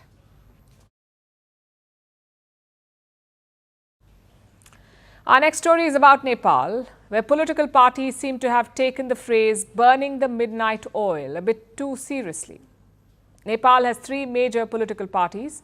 Late on Tuesday night, two of them struck a deal, the Nepali Congress and the Communist Party of Nepal. And what's the deal about? It's a power-sharing pact. The two parties want to oust Prime Minister. The Prime Minister, his name is Pushp Kamal Dahal, also known as Prachand. He belongs to the third major party, the Communist Maoist Centre. Now his rivals, the other two parties, want him out. But can they really pull it off? It's basically a numbers game, and right now the opposition, these rivals, have the numbers. You need 138 seats for majority in the Nepalese parliament. The Nepali Congress has 89 seats. The Communist Party has 78. Together, that's 167 seats. So way more than 138. Which is why the two sides are fairly confident. They've asked the Prime Minister to step down, but Prachand remains defiant. He says he would much rather face a vote of confidence, meaning there should be a vote in parliament. If the opposition has more numbers, the Prime Minister loses the vote. Now, Prachand has faced and survived 4 such votes of confidence in the last 18 months. And all of this indicates political turmoil. But that's all that Nepal has known since 2008. Until the year 2005, the Himalayan nation was a constitutional monarchy. But the last King Gyanendra went rogue. He dismissed the parliament and he claimed absolute power. It led to protests across the country. People took to the streets demanding the abdication of the king. So in 2006, he finally gave in. Gyanendra transferred powers to the parliament. Soon the monarchy was abolished in Nepal, and in 2008, the country became a democracy. Usually that's a good thing for a country. But for Nepal, it was a disaster. In the last 16 years, Nepal has seen 13 governments. Imagine that, 13 governments in 16 years. That's like having a different government almost every year, but with more or less the same players and the same chaos. Parties changed sides, coalitions broke down, prime ministers changed. It's like political musical chairs, and it seems never ending. I'll give you an example. In 2022, general elections were held in Nepal. Prachand wanted to become prime minister. His ally was the Nepali Congress Party. They did not agree to his prime ministership, so Prachand switched sides. He went to the Communist Party. That's the faction of former Prime Minister KP Sharma Oli. But even that arrangement lasted only for a few months. In March 2023, Prachand dumped Oli. He went back to the old friend, the Nepali Congress. Then this year, in 2024, Prachand changed his mind again. He dumped the Nepali Congress and joined hands with KP Sharma Oli once again. So much for having trust issues. And now it seems that both alliance partners have had enough. They're tired of this back and forth. So the Nepali Congress and the Communist Party have joined hands and decided to dump Prachand altogether. I know it's confusing. If you fail to understand this, do not blame yourself. Bollywood movies have simpler plots and lesser drama than this. And it's not just complicated and confusing. 13 governments in 16 years also means instability. It means damage to Nepal's economy. In 2023, Nepal's GDP grew by just 1.9%. Inflation was around 8%. Unemployment stood at 11%. Investors do not want to come to Nepal. The youth are leaving the country. Last year, around 400,000 Nepalese left the country. They have a population of around 30 million. So that's a huge chunk of people leaving. And it's mainly because of jobs. But what options do they have? Their politicians are busy shifting loyalties. In April this year, some citizens were fed up of this, so they took to the streets. Do you know what their demand was? They wanted the monarchy back in Nepal. It shows how deep the political crisis is. It's an unfortunate and dangerous trend because putting a person back on the throne will not solve Nepal's problems. Monarchy is never the answer.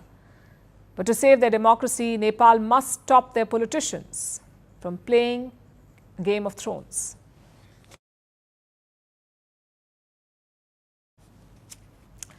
Our next story is from Singapore. It's about a player from their national football team. His name is Hassan Sunny. He's Singapore's goalkeeper, and he has become a sporting sensation in China. Last month, Hassan's heroics helped Singapore during a match, and that inadvertently helped China. It propelled the Chinese team to the next stage of the FIFA Football World Cup. It happened all thanks to Singapore's Hassan. And since then, Chinese football fans have been trying to show their appreciation. They've been sending Hassan money, so much money, that he's asking them to stop now and donating some of it. It's a fascinating tale of how sport unites people across borders. Our next report has more. This is Hassan Sunny. He plays football for the Singaporean national team. The 40-year-old is Singapore's goalkeeper. Now, Singapore isn't some footballing powerhouse. The tiny island nation of about 6 million people is always a scrappy underdog. They were in this familiar position last month as well, when they took on Thailand in the 2026 FIFA World Cup qualifiers. These were the Asian qualifiers. Singapore were drawn in a group with Thailand, South Korea and China. So not much was expected from the underdogs. But some Chinese football fans prayed for Singapore's success against Thailand, so that China could reap the benefits. Thailand were looking for a spot in the next stage of the tournament. They had to beat Singapore by 3 goals to leapfrog China. This means that China's destiny was out of its hands, and they needed a miracle. That miracle was provided by Hassan Sani. Hassan made 11 saves against Thailand on the 11th of June. He denied Thailand their coveted 3-goal victory margin, which means Hassan's heroics sent China through to the next stage. And the Chinese football fans went wild. They were extremely grateful to their Singaporean savior, and they wanted to show it. They found out that Hassan's family has a food stall in Singapore. It's called Dapur Hassan. It's run by his wife and other members of the family. So what did the Chinese football fans do? They flocked to the stall to show their appreciation. Dapur Hassan became a sensation overnight. It was packed with Chinese visitors. So much so that the food started getting sold out mere hours after the stall opened. And then the Chinese fans went a step further. They started sending money to the stall via the shop's QR payment code. And we aren't just talking about Chinese customers. People from across China sent Dapur Hassan money, often in denominations of 8, which is a lucky number in China and conveys wishes of prosperity. This heartfelt gesture by the Chinese football fans was appreciated, of course, but Hassan was also worried. He didn't know what the tax implications would be if he kept getting so much money from China. And he also heard that some scammers were taking advantage, circulating fake QR codes to get money from Hassan's well-wishers. So the Singaporean goalkeeper made this plea in Chinese. He asked the fans to stop sending him money, but he said that he was extremely grateful for their support. Then came the next step. Hassan said he realized that the money he received wasn't his. He said it was a donation and he wanted to pass it along. So yesterday, Hassan donated 10,000 Singaporean dollars to a welfare home, a place that provides residential shelter for young boys. Hassan says he felt strongly about the issue because he wasn't from a well-to-do family, and he wanted to do something to improve the lives of children. So that's the latest chapter in the tale of Singapore's sensational soccer star. Hopefully, it acts as an inspiration across the world.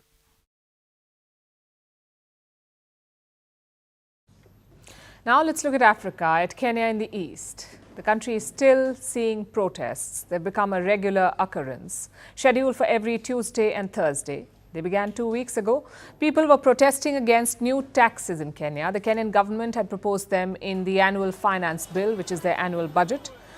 But many in Kenya were against the tax hike, so they took to the streets. These protests were led by young people and they were mostly peaceful. The protesters just wanted to put pressure on the government, and it worked. Kenya's President William Ruto withdrew his finance bill. The people got what they wanted, but it came at a high price. The Kenyan police have been clashing with the demonstrators, and more than 39 protesters have died as a result. This has led to widespread anger, which was visible during yesterday's protests too. Those were empty coffins. Protesters in the capital, Nairobi, placed them on the roads. It symbolizes their anger against police brutality. But it seems that the police do not care, because they clashed with the protesters again yesterday. Take a look at this.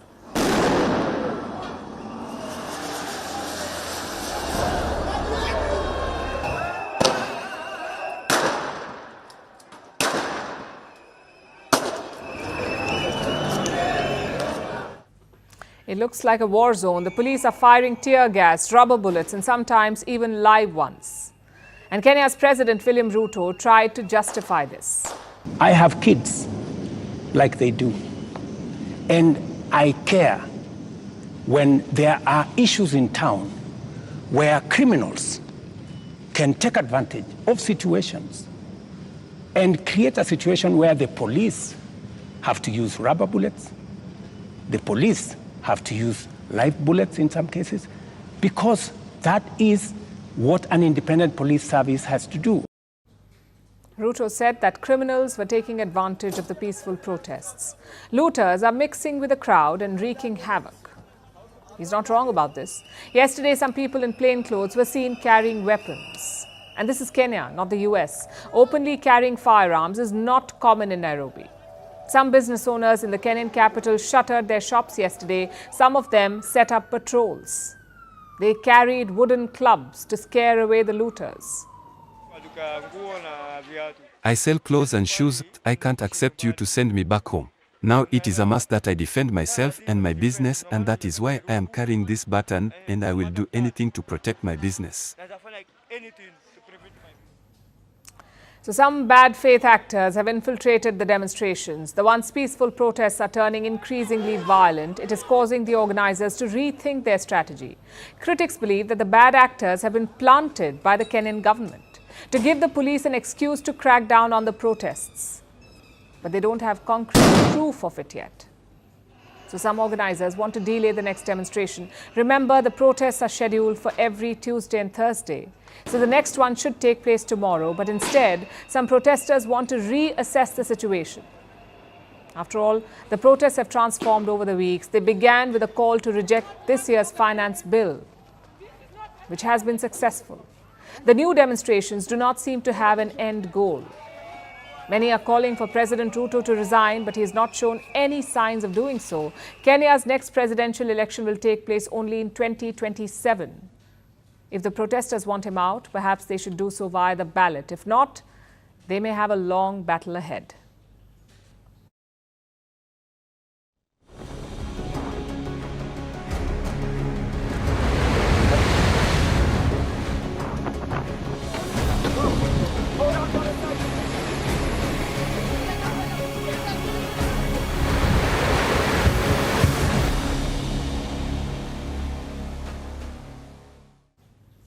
Our next story comes from the Caribbean, where Beryl, a deadly hurricane, is devastating one island nation after another. The storm began on Monday, and so far it has killed at least 7 people, rendered thousands homeless, and broken records. Beryl is the earliest ever Category 5 hurricane in the Atlantic Ocean. What makes it so powerful? And is respite in sight? Here's a report.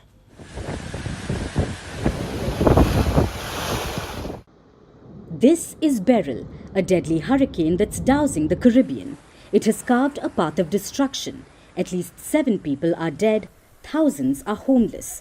Infrastructure has been destroyed, roads are nearly invisible, and trees have been snapped in half. Look at these before and after satellite images. This is the scale of devastation. The hurricane first made landfall in Grenada on Monday. It's a small island country in the Caribbean. Experts say it was flattened in about half an hour. At the time, Beryl was a Category 4 hurricane and it caused extreme damage. To see this level of destruction, it is almost Armageddon-like, almost total damage or destruction of all buildings, whether they be public buildings, homes, or other private facilities. Complete and total destruction of the natural environment. The entire communication system is completely destroyed. But this wasn't the worst of it. Since Monday, the storm has been roaring through the Caribbean islands, and it's only getting stronger. This has stunned experts because Beryl is breaking records. A storm as strong as Beryl has never been recorded in the Atlantic Ocean in June. A day later, it made another record. It became the earliest ever Category 5 hurricane. Now the storm is moving towards Jamaica and is expected to bring a barrage of problems, and people are worried.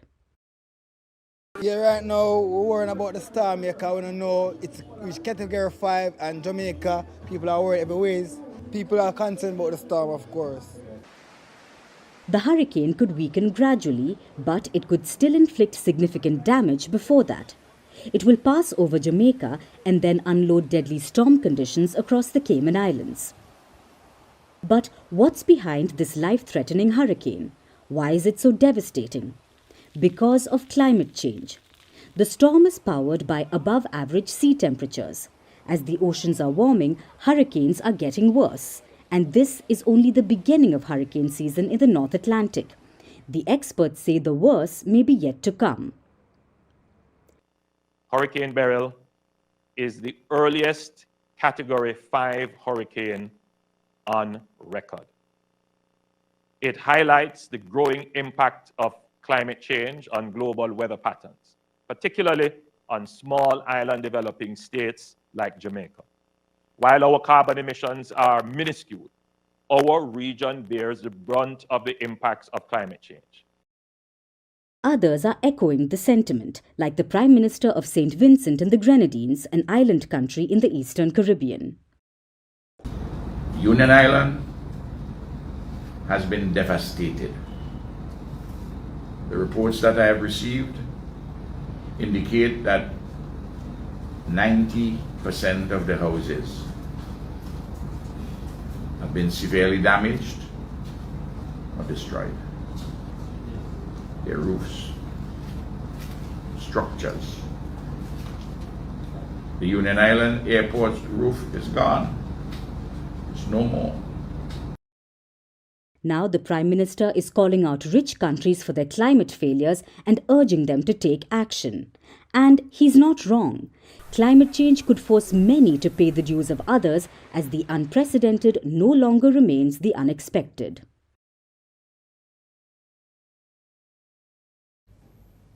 Our last story tonight is about office romance. No, it is not about finding love in the office, it's about finding the office in your love. Sounds like Gen Z mumbo jumbo, and maybe it is. But this trend is all the rage. It refers to optimizing your love life to make it run more smoothly. How do you do that? By using business management softwares to organize relationships. Believe me, this is not a dystopian future, it is already happening. Mostly thanks to tech-savvy youngsters. They grew up with technology, so it comes naturally to them. Plus, using digital tools like apps or softwares is part of our culture now. For years, we've used them to optimize our work, but can they optimize relationships too? An increasing number of people believe they can, and they have all kinds of tools at their disposal, from Slack, which is a management tool, to Excel and Google Sheets, also softwares like Trello, which help you make to-do lists. All of these are used across businesses. Now they're being used in the business of love to create shared digital to-do lists and grocery lists, meal planning, dividing childcare responsibilities, and even scheduling huddle sessions. So you may no longer hear the traumatizing "we need to talk." Instead, you'll just get a calendar invite. But does it help? Well, the jury is still out. Those who use these tools believe that they help, that treating relationships like business is useful because they have a clear strategy to tackle chores. Couples can share the load, mental and otherwise, and this is important. 25% of divorced couples see disagreements over housework as the main reason for their breakup. 25%. So when you automate and streamline it, it apparently leaves more room for spontaneity and fun, which is a clear upside, but not everyone is enamored. The critics say that this process can be alienating because jargon seeps into the relationship, which is a common side effect of this trend. Corporate speak is turning into a love language. Finding intimacy is now called developing a robust relational code. Casual dating means looking for, and I'm quoting, a diversified portfolio, believe it or not. Couples want to table discussions about dinner and do a deep dive on picking wallpapers, and choose the low-hanging fruit during movie nights. Consider this new viral term, emotional bank account. Emotional bank account, it is a metaphor for investing in your relationship the same way as you would invest in a bank account. Instead of money, there are interactions. You deposit and withdraw positive and negative interactions. Positive ones help your bank account grow, negative comments shrink it. So the idea is that you should have more positive than negative interactions with your partner, which is not rocket science really. At the same time, business speak is designed for work, much like the softwares in question. These concepts can make work more efficient, no doubt. But when it comes to relationships, can business jargon really tackle messy emotions? Because businesses were not built to deal with emotions. Would you not need a human language and a more humane approach for love? I guess there's no perfect answer to these questions. Experts have always said that there are different love languages. There are words of affirmation, quality time, physical touch, acts of service, giving and receiving gifts. There are different ways to show love and invest in a relationship. If adding corporate jargon and tools to this list helps some couples, then so be it. The critics may call it over-engineering your life, but if it works for you, it works for you. And now it's time for Vantage Shots, images that tell the story. Belarus marks its Independence Day with a military parade. Residents in Turkey celebrate their team's advance to the Euro quarterfinals for the first time since 2008. And Paris is all set to welcome athletes to its brand new Olympics village, just 2 weeks before the Games. Finally, we're taking you back in history. On this day in 1962, France declared that Algeria was independent. This was 2 days after an independence referendum was held in the North African country. It ended 132 years of French colonization. We're leaving you on that note. Thank you for watching. We will see you tomorrow.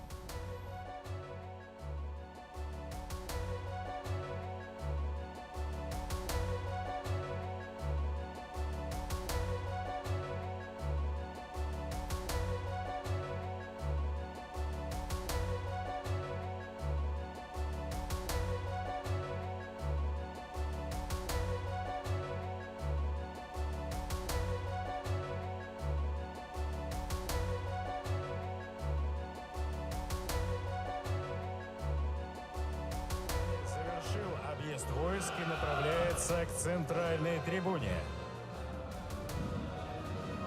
Министр обороны генерал-лейтенант Хренин. В стенах училища получают образование достойные и сильные юноши страны. Готовые публики проходят парадный расчет отряда почетного караула народно-освободителя.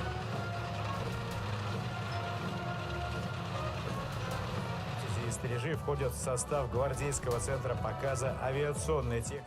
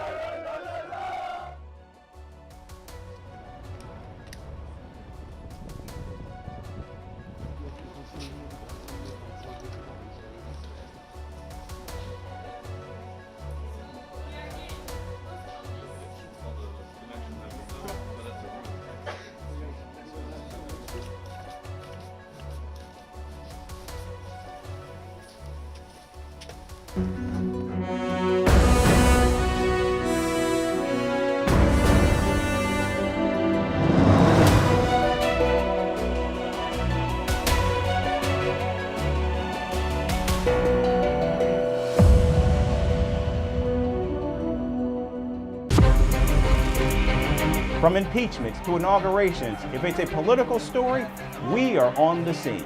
The race for the White House is heating up. We're beating Biden. How dare he say that? If it's breaking news, we're live with the latest coverage. From the White House, the State Department, and Capitol Hill, we know the issues, but above all, we know the players to bring you the latest in-depth analysis on all the key stories that we're covering.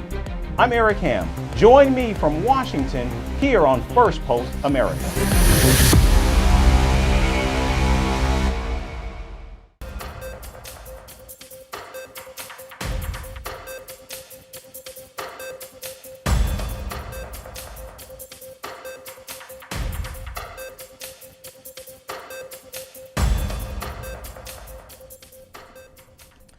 We begin in the Middle East, where a growing rift between the Israeli military's top brass and Prime Minister Benjamin Netanyahu has now spilled out in the open. Reports say the leadership in the Israeli army has different plans for the war in Gaza. The Israeli military's leadership reportedly wants a ceasefire in Gaza, even if Hamas is not completely removed from the Strip. The generals believe that a permanent ceasefire would be the quickest way to free the remaining hostages that are still being held captive by Hamas.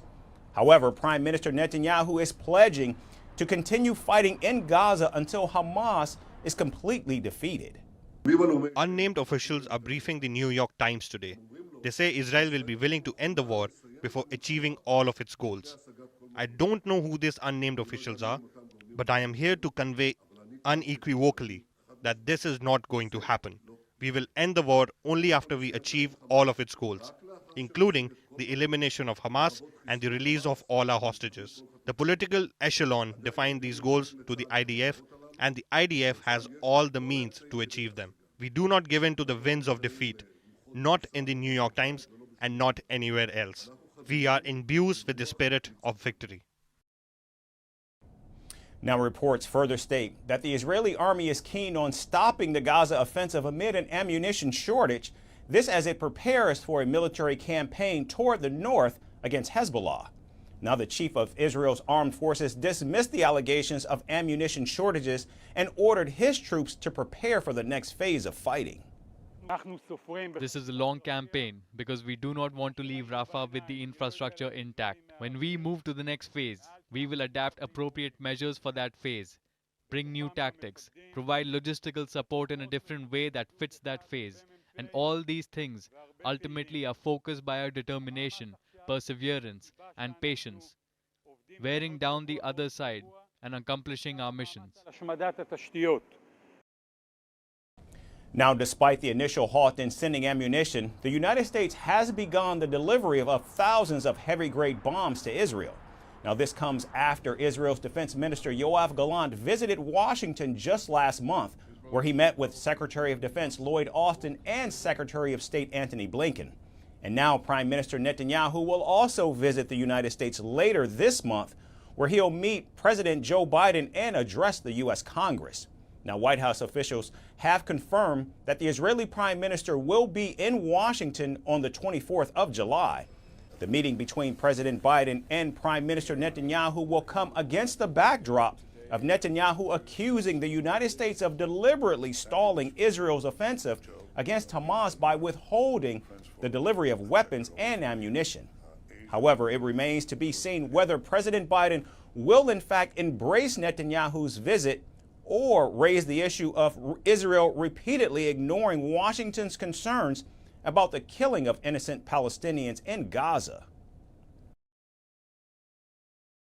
And here in the United States, the Democratic Party remains split after President Joe Biden's disastrous debate performance against Donald Trump just last Thursday. Now, while President Biden's inner circle calls it a bad night, polls, however, show that 3 in 4 Democrats think President Biden should actually step aside.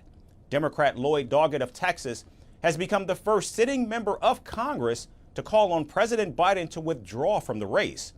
Meanwhile, senior Democratic leaders, including former Speaker Nancy Pelosi, remain firm in supporting President Biden. Now, the commander-in-chief says he was severely jet-lagged during the debate after having recently flown from France to Italy and back to the United States.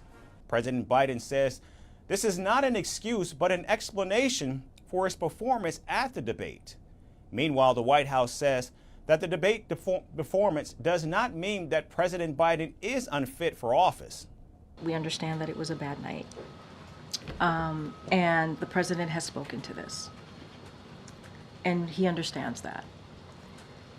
And so I cannot speak to anything beyond what I just shared. The president has regular annual physicals that we release in a thorough report.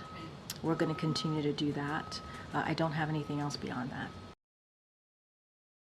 Now, as approval ratings for the 81-year-old president continue dropping, a recent poll shows that the Democrats are now favoring Vice President Kamala Harris over President Biden to run for the White House. The poll also indicates the vice president holds a commanding edge against even Donald Trump, especially among women and young voters. Now, all eyes are on the Democratic National Convention, which will be held the 19th and 22nd of August in Chicago.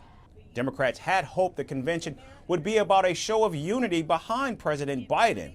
Now, however, concerns of a possible brokered convention are in fact growing. This would involve a presidential candidate nominated through the process at the convention itself, rather than using the more common approach of picking the nominee who has secured the most delegates in the primaries. Now, as the Democratic Party's recriminations over Biden as nominee continue, Republican Donald Trump hauled in an astounding $330 million in the last 3 months, beating the Biden campaign, which had amassed almost $265 million. Now, presidential debates often do not influence the results or the voters. However, with the election just 4 months away, the Democratic Party and President Biden are staring at an uphill battle as they try to recover from that hellacious night on June 27th. And moving to Europe, today marks the end of campaigning in Britain. Tomorrow, voters will head to the polls to cast their ballots. The outcome will reveal whether Prime Minister Rishi Sunak will defy the odds to retain his position, or if Labour Party leader Keir Starmer secures the post to become the next Prime Minister. However, just 24 hours before the election, a new controversy has arisen surrounding the Labour Party chief. According to the report, Starmer received over $96,000 from British donors during the last parliamentary session. In addition, as a lifelong fan of Arsenal, he received complimentary tickets to see matches against Manchester United, Manchester City, and Porto. Furthermore, he also got tickets to England's Euro 2020 final defeat to Italy, attended singer Adele's hometown concert in Hyde Park in 2022, and received 4 invites to see Coldplay perform last summer. The report revealed that the 5-figure sum is among the highest claimed by any member of parliament in the last 5 years. Now, defending his actions, Starmer emphasized that there was no conflict of interest in accepting hospitality, and the freebies he accepted had been duly declared. The Conservative Party has got nothing possible positive to say as they go into this. I've been arguing throughout this campaign, you'll have heard me many times saying they haven't changed, they're just the same. They're just in this negative, desperate loop. And it is really desperate. My family is really important to me, as they will be to every single person watching this.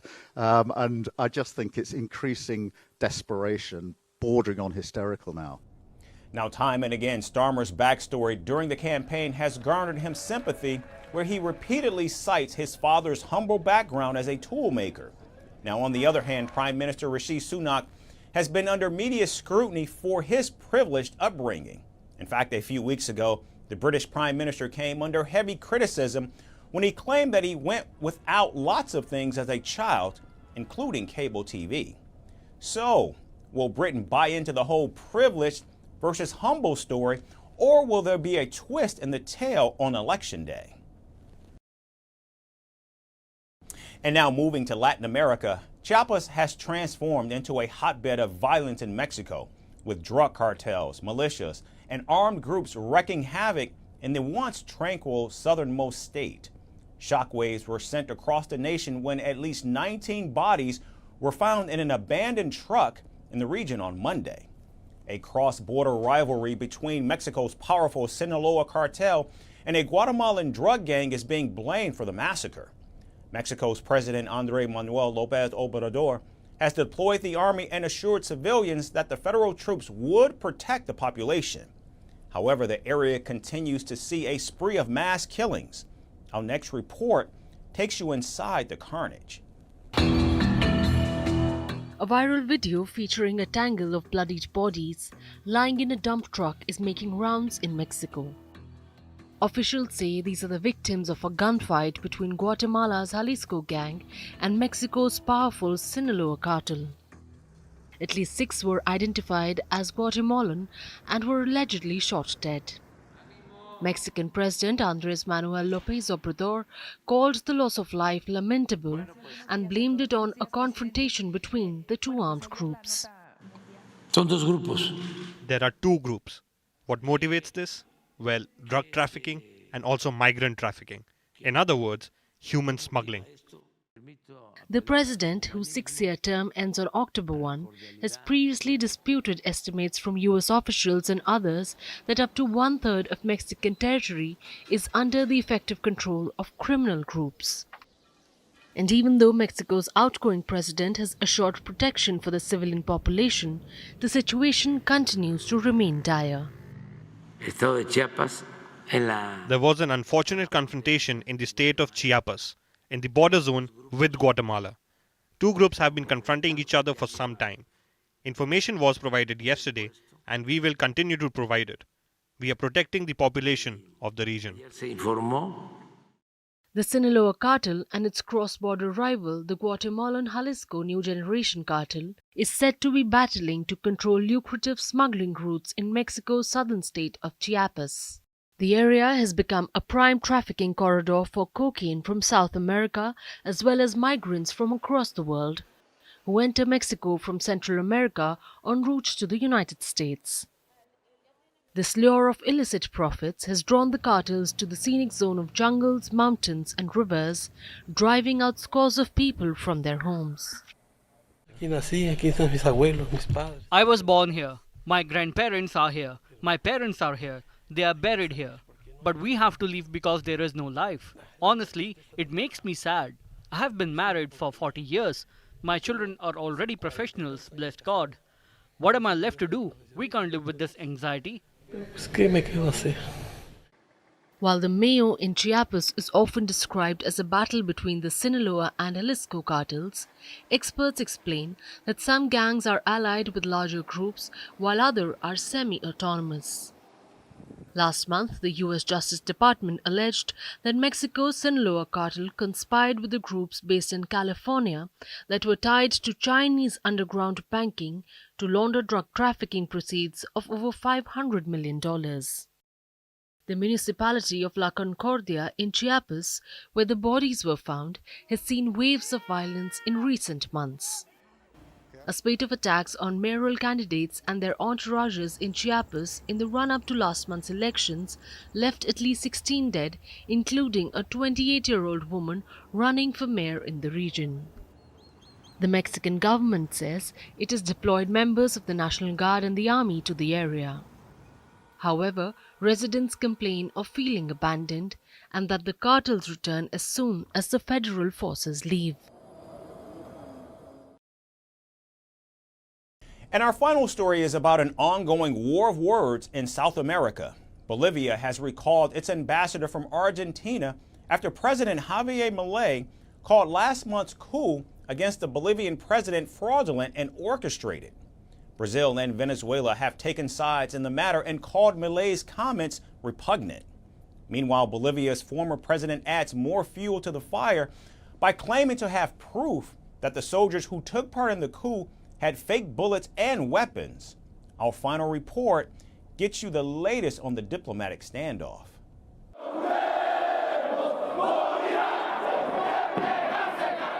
On the 26th of June, Bolivians woke up to an unexpected crisis. A disgruntled army general who had been sacked recently from his post attempted a coup against President Luis Arce. The armed rebellion was led by General Juan José Zúñiga. He ordered his troops to storm the presidential palace, but the coup was quickly foiled and General Zúñiga was arrested. Hundreds of supporters of President Arce reached the palace. They protested the coup. La democracia está sobre cualquier.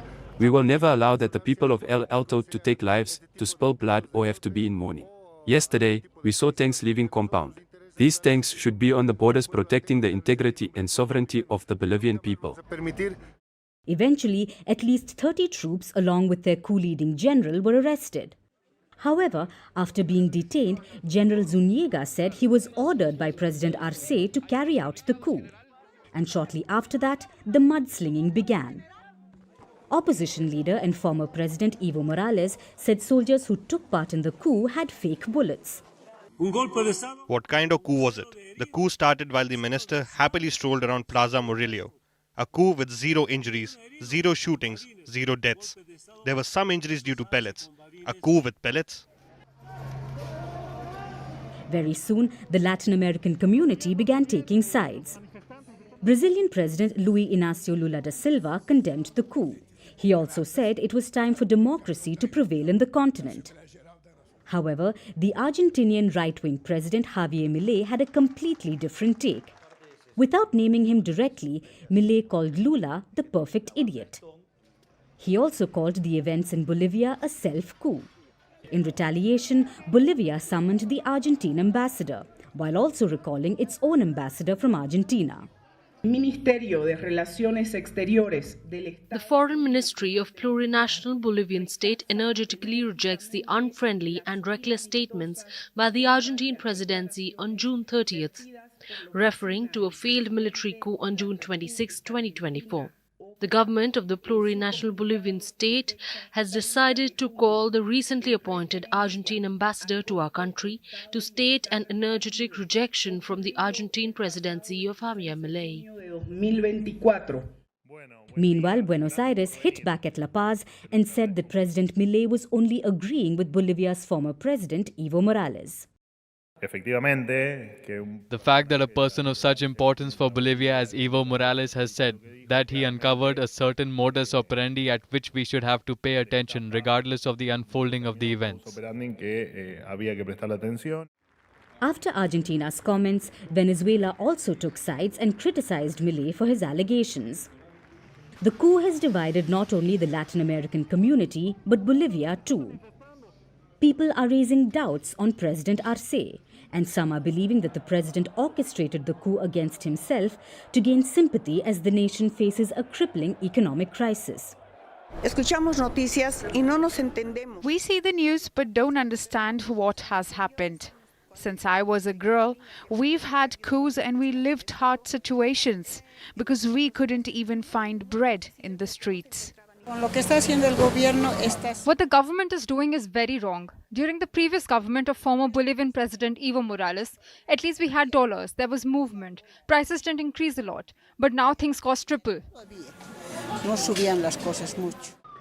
The coup in Bolivia may have ended, but it has ignited a diplomatic war among South American nations. And it looks like the coup in Bolivia has more layers to it than just a frustrated army general. That's all for today. We certainly thank you so much for tuning in. We hope to see you right back here again tomorrow. Thanks again for watching.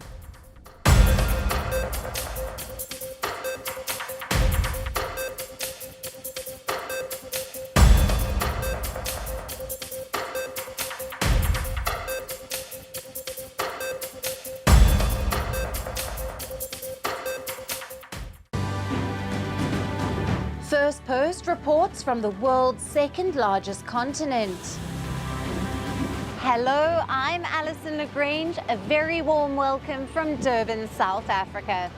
We get you the news and the newsmakers from Africa. From elections to climate change to innovations and opportunities. As the world's attention shifts, we report from Africa, the heart of the global south.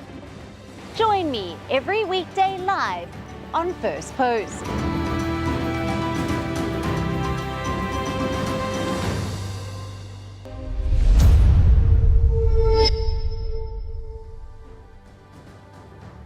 Hello and welcome to Firstpost Africa, where we get you the top stories from the continent and from across the world.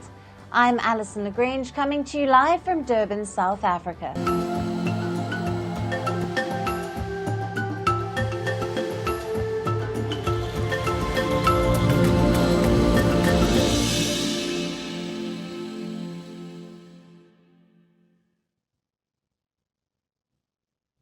Hello and welcome. We start with Kenya, where protests against the William Ruto government have picked up pace again. Now, anti-tax hike protests have turned into anti-Ruto protests as protesters call for President William Ruto's resignation. Now, this despite Ruto withdrawing the proposed tax hikes and refusing to sign the controversial finance bill. On Tuesday, protests that began peacefully in the capital Nairobi soon took a violent turn. Clashes erupted at the Nairobi business district, where police fired tear gas and used water cannons, while some of the protesters threw stones and also lit bonfires. There were incidents of looting shops and businesses. Video footage and images show residents firing handguns into the air during the demonstrations, while some protesters also placed coffins covered with Kenyan flags on the roads. As the reports, there have been multiple injuries in the latest clashes, while over 270 people have been arrested. I sell clothes and shoes. I can't accept you to send me back home. Now it is a must that I defend myself and my business, and that is why I am carrying this baton, and I will do anything to protect my business. Protests also erupted elsewhere. Large rallies were held in Kenya's second largest city and opposition stronghold, Mombasa. Protesters chanted slogans against Ruto, while there were some incidents of violence.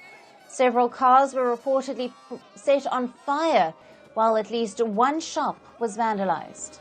I feel like the developments that he's talking about is repetitive, and we want him to go because, okay, he has a lot of promises and he's not delivering. All he talks about is this one, we are planning to do this, we are planning to do this, and no, we are not pleased. Authorities have condemned the violence. Interior Minister Keir has warned that the government will take action against anyone engaging in anarchic chaos and cruel plunder. However, several activists have blamed the latest violence on infiltrators, which they say had been unleashed by the government to discredit their movement. Over time, what has happened is so that the peaceful protesters are deterred from coming to town, and we are deterred from actually coming and practicing our civic duty. We have seen now there's an increase of goons who are now being paid to come and just disrupt whatever we are trying to do. And it's very unfortunate, to be honest, because whatever we are doing right now, it's not just for the young people, it's not about the millennials or Gen Zs, it's for everyone. We as a country have gone through these problems from independence, and those are the things that we are trying to change.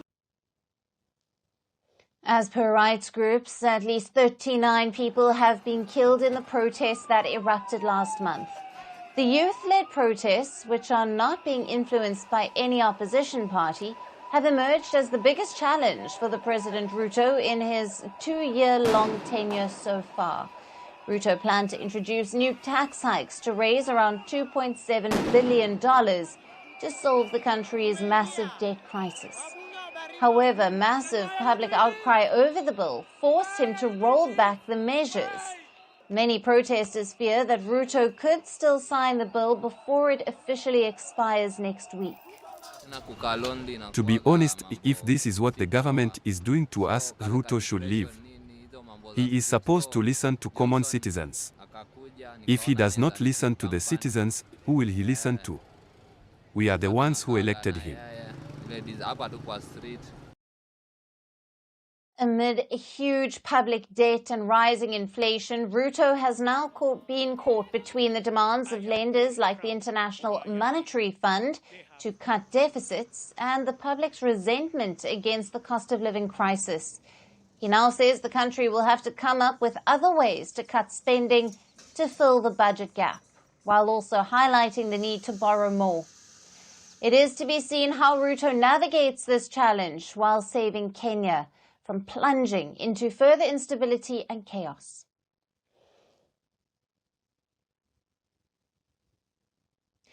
Now, for more on this, we are being joined by Johnson Ndeur, who is an economic analyst and corporate finance expert, joining us live from Nairobi in Kenya. Thank you for being with us.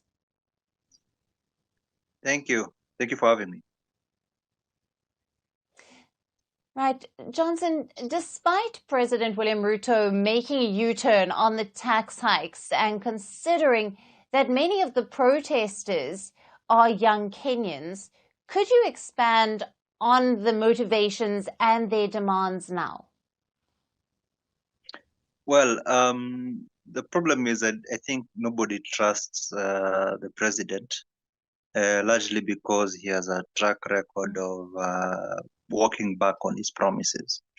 Now, the thinking right now is we have a debt crisis. The government has, taken so much debt. Interest rates are well above teens, and this is 91-day T-bill rates, and that's causing economic chaos on one hand. And so to arrest this and to manage this, the government has opted to raise taxes rather than cut spending. And even as late as Sunday, whilst he did talk of cuts in a publicized roundtable meeting with at least 3 media houses, he spoke of cutting spending at one point, but then he also started speaking of borrowing 1 trillion Kenya shillings, which is sending mixed signals, because that means he's not really maybe sold on the idea of cutting spending. He prefers to borrow more as opposed to spending less. So I think that's causing a lot of concern. Yes. And Johnson, what is the government's response? How is Ruto addressing the situation with regards to these protests? So I think it was easy. It was easy to. I mean, everybody expected him to show some sympathy or empathy towards the victims, and none of that was demonstrated. Even when he was asked about an 8-year-old child, he didn't seem to have any empathy, and I think that really annoyed a lot of Kenyans across the country. So the lack of empathy on its own is infuriating, and the question then is, whose president is this? But then if you go beyond that, right. If you look at the response of the government, is heavy-handedness, marks of somebody who's looking to protect his reign, as opposed to somebody who's looking for solutions for his own citizens. So the perspective and the tenor of the government's reaction leaves a lot to be desired. Is a matter that we have discussed. Can you tell us more about the claims by the protest groups and activists blaming President Ruto's government of sending infiltrators to discredit their movement? So if you look at the government response, seems a bit heavy-handed when it's dealing with the peaceful guys, but non-existent when it's when there is looting and when there is destruction of property. I think the only destruction of property that maybe could be attributed to the protesters, and even then I'm not quite sure, is the invasion of parliament. So the free reign of the quote unquote gangsters, and the absence of police in that situation, and then the presence of police in situations where people are peaceful, is asking raises a lot of questions. So on Sunday, this Sunday, there was a impromptu protest, and it was very peaceful because nobody knew about it. Nobody expected it, and therefore clearly there was no opportunity for infiltrators to organize and deploy, and therefore such instances lend credibility to the idea that they are infiltrators who the government is using to discredit the protests. Yeah. Right. Johnson, thank you very much for being with us on Firstpost Africa and for bringing us the latest coming out of Kenya. Pleasure.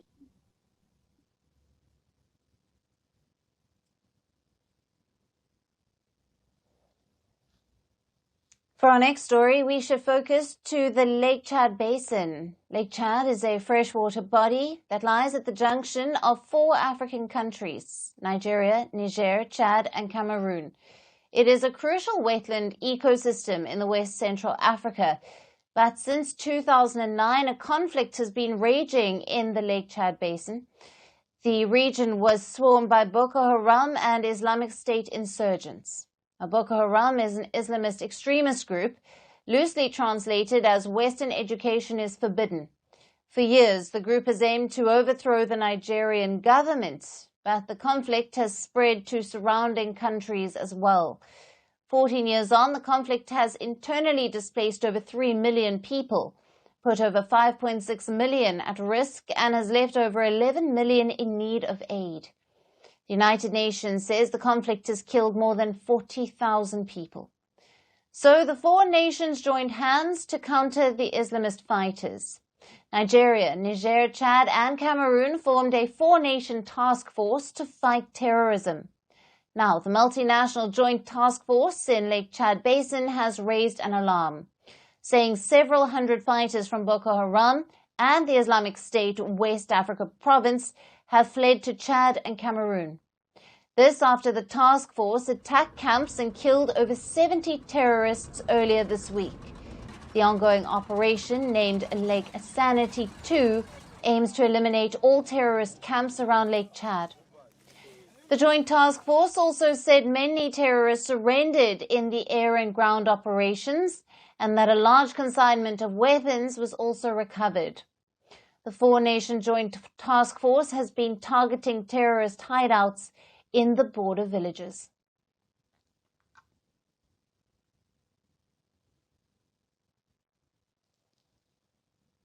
And now shifting focus to the Horn of Africa, where rivals and neighbors Ethiopia and Somalia are looking to ease ties.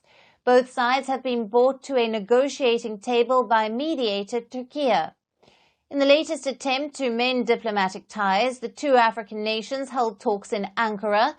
Both Ethiopia and Somalia share a history of territorial dispute and have also fought two wars in the late 20th century.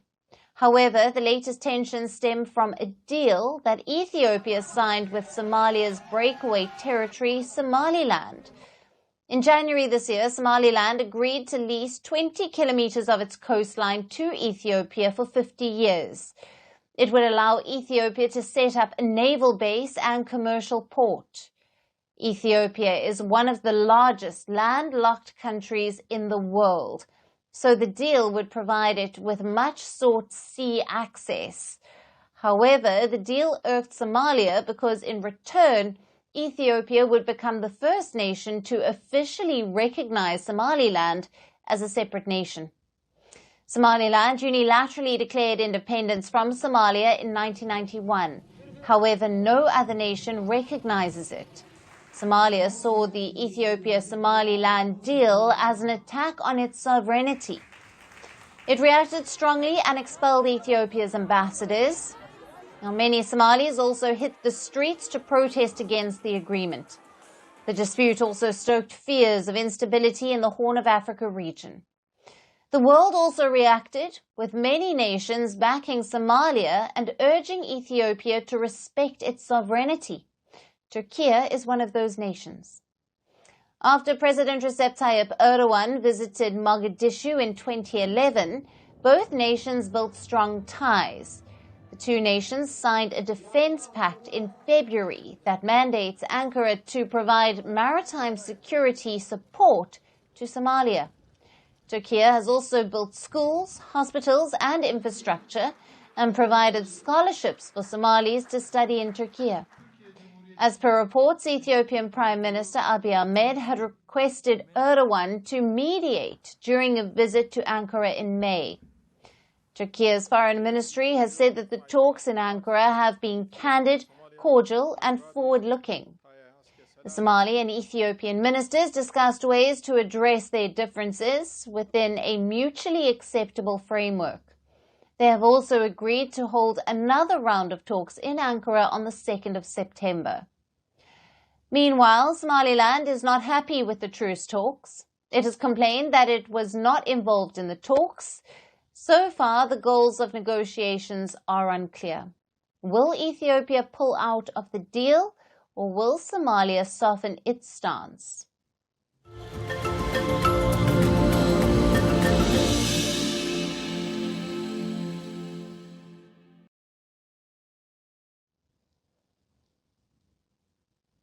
And finally, to our special segment, Resurgent Africa. Amid reports of coups and crises that dominate headlines from the continent, we get you positive stories that often get overlooked. Now, our story today is of a 24-year-old athlete who has managed to script history. Biniam Gourmet has become the first black African to win the Tour de France, defeating British cyclist Mark Cavendish. He had to leave his home and shift to an entire different continent to be able to achieve his dream. Our next report gets you more on his story. Hours of training, immense hard work, physical and mental exhaustion. An athlete has to win a battle every day to be able to wear the golden medal. And when that moment arises, all sacrifices pay off. This is what happened with Biniam Gourmet, a 24-year-old Eritrean athlete who has scripted history. He has become the first black African rider to win a stage on the Tour de France. He won stage 3 of the 2024 Tour in Turin. He defeated British cyclist Mark Cavendish. Soon after winning the tournament, Gourmet took to social media to say, "Let me open the door. It means a lot personally for me and the continent of Africa," he added. Gourmet is the third African to win the Grand Boucle. Before him, South Africans Daryl Impey and Rob Hunter have claimed the title. This win marks the Eritrean cyclist's second Grand Tour stage win. He won his first title with the 2022 Giro d'Italia's sprint race.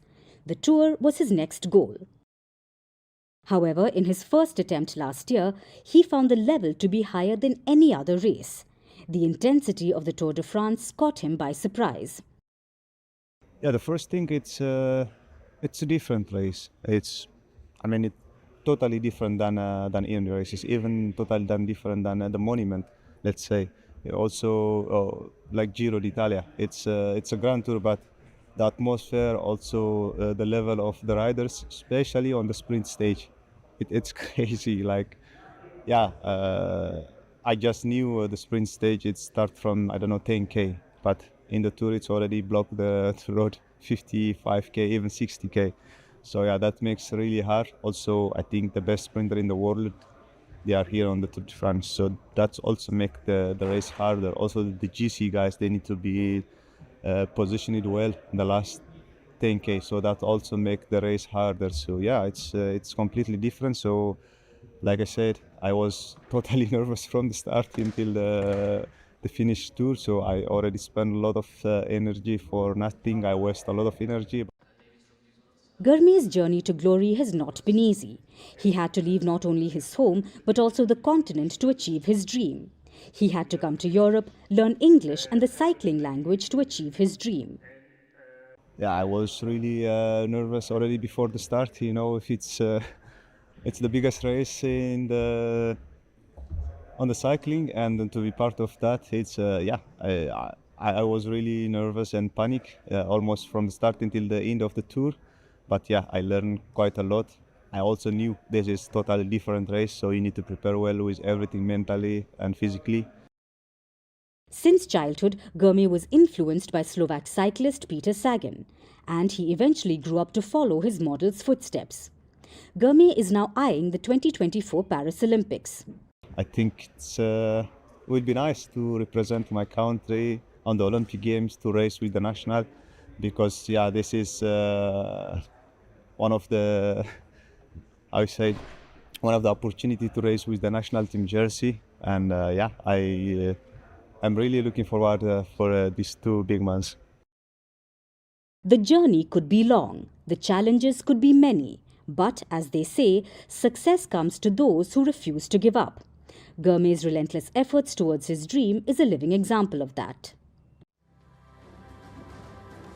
And that's it on the show for today. We will see you again tomorrow at the same time. Thank you for watching, and goodbye.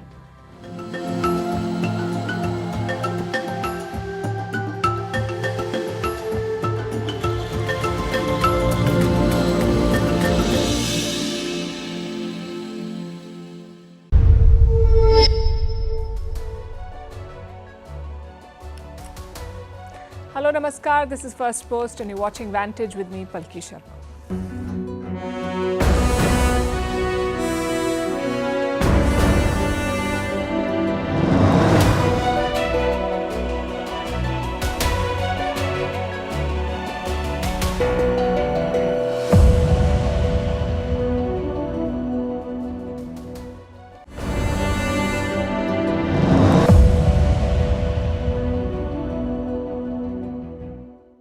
Tonight we'll talk about India's biggest security challenge, China. The border situation has been festering. Will Prime Minister Modi's third term see a new approach towards China? Is New Delhi adopting a tougher line? And why do we want to discuss this tonight? Because of a meeting that was held earlier today in Astana. It's the capital of Kazakhstan. They're hosting the SCO summit, that's the Shanghai Cooperation Organization. India and China are members. Their foreign ministers met today, that's S. Jaishankar and Wang Yi. They discussed the border standoff and agreed to quote-unquote redouble efforts to resolve the crisis. Jaishankar spoke about this last month as well. He said it's a priority for India. चीन के बारे में हम तो हमारी focus तो होगी कि सीमा में जो स्थिति जो है उसमें अभी भी कुछ इश्यूज बाकी बचे हुए हैं तो उसको कैसे निपटाया जाए. The question is, how will India solve them, these border issues? In today's meeting, Jaishankar adopted a slightly different approach. He calls it the three mutuals: mutual respect, mutual sensitivity, and mutual interest. The minister said that these 3 points will guide India's relationship with China. But what does this mean in practical terms? Has the Modi government firmed up its China strategy in its third term? Let's look at some recent events and try to join the dots. First of all, Prime Minister Modi is not attending the SCO summit himself. Chinese President Xi Jinping is there, so is Russian President Vladimir Putin. But the Indian Prime Minister has chosen to skip it and he sent his foreign minister instead. Beijing sees this as a sign. Chinese observers believe that New Delhi has frozen contact at the highest levels because of the border standoff. The negotiations remain stalled. In the last 4 years, the two sides, India and China, have met some 21 times. India has pushed for a complete disengagement of Chinese troops. On 2 separate occasions, Prime Minister Modi has personally conveyed this to Xi Jinping. Last year in Johannesburg, Modi spoke to Xi at the BRICS summit. Reports say they did discuss the border and they agreed to a speedy disengagement. But Beijing did not walk the talk. A similar exchange happened in 2022 as well. At the G20 summit in Bali, Modi and Xi were seen together at the leaders' dinner. Later, India and China confirmed that they talked about the border and agreed to stabilize the line of actual control, LAC. The de facto India-China border. They agreed to stabilize it. So in every meeting, the Chinese leader agrees to pull back troops. But his soldiers remain where they are. And this duplicity has upset India. It has little incentive to bother with engagements at the highest levels, especially at forums like the SCO, where China's influence is evident. New Delhi has demonstrated this displeasure in other areas too, like in the economic relationship with China. A few weeks ago, a story emerged. Beijing had reached out to New Delhi. It wanted India to resume direct passenger flights to China. They were stopped during the pandemic. China wants these direct flights to resume. Over the past year, Beijing has repeatedly raised this request with New Delhi. Chinese airlines too have made an effort. They've made appeals to India's civil aviation authorities, but so far New Delhi has refused. No direct flights between India and China. India has also taken a tougher position on issues that China is sensitive about, like Tibet and Taiwan. Last month, Taiwan's President Lai Ching-te congratulated Prime Minister Modi after the election results. And the Prime Minister responded, saying that he looked forward to developing closer ties with Taipei. A few weeks later, India hosted a delegation of American lawmakers. They met the Dalai Lama in Dharamshala. The visit was planned after the US Congress passed the Reform Tibet Act, an act that calls on Beijing to talk to the Tibetans. Prime Minister Modi then hosted this American delegation at his residence as well. Beijing lodged a firm protest against this. The so-called Tibetan government in exile is an out-and-out separatist and political group. It is an illegal organization that completely violates the constitution and laws of China and is recognized by no country in the world. With regard to the contacts and negotiations between the Chinese government and the 14th Dalai Lama, our policy is consistent and clear. The key is that the 14th Dalai Lama must fundamentally reflect on and thoroughly correct his political views. China keeps making such statements, but India remains undeterred. Its messaging is quite clear and quite significant. If China ignores India's concerns on the border, India can respond in kind. India can put pressure on China when it comes to Tibet, Taiwan, and the economic relationship. Essentially, here's the takeaway for Beijing. You cannot have a normal relationship with tens of thousands of troops deployed at the border. India's clear weakness here is its trade dependence on China. It cannot be reduced overnight. So the next best option is to stay the course on building pressure, because that's the only language that China understands. So the Indian Prime Minister is a no-show, but other SCO leaders are in Astana. China's President Xi Jinping is in attendance, so is Russian President Vladimir Putin, Pakistan's Prime Minister Shehbaz Sharif, and the Central Asian heads of state. 4 of them are members of the SCO: Kazakhstan, Kyrgyzstan, Tajikistan, and Uzbekistan. They're all members. Many of their leaders met on the sidelines of the summit, and one of the most talked about meetings was this one, between the leaders of Pakistan and Russia. Prime Minister Shehbaz Sharif met President Vladimir Putin. It happened yesterday. They discussed trade and energy cooperation. Supplies of our energy carriers to Pakistan have started, and we are ready to increase them. At your request, Russia tries to make its contribution to ensuring food security in Pakistan. We are increasing the supply of grains to the Pakistani market.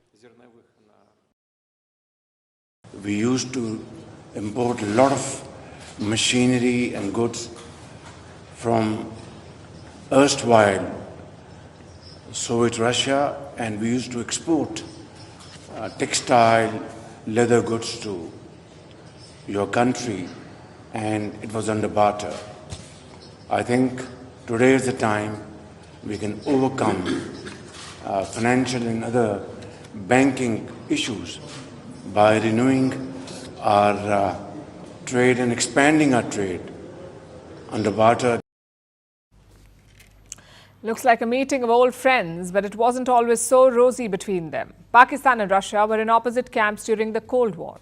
Islamabad was aligned with America, Russia was closer to India. But a lot has changed since then. Global power equations and alliances have changed, and Russia and Pakistan have warmed up to each other.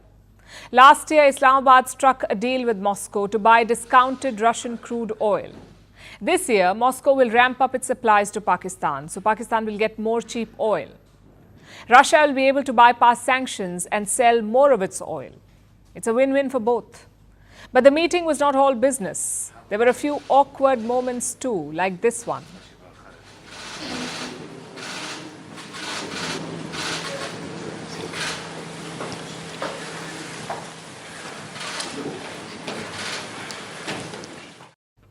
That was Shehbaz Sharif ignoring a photo op with President Putin. Instead, he greets Russian Foreign Minister Sergei Lavrov first. Talk about priorities. But Putin did not seem to think much of it. Well, we wouldn't know if he did. And Sharif is not new to such gaffes at SCO. Last year, he had a prolonged struggle with the earpiece. So that's one highlight from this summit, the Putin-Sharif meeting. The second one involves a new member. Last year it was Iran. It joined the SCO in 2023, Iran. This year it was Belarus's turn. Until 2022, the SCO had 8 members. Now it has 10. Iran and Belarus have been added in the last 2 years. So the group is expanding. It now accounts for 40% of the global population and 30% of the global GDP. And finally, highlight number 3, the Astana Declaration. All 10 members have signed it. It's basically a joint statement. And what does it say? 3 major things. 1, the SCO mentions, and I'm quoting, tectonic shifts in global politics. It wants the group to play a bigger role. In other words, stand up to the West. Number 2, double standards on tackling terrorism. The SCO says it is unacceptable, which is a bit rich coming from a group where Pakistan is a member, but that's geopolitics for you, lofty statements and shady actions. And point number 3 from the declaration, the SCO will never militarize the outer space. That's their statement. What does one make of it? And of this group, which has a clear clash of priorities. The SCO, or the Shanghai Cooperation Organization, was founded in the year 2001. It's been 23 years, and in all this time, they've struggled with stating their purpose. What do they want to do? There's no consensus. Every member wants a different thing.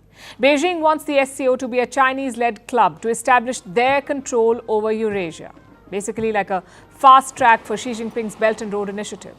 On the other hand, Russia wants status quo. Central Asia is Moscow's backyard and they don't want to let go of this turf. Russia wants to maintain its traditional sway, which explains the induction of its close ally Belarus this year. So while Putin and Xi may appear like allies, they're also competing with each other, vying for influence in the SCO. It's like a private duel. Although there's one thing that they agree on, and that's hating on the West. Our cooperation is not aimed against anyone. We do not create any blocks for alliances. We simply act in the interests of our people. They may be saying that, but do they really believe that? Look at the Astana Declaration. It has criticized a unilateral build-up of missiles. No country was named, but we all know who they're talking about. It's the West. Plus, the declaration does not mention the war in Ukraine. It talks about the Gaza war, though. The SCO has called for a complete ceasefire in Gaza. But beyond this display of unity, the occasional jibes at the West and the lofty statements, is the SCO any good? I guess it depends on how you look at it. Russia and China see it as an anti-West alliance. India is realistic about its limited potential. And for Central Asia, it's all about the investments. But for any regional group to succeed, you need some degree of unity, political unity. And that is the SCO's biggest weakness. Its divisions are holding the group hostage. Until they're resolved, there can be little cooperation in the Shanghai Cooperation Organization. And now let's narrow our focus and look at one SCO member in particular, Russia. The Russian economy was just given a stamp of approval by none other than the World Bank. I'm not joking. Russia, the country embroiled in a seemingly endless war, the country languishing under countless sanctions, that very same Russia is beating all economic expectations, so much so that it is now once again a high-income country. This is according to the latest World Bank data. It clearly shows that Russia is on the rise. You know the last time Russia had a high-income economy? It was back in 2014, the year that invaded Ukraine's Crimea. That is the year when the West started putting sanctions on Russia and Moscow felt the brunt. They felt it for a while. But over the last decade, Russia has adapted. It has found ways to bypass the constant sanctions. And now it is back to being among the richest nations in the world. So how exactly did this happen? First, let's look at what the World Bank is saying. Its list of high-income nations depends on one factor, and that is gross national income per capita.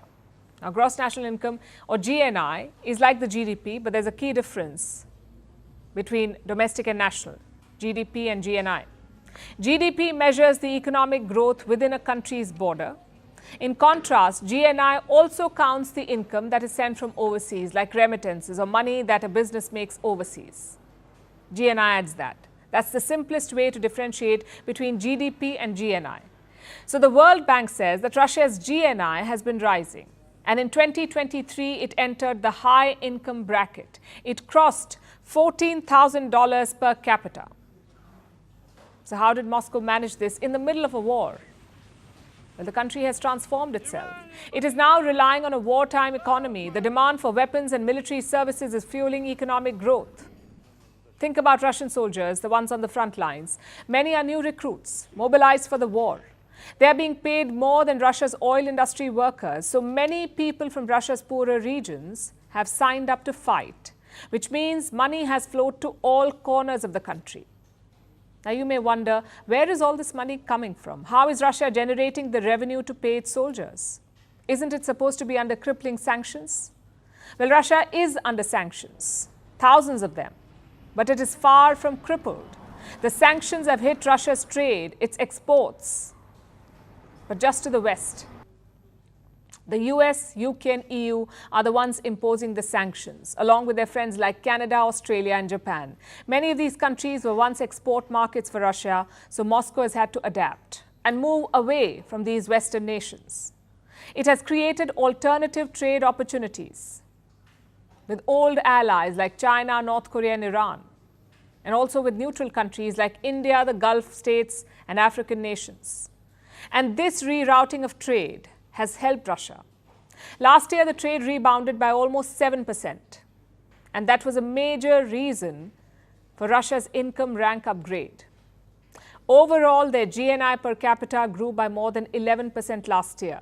If we look at the basic GDP, it grew by 3.6% last year. Russia's GDP grew by 3.6%. That's more than all the countries that have imposed sanctions on Moscow. The US, for instance, grew by 2.5%. The UK by a measly 0.1%.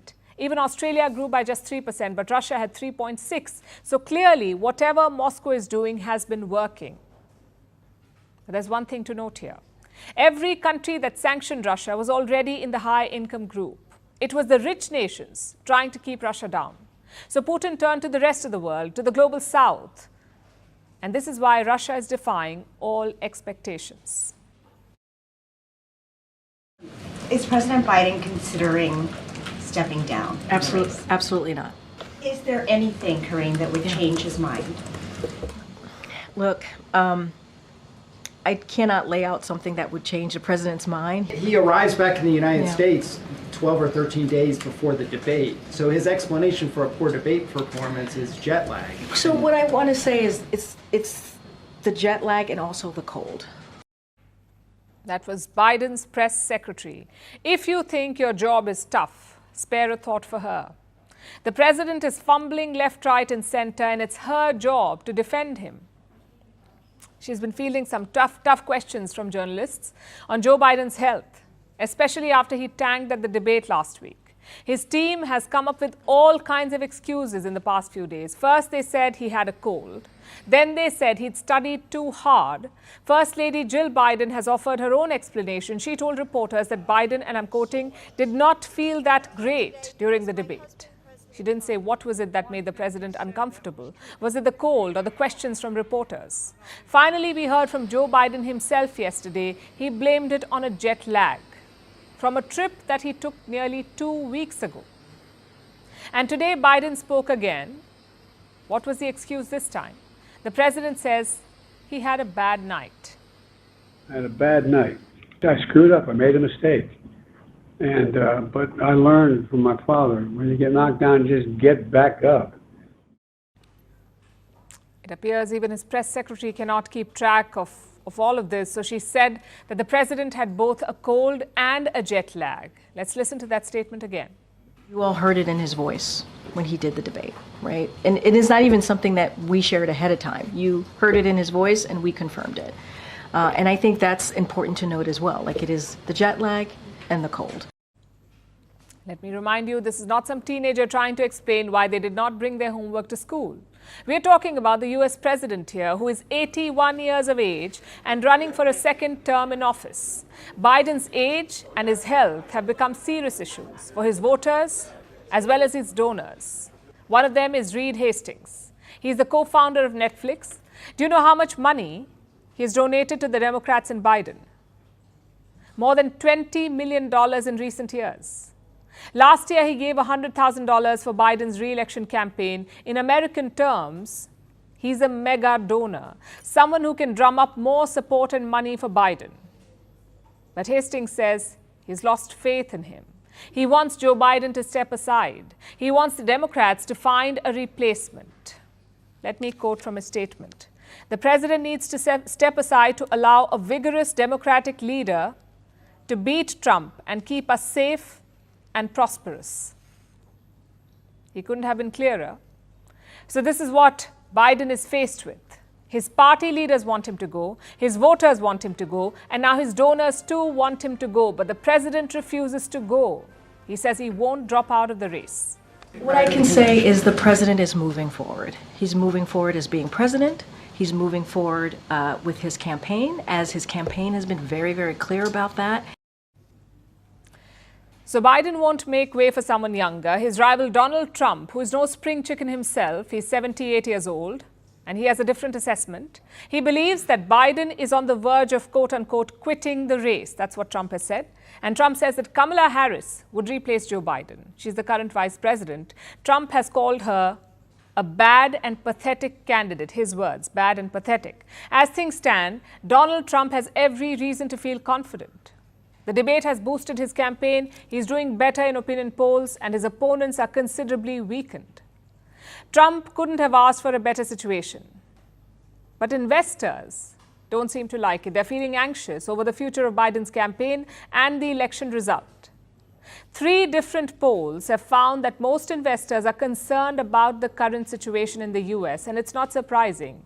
Investors do not like uncertainty, and there's a lot of it in US politics right now.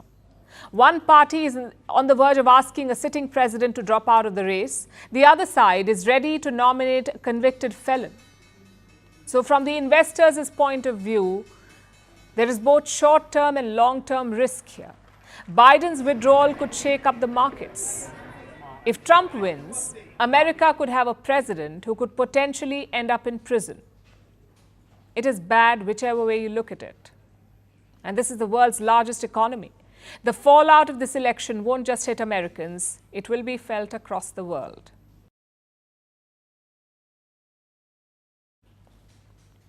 For our next story, let's look at India. Today seems like a public holiday in the country, or at least in its financial capital. Thousands are out on the streets of Mumbai. The Marine Drive is packed with people. And why are they there? To catch a glimpse of their sporting heroes. The Indian cricket team is back. They won the T20 World Cup last Saturday, but their return was delayed by a hurricane in the Caribbean. Now the World Cup winning heroes have finally returned, and they've had a busy day. A breakfast meeting with Indian Prime Minister Narendra Modi, a victory parade in Mumbai, and so much more. Take a look at how India celebrated the men in blue.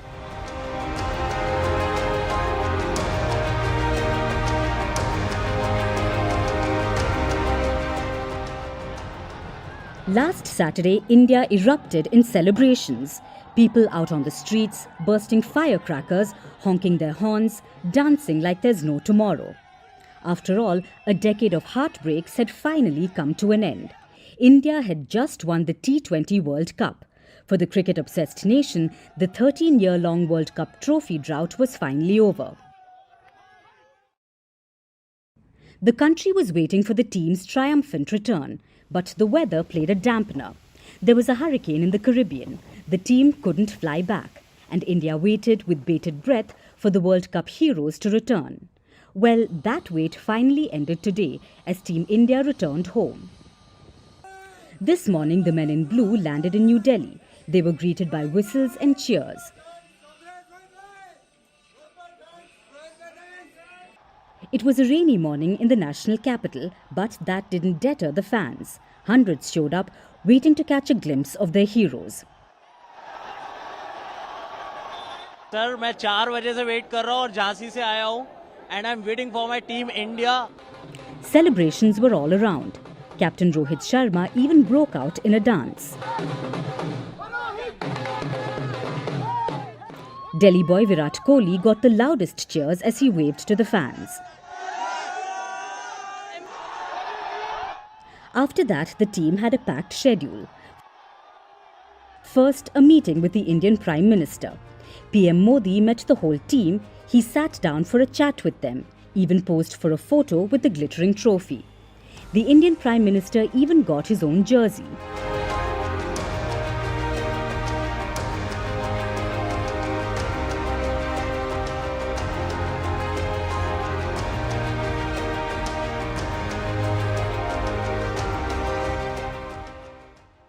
Next, it was another flight for Team India, this time to Mumbai.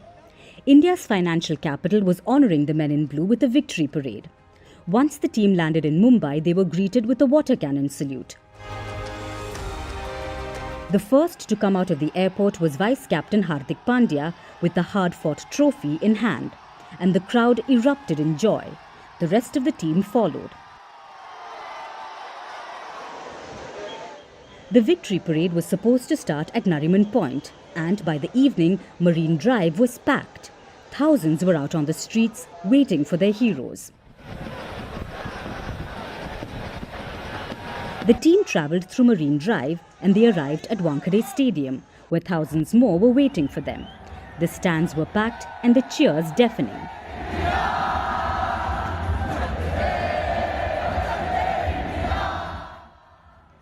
India has long been one of the best cricket teams in the world. But the men in blue have had years of disappointment. Last year, they lost the ODI World Cup at home to Australia. Even this match wasn't an easy win. But India held their nerve to defend 176 while South Africa choked. Anchored by Virat Kohli's match-winning 76, a spell of brilliant bowling by Jasprit Bumrah and Hardik Pandya, and what's being called the greatest catch ever by Surya Kumar Yadav. The men in blue emerged as winners, a redemption for a nation where cricketers are more than mere mortals.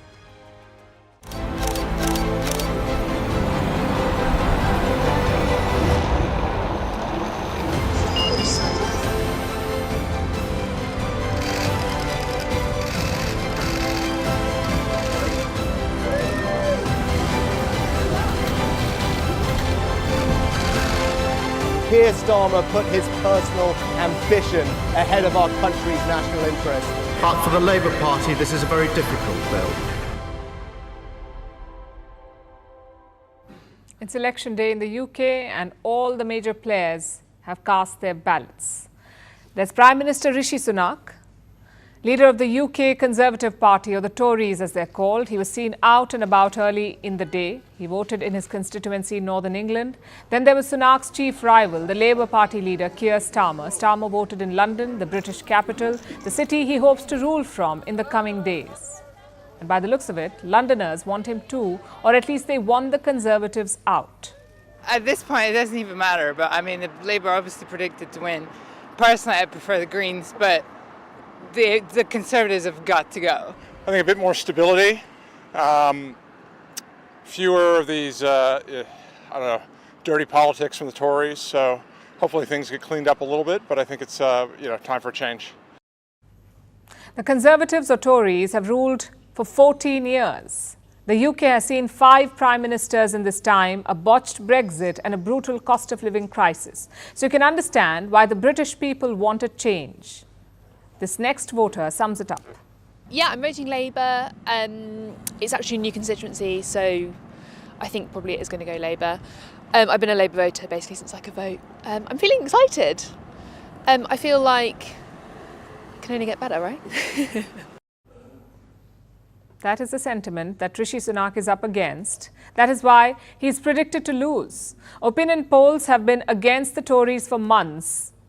Ever since Rishi Sunak became Prime Minister in 2022, he took over after the party had imploded thanks to his predecessors. Sunak's immediate predecessor was Liz Truss, who resigned on her 50th day in office, but not before causing an economic meltdown thanks to her half-baked budget. This ruined the Conservative Party's reputation for fiscal prudence. Before Truss, there was Boris Johnson, who arguably did more damage to Tory credibility. He hosted parties at 10 Downing Street during COVID while people were forced to stay away from their dying relatives. The scandal was dubbed Partygate and it led to Boris's ouster. The Conservative Party's image sank with him. So because of these major scandals, the Tories became extremely unpopular even before Sunak took the helm. Since he's been in office, the Tories have been trailing in opinion polls and their popularity has not increased no matter what he's tried.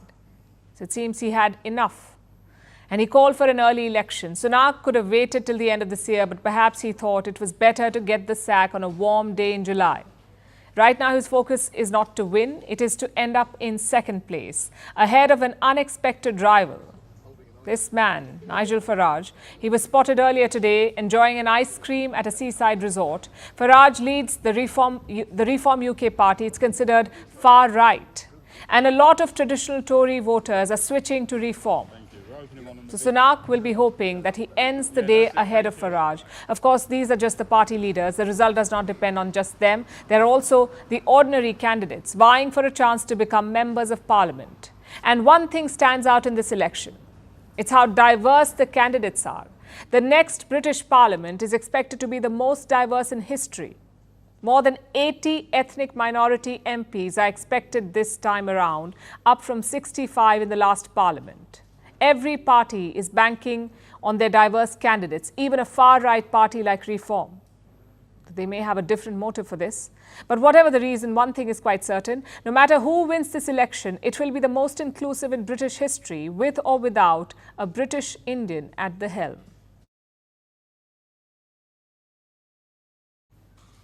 Our next story comes from India, where the northeastern state of Assam has been hit by severe floods. More than 1.6 million people have been affected and at least 46 people have died. The state is on high alert. 11 rivers, including the mighty Brahmaputra, are flowing above the danger mark. Assam is one of the most flood-prone states in India. Its fragile ecosystem is crumbling due to the deluge. This includes a World Heritage Site, the Kaziranga National Park, which is home to more than 2,000 majestic one-horned rhinos. Here's our report. Rivers in spate, entire villages inundated, homes submerged, fishermen marooned. This is the flood-hit Indian state of Assam. It witnessed the first wave of floods in the month of May. After some respite, the second wave of floods began on June 16th. This time, the floods are much stronger than the first wave, leaving a trail of destruction. बहुत तकलीफ है, गौरव छगले और घर बारी डूब गया और रास्ता में रहता है ब्रिज में। बहुत मुश्किल है, अभी तक सुबह से अभी तक खाना नहीं खाया। पानी से बहुत आदमी लोग को मुश्किल होता है, बहुत आदमी का घर पानी के अंदर गया। अभी तो क्या करेगा, अभी बहुत मुश्किल है। More than 1.6 million people have been affected. Yesterday, 8 people were killed, the highest since the floods began.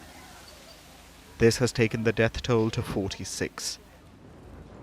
Additionally, hundreds of thousands of people have been displaced. Nearly 26,000 people have been shifted to relief camps. Assam is on high alert. Its fragile ecosystem is under threat, including the renowned Kaziranga National Park. This is a UNESCO World Heritage Site, home to nearly 2,200 majestic one-horned rhinoceros. This constitutes 2/3 of their world population. As much of Kaziranga is underwater, the rhinos have been severely affected. But that's not all. The national park is home to about 40 species of animals. More than 1 million animals have been affected by the floods, and at least 17 of them have died. As the floodwaters rise, those who can are now hightailing it to the hills. This migration is a testament to the resilience of these animals. Officials have also been able to rescue at least 72 animals. The Chief Minister of Assam, Himanta Biswa Sharma, has been touring the flood-hit areas. The Chief Minister says his government has enough funds to cope with the situation. He has attributed the devastation to geographical factors, beyond the control of the state. While that may be true, Assam is hit by several rounds of floods every year.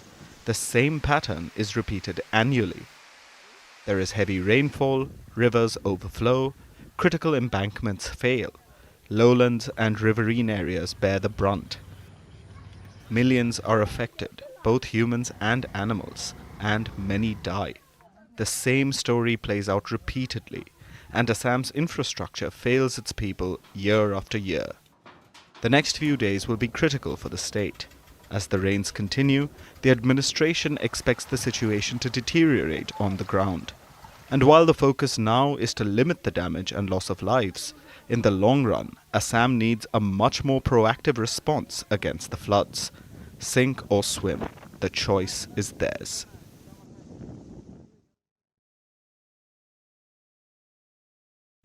Our next story is from Cuba. The Caribbean island nation is in the headlines again. Last year, a report set off alarm bells.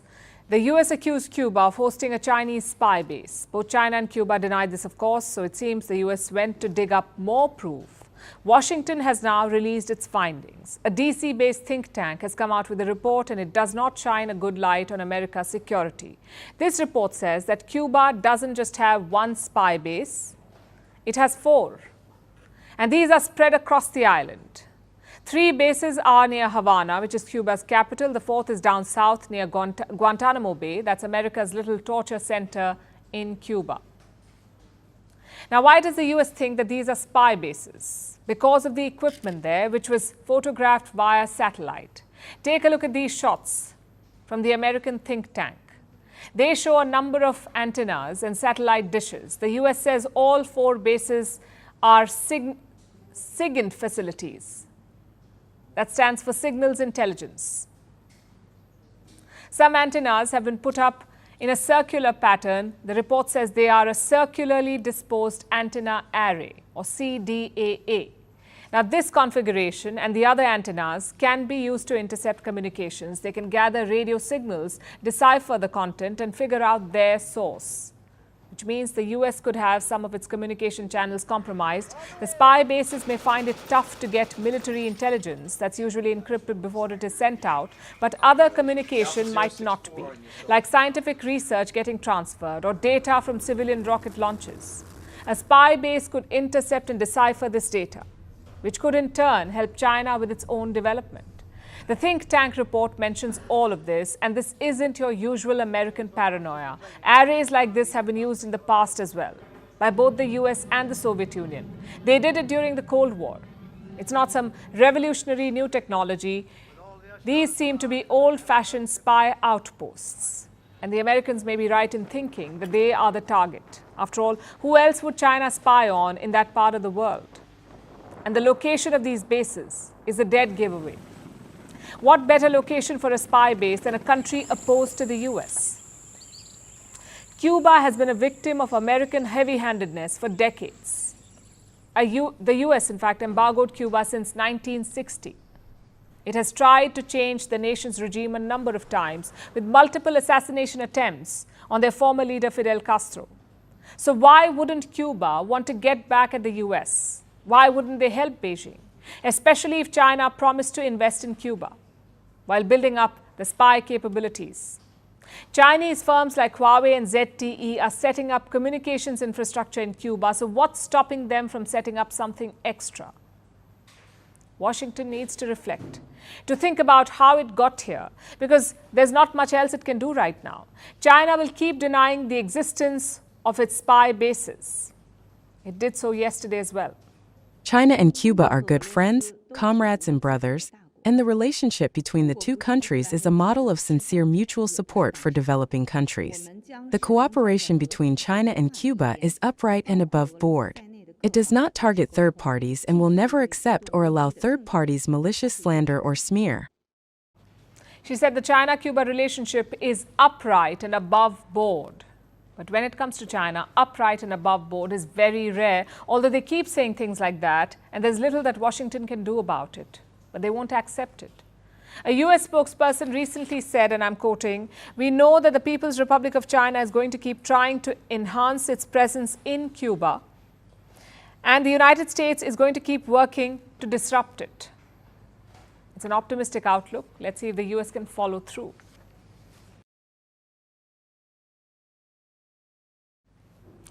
For our next story, let me ask you 2 questions. Do you own a luxury handbag, and do you plan to buy one? Well, then here's some news for you. Recently, Italian prosecutors investigated the factories of Dior and Armani, and this is what they found: unsafe working conditions and illegal workers. But more importantly, they stumbled upon a crucial piece of information. Dior pays its suppliers $57 to make a bag. $57. That's around 5,000 Indian rupees for one bag. That's what it costs Dior, $57. Do you know how much they sell it for? Around $2,800. That's nearly 2.6 lakh Indian rupees, which is 50 times the cost of making. What explains this stupendous price markup? Are you paying for quality handbags, or are you paying for the brand? The revelation has triggered a whole new debate about luxury handbags. Here's a report.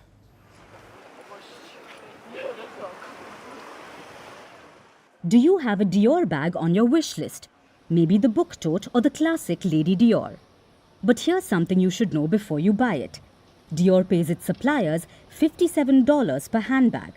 How much do they sell them for? A whopping $2,800. That's almost 50 times more. Even if you consider the price of leather, it won't be any better. This was revealed in a sweeping investigation by Italian prosecutors. They looked into Dior's third-party suppliers, and here's what they found. The luxury brand exploited workers. It did not check working conditions of its contracting employees. In one facility, workers were found sleeping inside. Why? So that bags could be produced around the clock. Most of these workers were from China. Some of them were living in Italy illegally. Plus, safety rules were regularly exploited. In these factories, safety devices for gluing the bags were removed so that the workers could operate them faster. But it's not just Dior who's guilty of this, so is Armani. Armani paid its contractors $99 for a bag. And how much did they sell it for? Almost $1,900. Now, both these companies are under scrutiny. They have been placed under judicial administration for a year. But it's not just a Dior or Armani phenomenon. This is happening across the fashion industry. Violating labor laws is a staple for luxury giants. They do it to make more money. People are mistreated, rules are flouted, there are no safety precautions. And those Italian leather handbags that you're so proud of are most probably made in China. So what then justifies the ridiculous cost? Well, there are a few reasons, and none of it is linked to superior quality. One is the brand reputation. The bigger the name, the more the number of zeros on the price tag. Think Dior, Hermès and Chanel.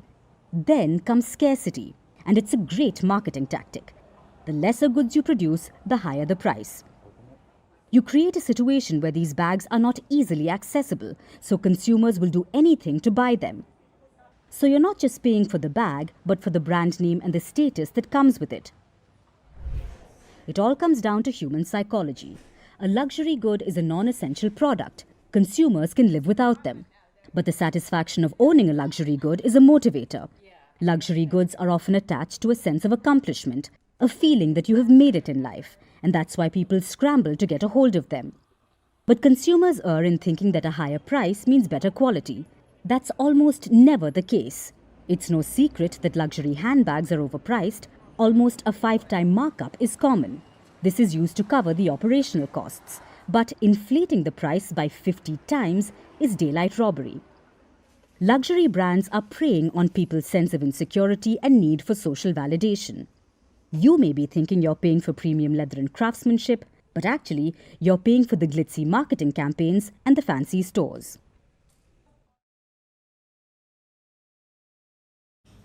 For our last story tonight, let me take you back to the 1920s, or what the Americans like to call the Roaring Twenties. This was a period of social and economic change in the country. Also, a period of little to no alcohol. Between 1920 and 1933, selling alcohol was prohibited in the US. So Americans made their way to bordering Mexico, and the city of Tijuana quickly became a favorite. Americans visited it in droves, especially on this day, the 4th of July, which is the US Independence Day. Our story begins on July 4th, 1924, at a Tijuana restaurant. It was owned by an Italian immigrant called Cesar Cardini. The restaurant was brimming with customers. Cardini was low on ingredients, so he tossed together what he had on hand: lettuce, raw egg yolk, olive oil, parmesan, lime juice. And there you had it. In a moment of desperation, the Caesar salad was born. Today, it has turned 100 years old, the salad. And why are we telling you this? Because this century-long culinary saga is an underdog story. Despite the humble roots, the world still hails the Caesar salad. It has become the pride of Tijuana.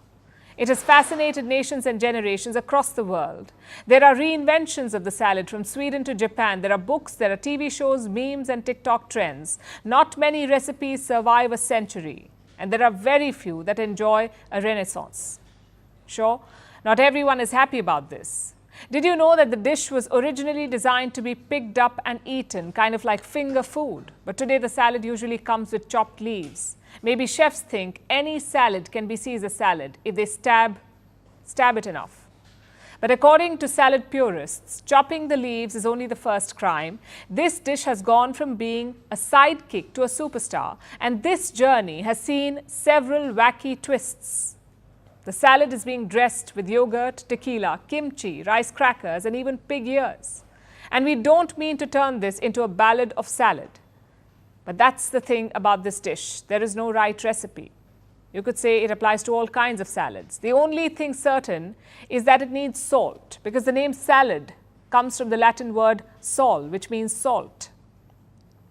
Oil, vinegar and pepper are some other condiments, but when it comes to the main ingredients, there are no rules really. According to food historians, the earliest salads were wild greens. Ancient Babylonians, Egyptians, Greeks and Romans all consumed mixed greens, usually with a combination of salt and vinegar. As time passed, the salad saw additions like pasta, bread and olive oil in France and Italy, fruits and pepper in India and Nepal. We've come a long way since then. Thanks to the internet and wellness trends, salads are now a health fad. According to experts, the global packaged salad market, the market size is worth more than $12 billion. And this should be good news. Salads are the default the healthy living food, the poster child of a rainbow diet.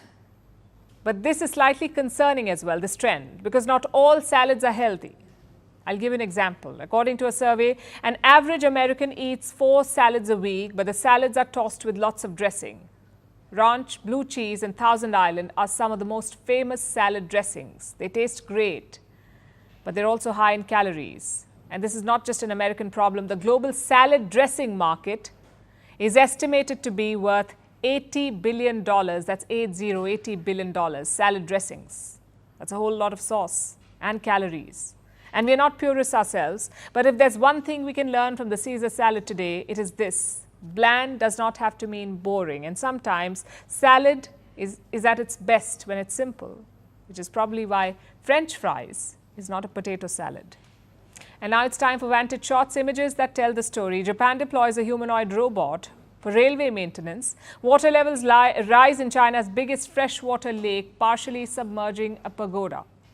And who will win in the Euro quarter-final between favourites Spain and Germany? Walter the orangutan predicts a German defeat. And finally, we are taking you back in history. On this day in 1776, the US gained independence from Britain, and it began when the Continental Congress voted to declare independence. 2 days later, the Declaration of Independence was adopted. Finally, 13 American colonies severed any connections to Britain. We're leaving you on that note. Thank you for watching. We'll see you tomorrow.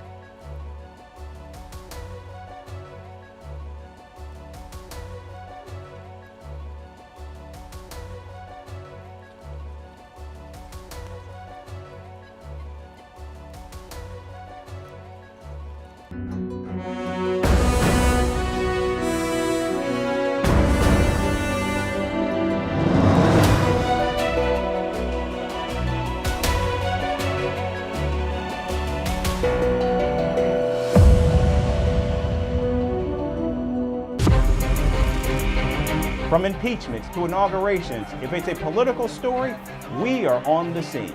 The race for the White House is heating up. We're beating Biden. How dare he say that? If it's breaking news, we're live with the latest coverage. From the White House, the State Department, and Capitol Hill, we know the issues, but above all, we know the players to bring you the latest in-depth analysis on all the key stories that we're covering.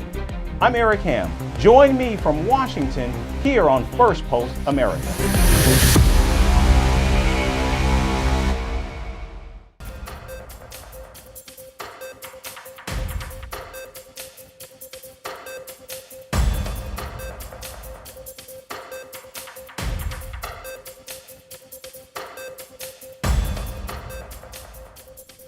We begin here in the United States, where President Joe Biden has promised to stay in the race for the White House.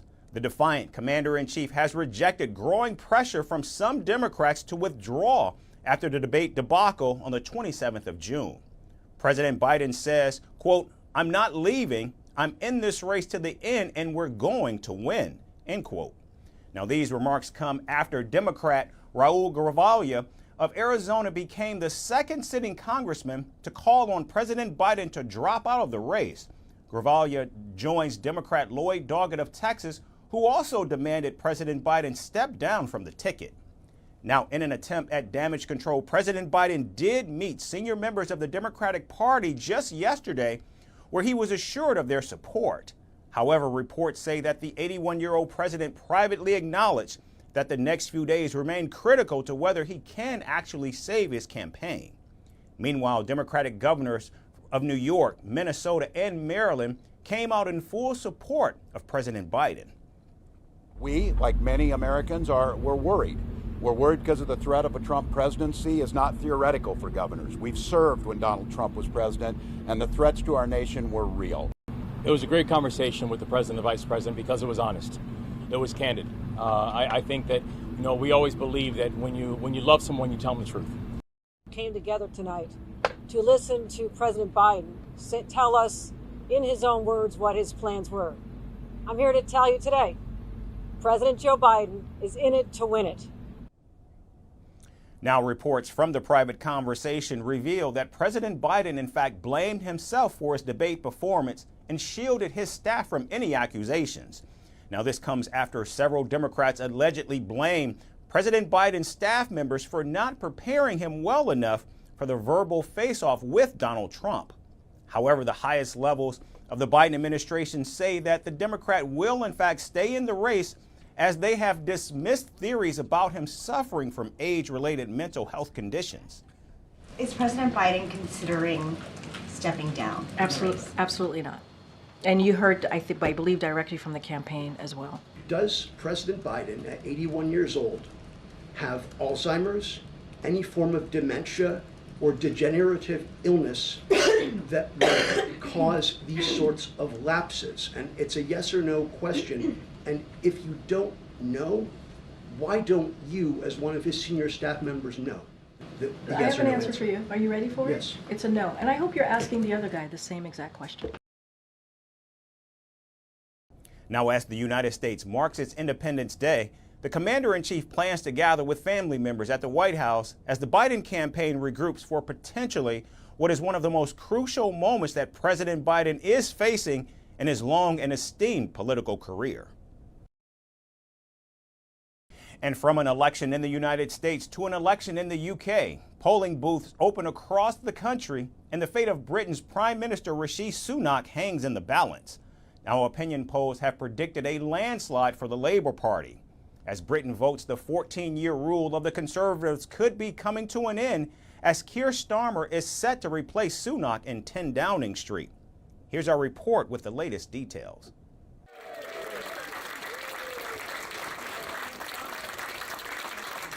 Fourth of July has arrived, and Britons are going to the polls across the country. After a 6-week-long election campaign, the UK will decide which party will form the next government. Will Prime Minister Rishi Sunak win his seat back, or will Keir Starmer's Labour Party take over after the Conservatives being in power for 14 years? Now, as the ballots across the country opened, Rishi Sunak and his wife Akshata Murthy and his rival Keir Starmer and wife Victoria Starmer arrived to cast their votes. Even though opinion polls put Keir Starmer for a landslide victory, various other surveys showed his win could be without a groundswell of support or financial resources. While some Londoners were hopeful for change, others were less confident. They felt no difference in who wins because all parties are offering similar policies. Yeah, I'm voting Labour. It's actually a new constituency, so I think probably it is going to go Labour. I've been a Labour voter basically since I could vote. I'm feeling excited. I feel like it can only get better, right? There is not much to change if you look on the parties, right? So some of them, both of them do few promises, but I don't think they can fulfill what they promise to the public. Throughout their campaigning, while Labour promised to create a new publicly owned energy company, nationalise the railways, cut net migration and recruit 6,500 teachers, the Conservatives promised to introduce compulsory national service for 18-year-olds, introduce an annual cap on migrant visas, recruit 8,000 police officers and cut a further 2 pence of national insurance to abolish it. Voting began at 7 a.m. local time in more than 40,000 polling stations across the country. From church halls, community centres and schools to more unusual venues like pubs and even ships, voters were seen flocking in big numbers to choose their next leader. After the voting ends at 10 p.m. local time, broadcasters will then announce exit polls, which will typically provide an accurate picture of how the main parties have performed. The number of seats up for grabs across England, Wales, Scotland and Northern Ireland is 650. A party needs to secure 326 seats to have a majority in Parliament.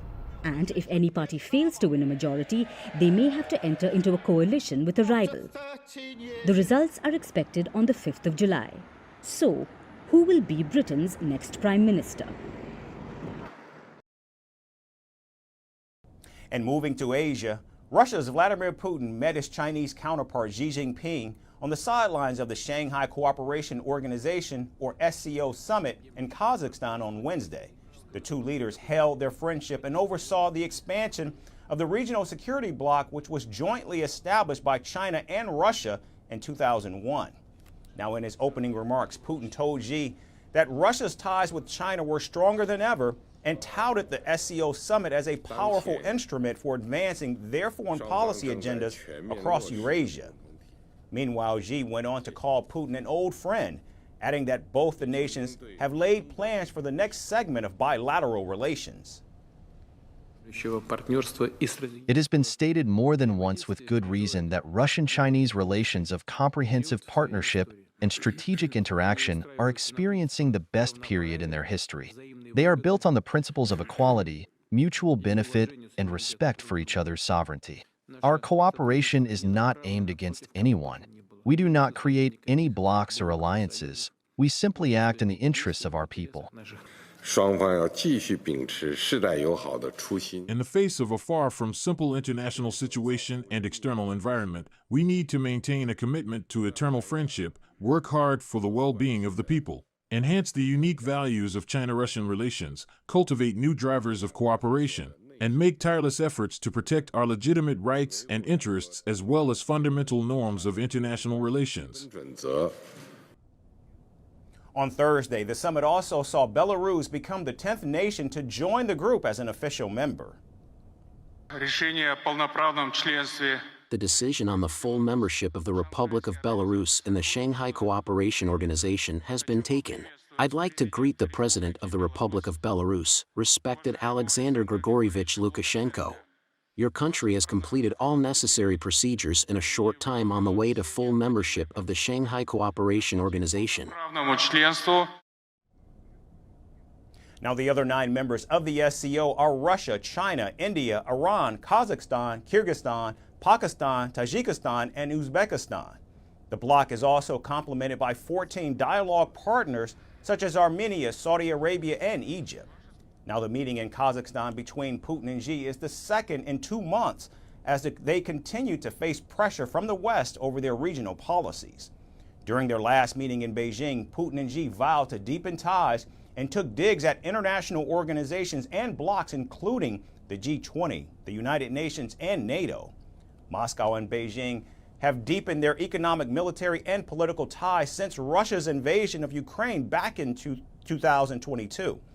Both Putin and Xi also repeatedly call for a new global order against what they call a United States and NATO-led hegemony.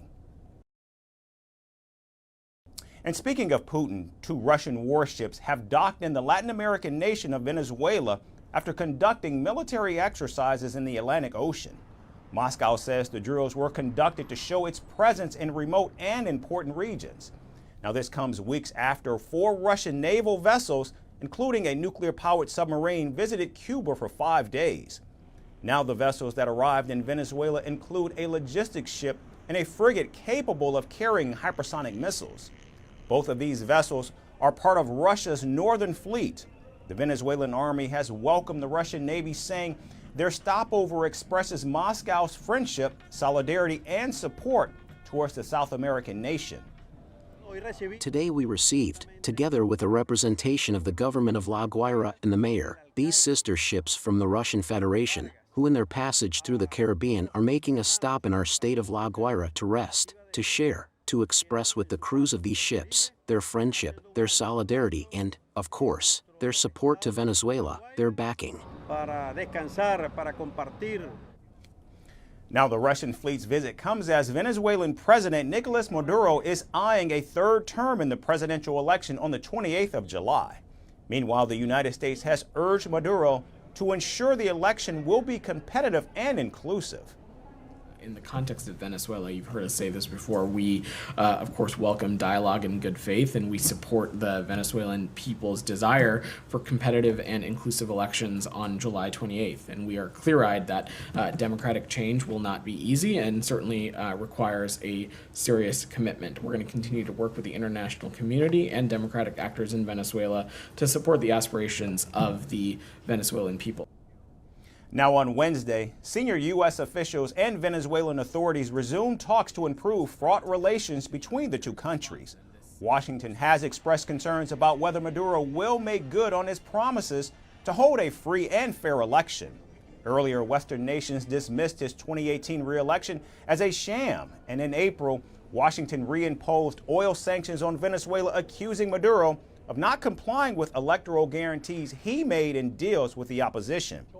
Now, reports are that secret negotiations between the United States and Venezuela in Qatar last year helped Maduro to schedule the election this month. And now it remains to be seen how the new round of talks between Caracas and Washington will turn out in the presence of Russian forces in the country. And finally, from Germany, the nation's first African-born member of parliament, Karamba Diaby, has announced his decision to step away from politics after enduring years of racist abuse. The 62-year-old MP, who began his tenure in 2013, has communicated that he will not be contesting in the upcoming federal election. The MP says that he and his team have been subjected to hate mail, racist name-calling, and even death threats. Our next report explains the MP's turbulent political career. On a cloudy morning in September 2013, a chemist born in Senegal received a warm welcome in Germany's parliament. Karamba Diaby was elected as the country's first member of parliament with African roots. On being asked how he felt about his election, he said there's a bit of excitement, there's curiosity, and of course, about what's coming. But little did he know, the turmoil in his political career had just started. Soon after taking his seat, Karamba Diaby was beaten up. He received death threats and insulting emails and was left scarred for being a black man. An alarm was raised when the German MP discovered bullet holes in the windows of his constituency office. Taking to social media, Diaby wrote that he was horrified and shocked with the hate he was receiving. But nothing shunted his morale, and he vowed to fight back. However, very soon a series of death threats quickly took over Diaby's political career. On a near-daily basis, he was intimidated up to an extent that Germany had to toughen online speech laws. Diaby had become prey to virtual haters who were time and again criticizing him for his race and his color. In February 2020, the German government approved a new package of measures instructing social media networking firms such as Facebook and Twitter, now X, to quickly remove any offending content intimidating any German politician. But shockwaves were sent across the country when just last year Karamba Diaby reported that his offices had been targeted in another arson attack. While everyone escaped unhurt, Diaby said his officers would be out of service for some time. And now, after years of torture and racial discrimination, German MP Karamba Diaby has resigned. He announced that he would not stand in next year's federal election. Diaby's decision came just weeks after he laid out a litany of hate messages that he and his staff received.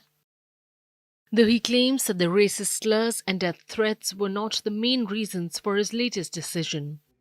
However, it is widely believed that they have played a part in Diaby wanting to walk away from politics. Working alongside the Social Democrats Party for nearly 2 decades, Diaby promised to remain active in the SPD campaigns, especially in the coming 15 months leading to the elections in September 2025.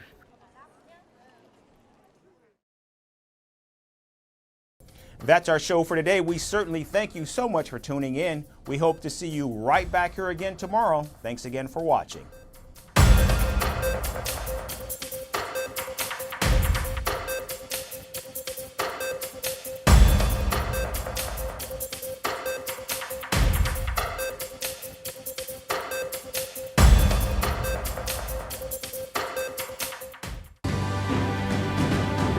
Firstpost reports from the world's second largest continent. Hello, I'm Alison Lagrange. A very warm welcome from Durban, South Africa. We get you the news and the newsmakers from Africa. From elections to climate change to innovations and opportunities. As the world's attention shifts, we report from Africa, the heart of the global south. Join me every weekday live on First Post.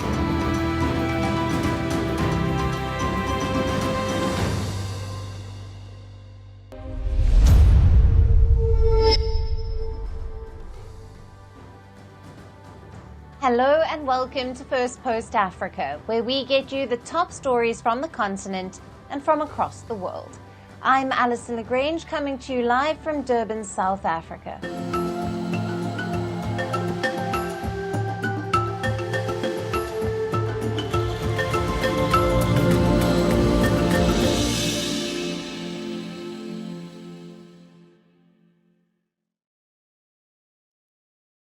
Hello and welcome. We continue to track the tensions in Kenya, where anger against the William Ruto government persists. The Kenyan president has been trying to diffuse tensions, but protesters are not ready to budge and want William Ruto to step down. In the latest, President William Ruto has been forced to make another U-turn. He has decided to freeze salary hikes for members of the cabinet and the parliament. President Ruto has ordered a review of salary increases for public servants. Now, initially, a government panel had recommended a pay increase of 2% and 5% for all state officials, including judges. However, people in Kenya and even the opposition have questioned how the salaries of MPs and governors could be raised when the country was reeling under economic distress. Skyrocketing inflation and a cost of living crisis. Now, public anger has been running high over what protesters see as rampant government extravagance. Around 900,000 public servants in Kenya from both national and county levels consume $8.5 billion annually, which is around 47% of the national revenues. This leaves 53% of national revenue for 54 million Kenyans. Under a 2012 Kenyan legislation, the public wage bill should not exceed 35% of the national budget. Earlier, Ruto also pledged to scrap allowances for the office of the First Lady and the Deputy President's wife, which would reportedly save $9.3 million. The latest measures follow Ruto's decision last week to withdraw the contentious finance bill that proposed tax hikes. The bill triggered violence and unrest across several Kenyan cities. 25th of June was the deadliest day of violence when angry crowds ransacked the parliament as police fired live bullets at protesters. Clashes also erupted on Tuesday as police fired tear gas at angry protesters. The capital city, Nairobi, witnessed violence with demonstrators pelting stones and security officers firing tear gas shells and rubber bullets. In Nairobi and Mombasa, there were also reports of looting and damage to property. Police say over 270 people masquerading as protesters went on a criminal rampage. Around 200 suspects were arrested in Nairobi and other parts of the country. Kenya's Interior Cabinet Secretary has vowed to end violence at whatever cost. Gen Zs are suffering because lack of job. Lack of job. There's no job in Kenya. People are trying, are starving. They are working hard, but there's nothing they can get. This problem has been caused by our president. We need our president to hear our cries. However, protesters say the violence was stoked by goons who were hired by politicians to discredit the legitimate demonstrations. 39 people have been killed and over 350 have been injured during 2 weeks of protests. The bloodshed has further angered the protesters who are demanding Ruto's resignation. We have seen now there's an increase of goons who are now being paid to come and just disrupt whatever we are trying to do. And it's very unfortunate, to be honest, because whatever we are doing right now, it's not just for the young people, it's not about the millennials or Gen Zs, it's for everyone. We as a country have gone through these problems from independence, and those are the things that we are trying to change. This is the most serious crisis that Ruto is facing since he took office in September of 2022. The Kenyan president has insisted that the financial measures were vital to keep the government running and to ease a huge public debt of around $78 billion, which is nearly 70% of the GDP. The Kenyan president has been forced to walk back on his decision. Now, can the protests and growing anger against him force him to step down? For more on this, we have with us political analyst Patrick Bond, who is joining us live from Johannesburg, South Africa. In fact, he has recently returned from Nairobi. Welcome to First Post. Oh, thanks. Good to be with you again, Alison. Right now, Patrick, since you've just returned from Nairobi, can you tell us more about what has been happening on the ground in the Kenyan capital and what is it like in this situation at the moment? Well, I think it was a relatively quiet day. There were protests, but the business and even informal sector were, largely absent in the central business district. But this followed an upsurge from not only last Tuesday, which resulted in the parliament, but on Thursday when there were still protests aimed at the State House, at William Ruto's own offices, and then the International Monetary Fund and World Bank offices on Friday, some protests on Tuesday, and then today. It feels like there's momentum. It may be slowing, and as you pointed out, there may be some, let's say, nefarious elements introduced from external sources. The politicians in Kenya have been trained since Daniel Arap Moi several decades ago how to sort of stay in power through licit and illicit means, and William Ruto is no exception. He barely won this last election last year, and he had been in 2007 called up to the International Criminal Court with an arrest warrant because of the violence associated with that election. So, you can't really expect him to play fair at this point, given his history, and also his attempt through very marginal changes, scrapping the bill that was so contentious over raising taxes last Wednesday, and then today, as you pointed out, ending some of the increases for MPs and other top salaried officials in the government. And those MPs are on the run. I don't think they're basically courageous enough to face their constituencies, whether at the home district or in Nairobi itself. Right, Patrick, you just touched on my next question in that these moves by President Ruto won't have much of an effect on this huge debt crisis situation in the country. Now, will this be enough, him making another U-turn in this? Will it be enough to appease the protesters and to quell their anger? The demonstrations changed to calls for Ruto to step down. Is this still what the protesters are demanding? Well, I think so. And I happen to be in not only Nairobi, but near Mount Kenya in Chuka, university town. And the delegitimization, not only in the central cities, but also in the countryside, seemed quite profound. So Ruto probably has to go. But it's not only a matter, Alison, of a president going, it's a system. And the system won't be changed by these marginal decreases in the budget on especially some of the top civil servant salaries. That's relatively small beer. And the really big questions remain, will $35 billion in debt, which has risen from around 13 billion just 7 years ago, will that huge, especially foreign debt, be able to be questioned? Whether the protesters force those who made the loans, whether that's the International Monetary Fund, the commercial bankers, the purchasers of the Eurobond debts that Kenya issued in the last few years, or the Chinese, who have about 18% of the debt. Those big foreign debtors, creditors, will have to perhaps come to the table at some point if these protesters continue to sort of ramp up. And that would be different than, for example, in Tunisia or Egypt, where similar IMF riots, protests inspired by this austerity, actually were quelled, and a new government took over and then ended up repaying the debt. And Patrick, how has Gen Z changed the protest culture in Kenya during these demonstrations? Could you elaborate on this movement and its impact? You know, I'm terribly impressed. I do, amongst various studies, consideration of social mobilizations across the continent. I've been doing that for around 40 years. And the first IMF riots, International Monetary Fund protests because of the austerity, taking away subsidies or raising taxes, those began in Argentina in 1982, and they've been sweeping poor countries, and they've been repeating themselves. What's really interesting, I found in the Gen Z protest, and also when I was with the Pan-African Climate Justice Alliance, where they had a school I was lecturing at in near Mount Kenya.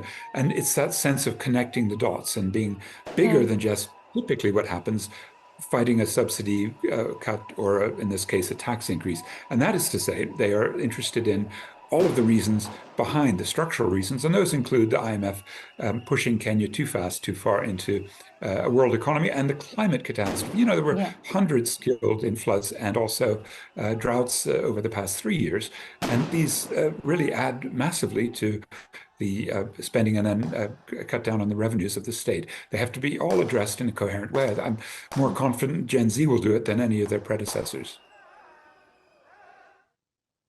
Absolutely. Patrick, as always, great to speak to you, and thank you for your valued insights on all the latest coming out of Kenya. Thank you.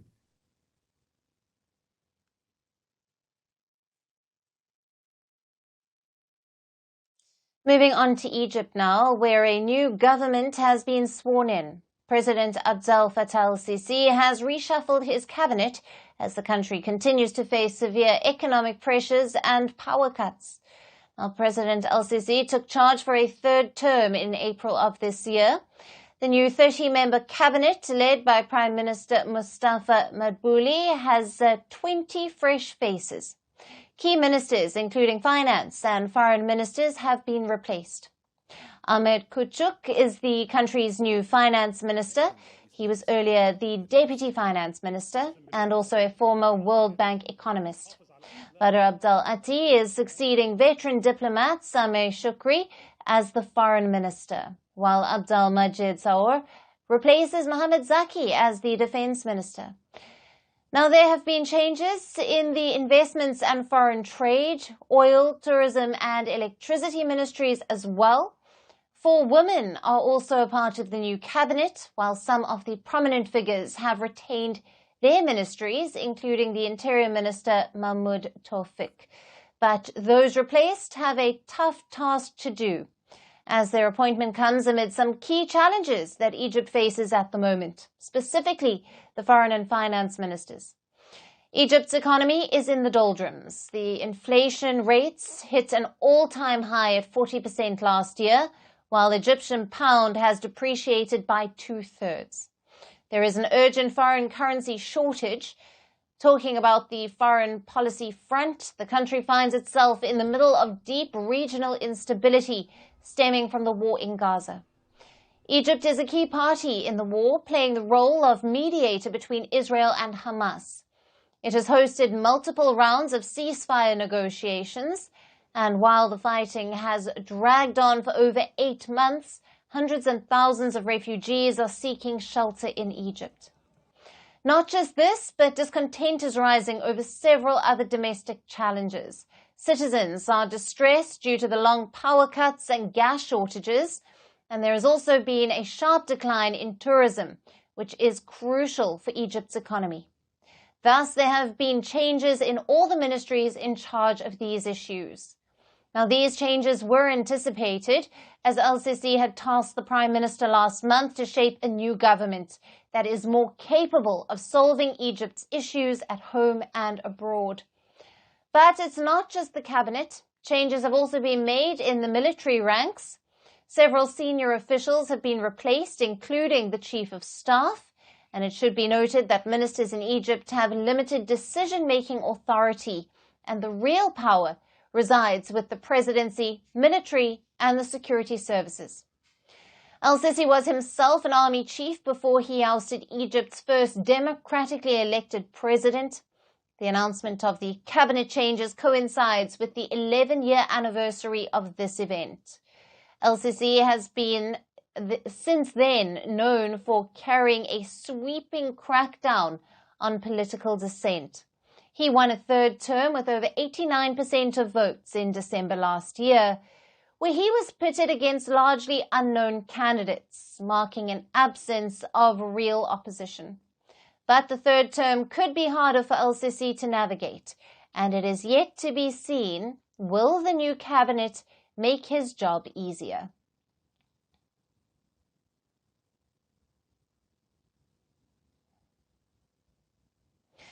Shifting focus to West Africa now, where neighbors Benin and Niger are looking for a patch-up. Months of diplomatic dispute between the two resulted in border closures and shutdown of a major oil pipeline. Niger's junta has finally agreed to come to the negotiating table and to hold talks with Benin's government. Now, these talks have been mediated by Benin's two former presidents, who last month met Niger's military leader, Abdourahmane Tichiani. Now, the authorities from both countries have conveyed about the upcoming talks, though no date has been finalized yet. Now, a resolution could mean the resumption of oil exports via a China-backed pipeline.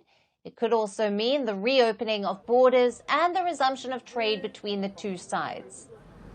Though both the neighbors traditionally shared cordial ties, tensions erupted after the Niger coup in July of last year, which saw the removal of the democratically elected president, Mohamed Bazoum. Now, ECOWAS member Benin then condemned the takeover and responded with sanctions and threats of military intervention in Niger. Niger, in retaliation, closed borders with Benin, halting trade. To force Niger into opening borders, Benin has blocked Niger's access to its port, which is key to Niger's oil exports through a major pipeline. The nearly 2,000-kilometer pipeline runs through the oil fields in Niger to Seme Port in Benin. Landlocked Niger needs Benin's sea access for its oil exports. The pipeline has been constructed by a Chinese firm, and as per a $400 million loan deal, Niger is supposed to export oil to China for the repayments. Benin has been pressuring Niger to reopen borders to allow access to its port for exports. However, Niger military leaders so far have refused to give Benin this leverage. There are security challenges as well, as rebel groups have attacked the pipeline. Niger has accused Benin of hosting insurgents to destabilize the region. However, Benin has denied the accusations. Due to all the challenges, Niger last month suspended its oil exports to China. The leadership was not ready to mend ties with Benin, but it has now changed its mind. As per reports, the military leaders now agree that there is a need for dialogue and diffusing tensions.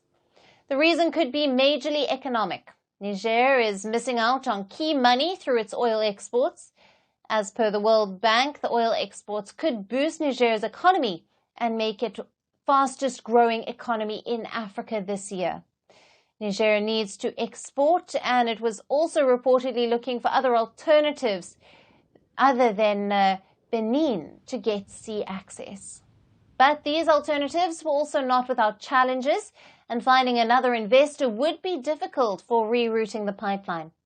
So perhaps Niger's military now realizes that working out the existing pipeline would be the best.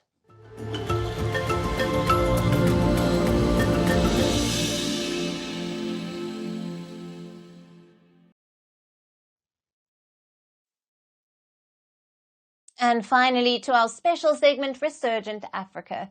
Amid reports of coups and crises that dominate the headlines from the continent, we get you positive stories that often get overlooked. In a strategy to outsmart poachers, South African scientists have injected radioactive material into rhino horns. This unconventional move aims to make these prized appendages easier to spot at border posts, where they are sought after for their supposed medicinal magic in Asian markets. With rhino horns fetching prices rivaling gold and cocaine on the black market, this initiative could be the unexpected twist needed to tip the scales in favor of the conservationists. Our final report gets you all the details. Rhino poaching remains a daunting challenge in conservation efforts worldwide. Despite stringent strides in wildlife protection, the demand for rhino horns, particularly in Asian markets where they are believed to have mystical healing powers, continues to drive illegal hunting. South Africa, which is home to the majority of the world's rhino population, stands at the forefront of this battle. It's grappling with escalating poaching incidents despite stringent measures. In a daring bid to outsmart poachers, South African scientists have injected live rhino horns with a dose of high-tech flair. These are basically radioactive chips that glow on scanners at border posts. James Larkin, the brain behind this scheme, details the process. This innovative approach, he assured, renders the horn as useless as a glow stick for any human uses.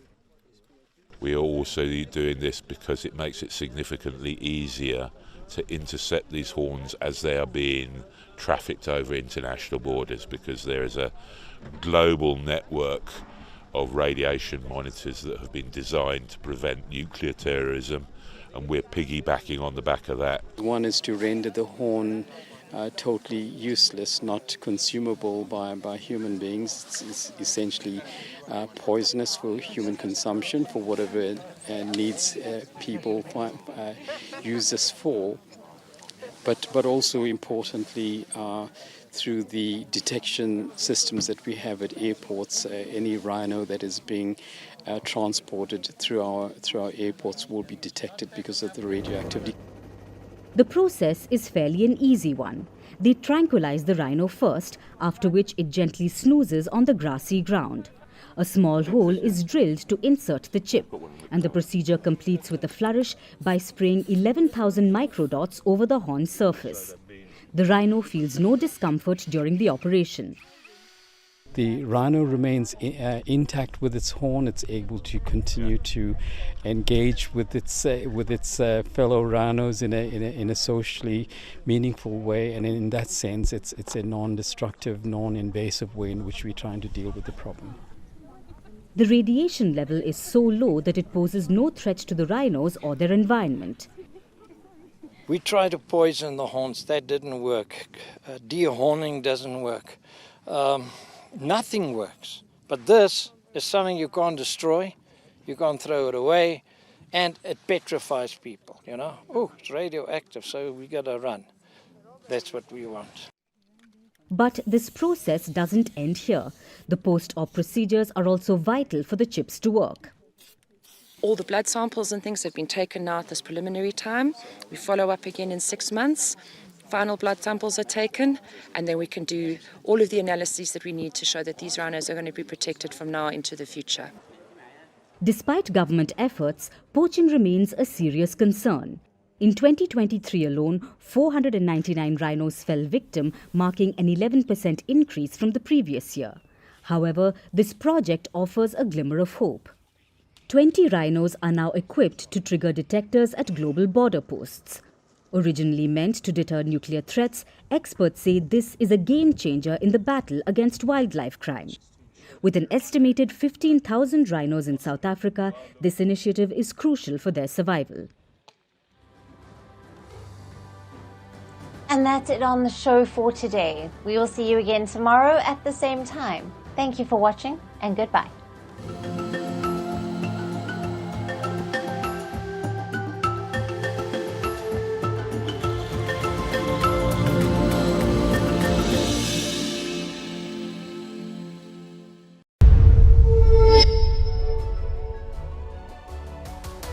Hello, Namaskar. This is Firstpost and you're watching Vantage with me, Palki Sharma.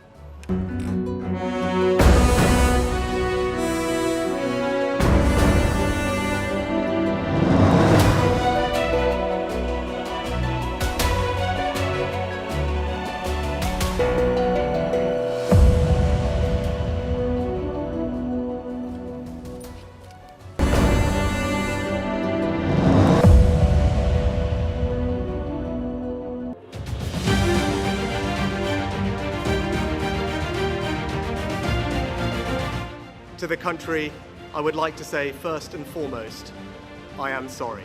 A Labour landslide being predicted by Brexit by a catastrophe for the Labour Prime Minister in history. What an amazing reception. We did it!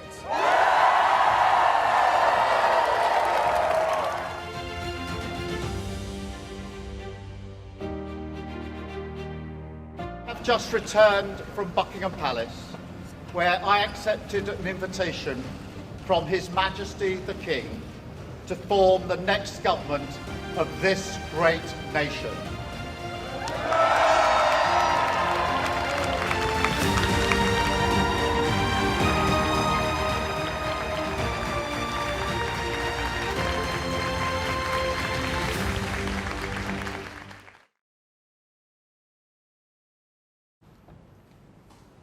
Election results are out in the UK. Rishi Sunak is no more the Prime Minister. His Conservative Party has lost. The Labour Party has won by a landslide. Its leader, Keir Starmer, is the new UK Prime Minister. His rise to power marks a monumental shift in British politics. Tonight, we'll bring you the numbers, the reactions, the analysis and the implications, starting with the final result. The British Parliament has 650 seats. The majority mark is 326. The Labour Party has won 412 seats. It's a historic win for them, one of their best ever results, 412 seats. The Conservatives have been reduced to 121 seats, the worst ever performance for this party, the worst in their history, 121 seats. They were in power for the last 14 years. They're also called the UK's most successful party, but this time they've been wiped out. Their tally has dropped by 250 seats compared to the last election. But here's the interesting part. Compared to the last election, the 2019 election, the Labour Party's vote share has barely increased by just about 2%.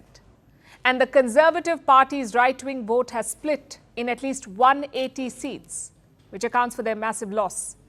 Plus, they've lost 20 points in vote share. So you could say that this is not so much a vote for the Labour Party as a vote against the Conservative Party.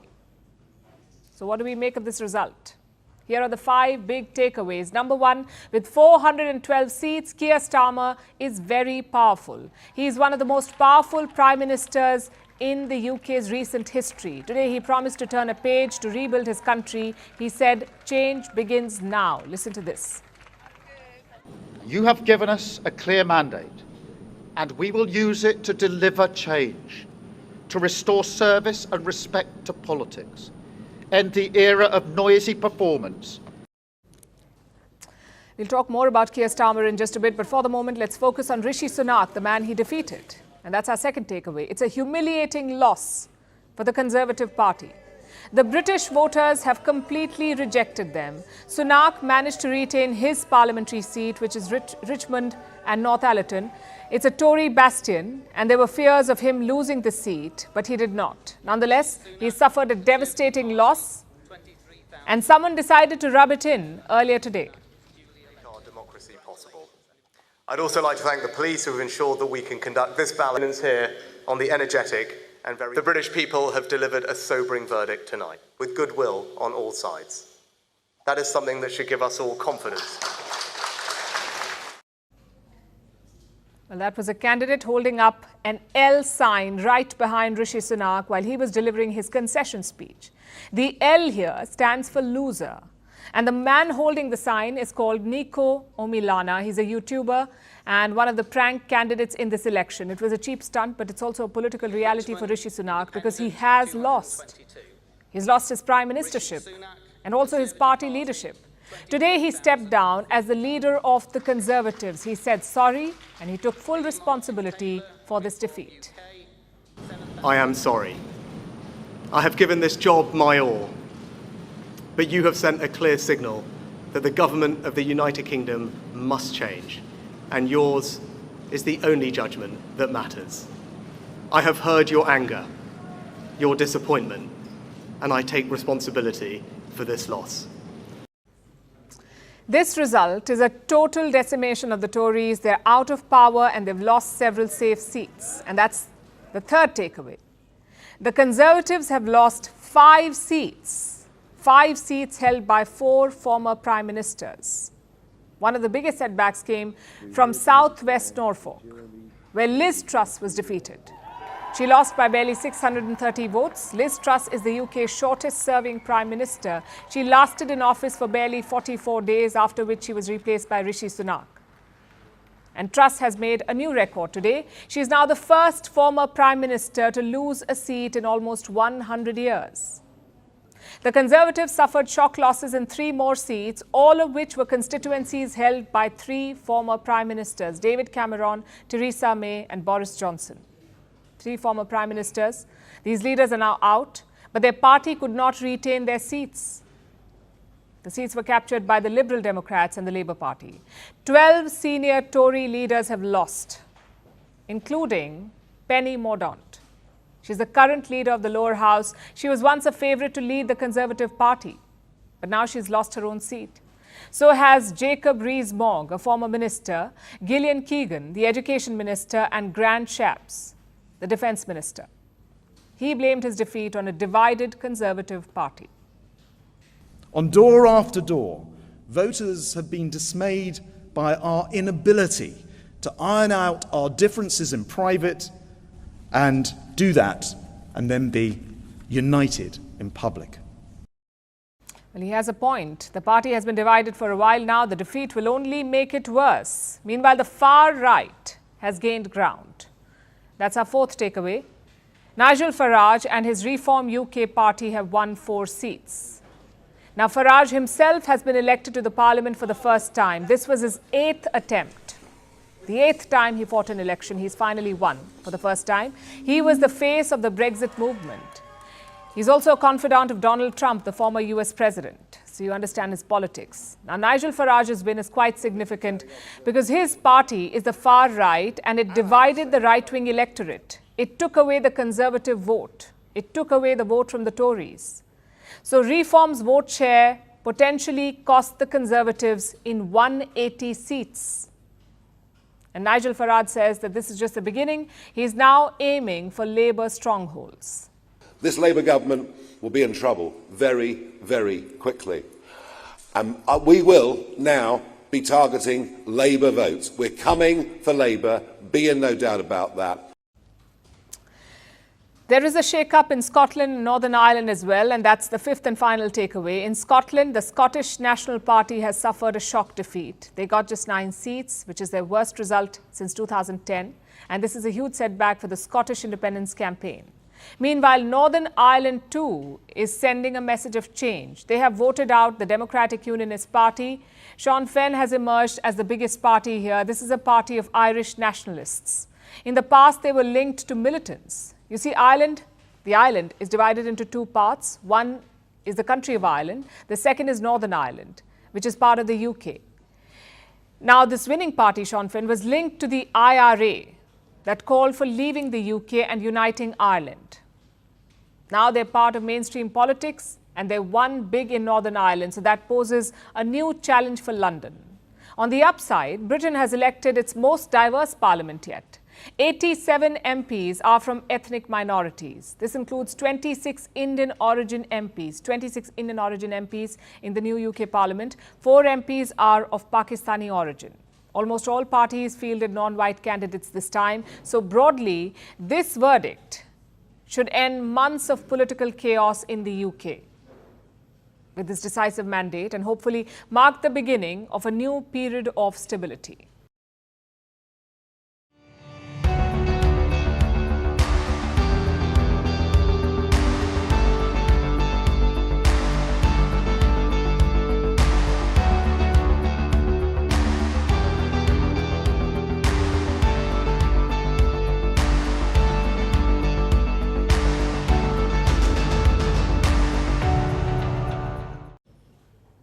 So it's settled. Larry the cat has a new roommate. It's Keir Starmer. In case you did not know, Larry is the most famous cat in England. With the designation of the chief mouser of 10 Downing Street, the cat has had the same address, 10 Downing Street, for 14 years now, while 5 prime ministers have left. Now a 6th one is set to enter, and this is his story. Keir Starmer, who led his party to a landslide win. After the results were out, he addressed a victory rally in London, and he had one thing to say. Change begins now.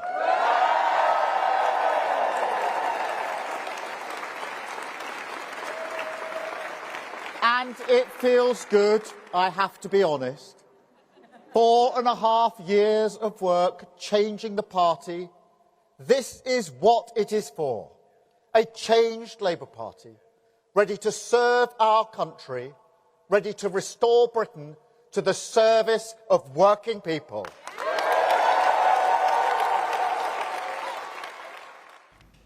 Change begins now. That's his message. We'll tell you what that change will look like. But first, let's look at the man heralding this new era in UK politics. Who exactly is Keir Starmer?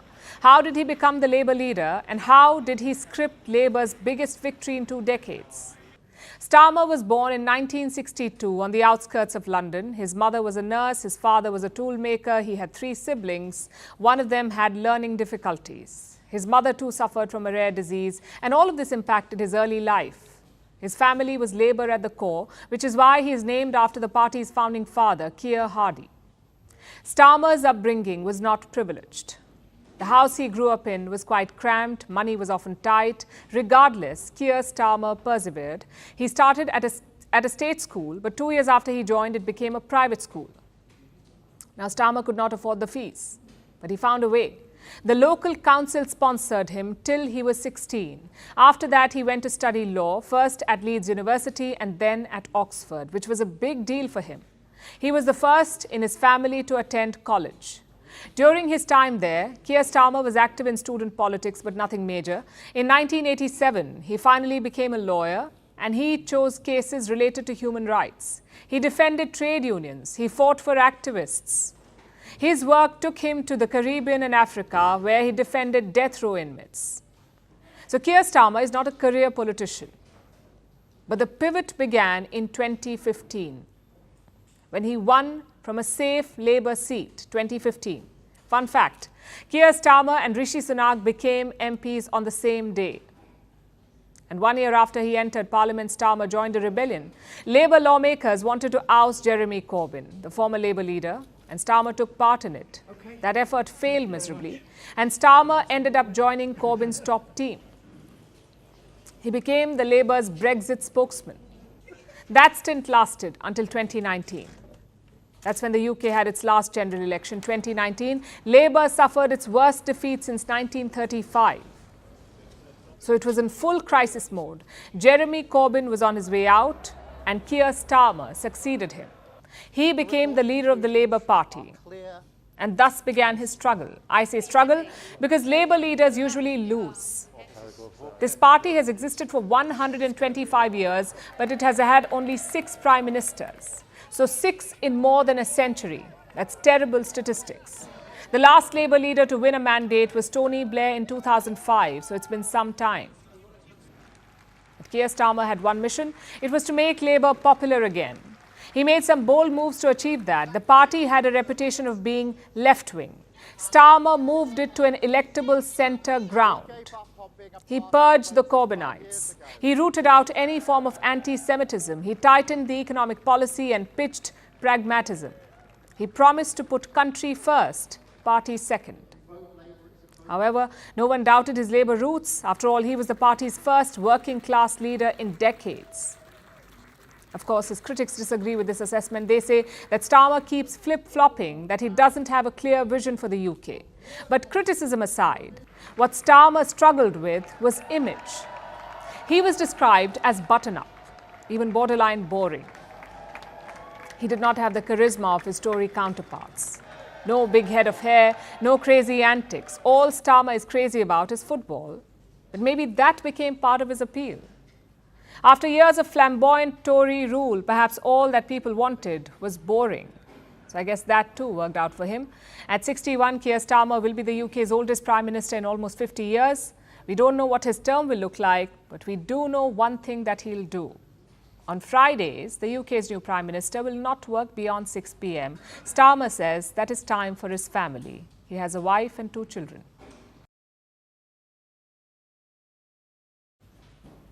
Here we go.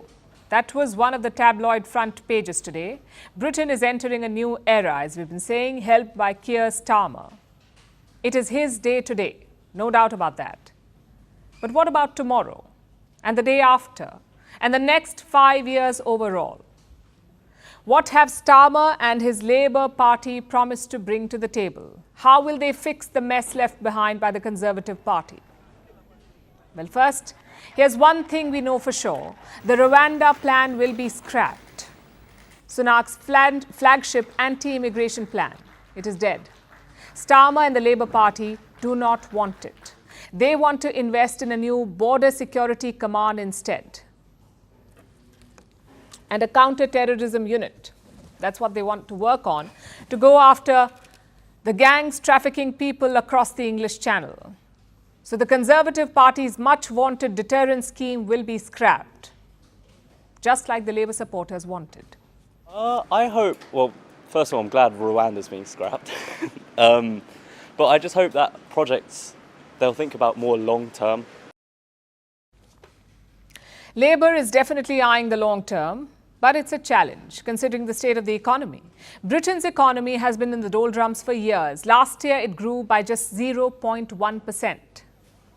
Meanwhile, inflation has been devastating the UK. The country has been reeling under a cost of living crisis. Keir Starmer will have to tackle this problem first, or he might not get a shot at a second term. His plans so far seem a bit underwhelming. He promised a national wealth fund to invest in new jobs. He also wants to build 1.5 million new homes, which may lower property prices and help ease the cost of living crisis. It's a solid, if boring, plan. Another challenge that Prime Minister Keir Starmer faces is healthcare. In Britain, that means the National Health Service, or the NHS. The NHS has been in turmoil for years. The system is broken, so much so that people now have to wait for months for basic checkups. Keir Starmer promises to change this by increasing the weekly appointments and procedures and thereby cutting wait times. It sounds simple enough. But if it was so simple, why didn't Sunak and the Tories do this already? Well, because you need money to execute plans like these. The Conservatives had a different approach. They always wanted to cut taxes and then hope for the best. But Starmer believes in intervention. He thinks that the government should have a more hands-on approach. But he won't raise taxes. Not on the ordinary people anyway. So then how will he bridge this funding gap? Where will he find the money for his schemes? Starmer plans to go after tax evaders by closing loopholes like the one that Sunak's wife is said to have used to dodge millions in taxes. Britain's ultra-rich are apparently scrambling already. Starmer also plans to tax private schools that currently enjoy exemptions. This is how he plans to raise money to revive the British economy by coming up with new tax schemes for the rich. If it works, then great. But if not, then Starmer will struggle to do better than Sunak. And his only solution may be to look outwards to Britain's old friends in Europe. The Conservative Party went through with Brexit. They walked away from the European free market, and it hurt the British economy. Keir Starmer has promised not to undo Brexit, for now anyway. But he does plan to improve trade with the EU. He is planning to negotiate new deals with Europe, and he also wants to finalize a free trade agreement with India. Starmer hopes that boosting trade will jumpstart the British economy. It's a sound plan, but will he be able to execute it? I guess we'll find out in the weeks to come. So the UK has just ousted its first British-Indian Prime Minister. Will it have a bearing on ties with India? Under Keir Starmer, what would ties between London and New Delhi look like? What is expected to change? Well, not much. It should be business as usual, and that in itself is a big victory. Keir Starmer is keen to maintain good ties with India. He said this on numerous occasions, most recently when he went to a Hindu temple in London. He said, and I quote, "If we are elected next week, we will strive to govern in the spirit of Seva to serve you and a world in need." This was last weekend at the final stage of the campaign. At this crucial juncture, Starmer thought it was necessary to talk to British Indians, to reassure them, to tell them that the Labour Party would work for British Indians as well. Why was this necessary? Because of the Labour's recent history on the matter of Kashmir. They were seen as pro-Pakistan and anti-India, especially the Labour Party leader before Keir Starmer, Jeremy Corbyn. He did more damage than anyone else. Corbyn upturned years of goodwill. Because of his controversial take on Kashmir, he wanted the world to interfere. And obviously this angered New Delhi. And ties between the Labour Party and India hit a new low. This affected people of Indian origin in the UK as well. And this was in 2019, months after Corbyn's statements. The Labour Party suffered a humiliating defeat at the polls. And they decided to introspect. So when Keir Starmer took over as the party leader, he began undoing the damage. Within a year, Jeremy Corbyn was banned from standing in elections. And this year, he was expelled from the party. This is just one of the ways that Starmer tried to reforge the Labour Party. And it helped him bring Indians back into the fold. He's also been denouncing Hindu phobia. Last weekend, he said that there's no place for Hindu phobia in Britain. Starmer was also seen participating in Hindu festivals like Holi and Diwali. It shows his commitment to reach out to Indians. And when I say Indians, I don't just mean Hindus. Another senior Labour Party leader spoke at an event recently. Her name is Annelies Dodds. It was an event for British South Asians, organised by a Hindu and a Sikh group in London. And here, Dodds told the people about Starmer's purge. She said that Starmer, and I'm quoting her, cleansed the Labour Party. He got rid of people who harboured anti-India sentiments. So the Labour Party's outreach seems genuine, and that is a good sign for ties with India. Another good sign was present in the party's manifesto. Keir Starmer wants to work towards a new strategic partnership with India. This includes a free trade agreement, one that Sunak had been trying to finalize. So now Starmer will take over from where Sunak left off. But it's not just trade. Keir Starmer wants cooperation in other areas as well, like security, education, technology, and climate change. It's an ambitious agenda, and it would be impossible if India did not reciprocate this desire. Thankfully for the new UK Prime Minister, India too is reaching out, showcasing its willingness to let bygones be bygones. This was the message from Indian Prime Minister Narendra Modi today. He congratulated Starmer on the remarkable victory, and he said, and I'm quoting, he wants to further strengthen the India-UK comprehensive strategic partnership in all areas. So it looks like New Delhi is willing to give Starmer a chance and forget about the business with Jeremy Corbyn. But Starmer will also have to prove himself. India will be watching him. looking at his stance on Kashmir and also on another thorny issue, which is the issue of Khalistan. Khalistanis have long operated with impunity in the UK. They have wreaked havoc in London under the guise of freedom of speech. The Tories were not able to solve this issue. Hopefully, Labour will, and both nations can move forward together. Jeremy Corbyn may not like any of this. He is also an MP, by the way. He won as an independent from his usual constituency. And so this result is, to me, a resounding message from the people of Islington North that they want something different, they want something better. Corbyn will likely try to be a thorn in Starmer's side, but hopefully he won't be able to derail the new Labour-India equation. And speaking of India, India's defence production is shattering records. Last year, India produced defence goods worth $15 billion, which is an all-time high, $15 billion. Defence exports have also increased by more than 30%, which is another record. India's push for indigenization in the defence sector is gaining traction. But New Delhi still has a long way to go towards achieving full self-sufficiency in defence. Our next report tells you more about the progress so far. This is an AK-203 Kalashnikov assault rifle, one of the most premium guns in the market for arms. In 2021, New Delhi secured a deal with Moscow. It wanted to make this weapon in India. 3 years later, these guns are finally in the hands of the Indian Armed Forces. The Indian Army has received an initial lot of 35,000 rifles. They were made in a factory in Amethi, a district in India's northern state of Uttar Pradesh. India is the first foreign customer to produce the AK-203. The plan is to produce 70,000 guns in all. In the first phase, many of the parts for the gun were imported from Russia. But eventually, India will be producing this weapon with 100% localization. Such partnerships are the cornerstone of India's major push to ramp up its defence manufacturing.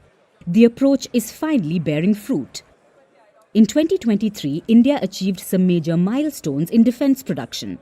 It produced military equipment worth well over $15 billion. This is the first time India has crossed this threshold. Indian Prime Minister Narendra Modi termed this development as encouraging. He's betting on an expanding defence ecosystem to boost India's self-reliance in defence. Traditionally, defence manufacturing in India has been dominated by public sector entities. But the government is slowly changing the shape of India's defence production. It is being opened to the private sector. By April 2023, the government has issued over 600 licenses to more than 350 companies. This includes big players like the Tata Group, Larsen & Toubro, the Mahindra Group and Bharat Forge. They are manufacturing sophisticated defence equipment like transport aircraft, artillery guns, rocket launchers, even radar systems. The private sector is being supported by an expanding defence ecosystem. As of last year, there are around 14,000 micro, small and medium enterprises or MSMEs and 329 startups which are engaged in defence production. About 50 Indian companies from the private sector are boosting India's defence exports as well. Made in India defence items like personal protective equipment, offshore patrol vessels, advanced light helicopters, avionics for fighter jets like the Sukhoi, as well as other communication equipment are finding takers around the world. There is demand for big-ticket items like the BrahMos missile as well. This year, India completed its first export order to the Philippines. Manila received its first batch of the supersonic cruise missile. The Philippines has bought a total of 3 batteries. New Delhi still depends on partners for many of the parts and tech transfer to ramp up its defence production. But India is swiftly finding a way to overcome this impediment. 2024 is a mega election year and France has been added to that roster. Quick primer. The European Union held parliamentary elections in the month of June. President Macron's Renaissance Party lost. Marine Le Pen's far-right National Rally won. And it was a blow to the French president, so he took a gamble. President Macron decided to dissolve the parliament. He called for snap elections. There was no need for it, but I guess Macron was hoping to pull off the impossible. It would go down in history books. if it worked. But right now, it's more or less backfired. Last Sunday was the first round of voting. The far right got 33% of the votes. Macron's centrists got 21%. So clearly the far right had won, but they did not get a majority, which is why there's going to be a second round. It's on the 7th of July, which is this Sunday, and Macron has gone missing. He's not been seen in public for some time now. Maybe he needs the alone time. After all, his move could lead to the win of the far right. But while Macron is silent, someone else is speaking up. This man, Kylian Mbappe. He's the captain of the French football team. Mbappe has called the results, and I'm quoting, catastrophic. The striker wants people to vote. He wants them to keep the far right away. It's a passionate appeal. But it may be too late for that, because polls show that the far right are on course for a victory. And if that happens, they will be in power for the first time since the Second World War. So it's a big deal for France. But how did the far right manage this? One man is being given credit, Jordan Bardella. He is just 28 years old. By next week, this time next week, he could be the Prime Minister of France. I intend to be a Prime Minister of a cohabitation government, respectful of the Constitution and the office of President of the Republic, but uncompromising about the policies we will implement in the service of France and the French people. Who is this young leader, and how did he make the far right appealing? Bardella is the son of 2 Italian immigrants. His family was not well-to-do. He was raised by a single mother. He was brought up in social housing. He lived in a Paris suburb where crime was common. It's a stark contrast from most French politicians. Most of them come from money and privilege, but not Bardella. That did not stop him, though. At the young age of 16, he joined the National Rally. Soon he got into the Sorbonne University. He was pursuing geography there, but in the middle of the course he dropped out. He chose politics over education, which brings us to his political career. Bardella's rise up the party ranks is a fascinating tale, mostly because it happened so fast.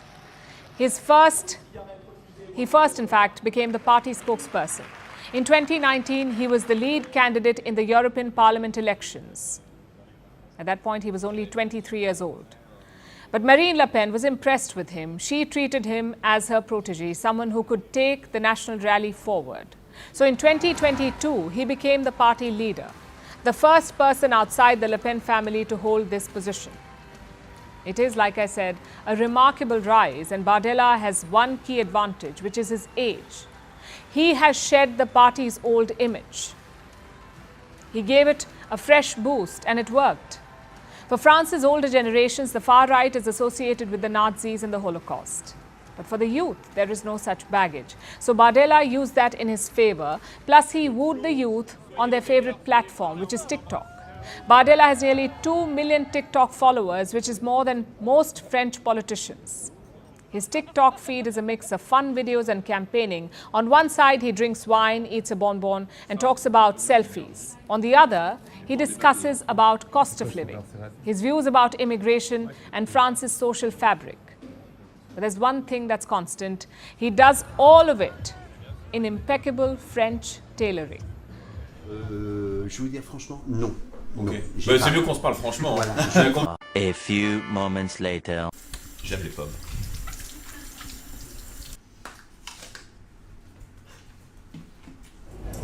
Je pense que sur TikTok, ils sont dans les start TikTok pour les edits avec Atal. Now, making videos is one thing, governing is another, and that's what his critics accuse him of. They say he cares more about his looks and less about policies. Irrespective, Bardella could soon become the Prime Minister of France, all at the age of 28. But will it be a poison chalice for him? Well, history has the answer. In the last 50 years, only one French Prime Minister has gone on to become president, and that was Jacques Chirac. So can Bardella defy those odds? We'll be tracking his story for you. Now let's turn our attention to Pakistan. Last week, the country passed its annual budget, a controversial budget drafted with the help from the International Monetary Fund, the people who give Islamabad its pocket money. The IMF is not happy with Pakistan's wasteful spending, so this latest budget was supposed to change things, make Pakistan more financially responsible. What does that mean? Apparently high taxes, so high that milk is now more expensive in Pakistan than in Paris. I'm not joking. Islamabad has now made food staples exorbitant. Milk is costlier, wheat is costlier, even essentials like fuel are more expensive now because of all these new taxes. So you can imagine the outrage. Here's our report. Now I put the motion to the House. It has been moved that the bill to give effect to the financial proposal of the federal government for the year beginning on the first day of July 2024. In favor of it may say aye. All those against it may say no. I think ayes have it. Consequently, motion is adopted and the bill is passed. And with that, Pakistan's fate was sealed. Last week, the country was transformed. It is still a poor, low-income nation, but now the people pay high-income nation prices for basic goods, sometimes even more. A litre of packaged milk in Karachi now costs 370 Pakistani rupees. That's about $1.33. The same milk costs $1.29 in Amsterdam, $1.23 in Paris, and $1.08 in Melbourne. So, the people of Karachi now have developed world prices with their old world Karachi infrastructure. How did this situation come to pass? Well, as they say, Rome wasn't built in a day. It took time and effort. The same can be said of Pakistan. It took years of financial mismanagement and frivolous spending to dig the hole the country is in. They have been borrowing money for decades from everyone. China, the Gulf states, the International Monetary Fund, you name it, and Pakistan owes them money. But now, the lenders are fed up, at least one of them, the IMF. Pakistan is approaching them again this month for another loan, worth between $6 to $8 billion. The IMF looks set to lend Islamabad money again, but it had some conditions. The most important was a budget that would improve the country's finances. And that is how Pakistan wound up with high-income nation prices. But it's not just the IMF's fault. Pakistan did have a choice. They could have chosen to cut their government spending, to go for austerity. But instead, Islamabad went the other way. It increased its budget by 25%. So to fund this new spending spree, it also decided to hike taxes by a whopping 46%. That is why milk is so expensive now. And wheat. The price of wheat will rise by 5 to 7 Pakistani rupees per kg, causing hardships for the most vulnerable sections of society. The price of food staples going up will lead to inflation. So will the hike in fuel prices. Pakistan has imposed a 0.5% advance turnover tax on petrol pumps, meaning that they will be double taxed. They will pay both before and after they make a sale. This is why petrol pumps in Pakistan were on strike today. And they aren't the only ones angry with the government. Islamabad is cracking the whip on tax evaders. The government has blocked over 200,000 SIM cards. They'll be reactivated when the SIM card owners pay their taxes. This hasn't gone down well with the general public. Tax से निकलवाया जाए, काली बहरें निकालें जो tax चोर हैं, बड़ी-बड़ी मिलें हैं जिनकी बड़े-बड़े ताजर हैं, ये बहुत बड़े जो बिजली चोर हैं, जो पैसा ही नहीं देते, कोई एमएनए है, कोई मिनिस्टर है, कोई वजीर है, पहले तो उनके ऊपर टैक्स लगाए ना, वो तो माफ करवा जाएंगे.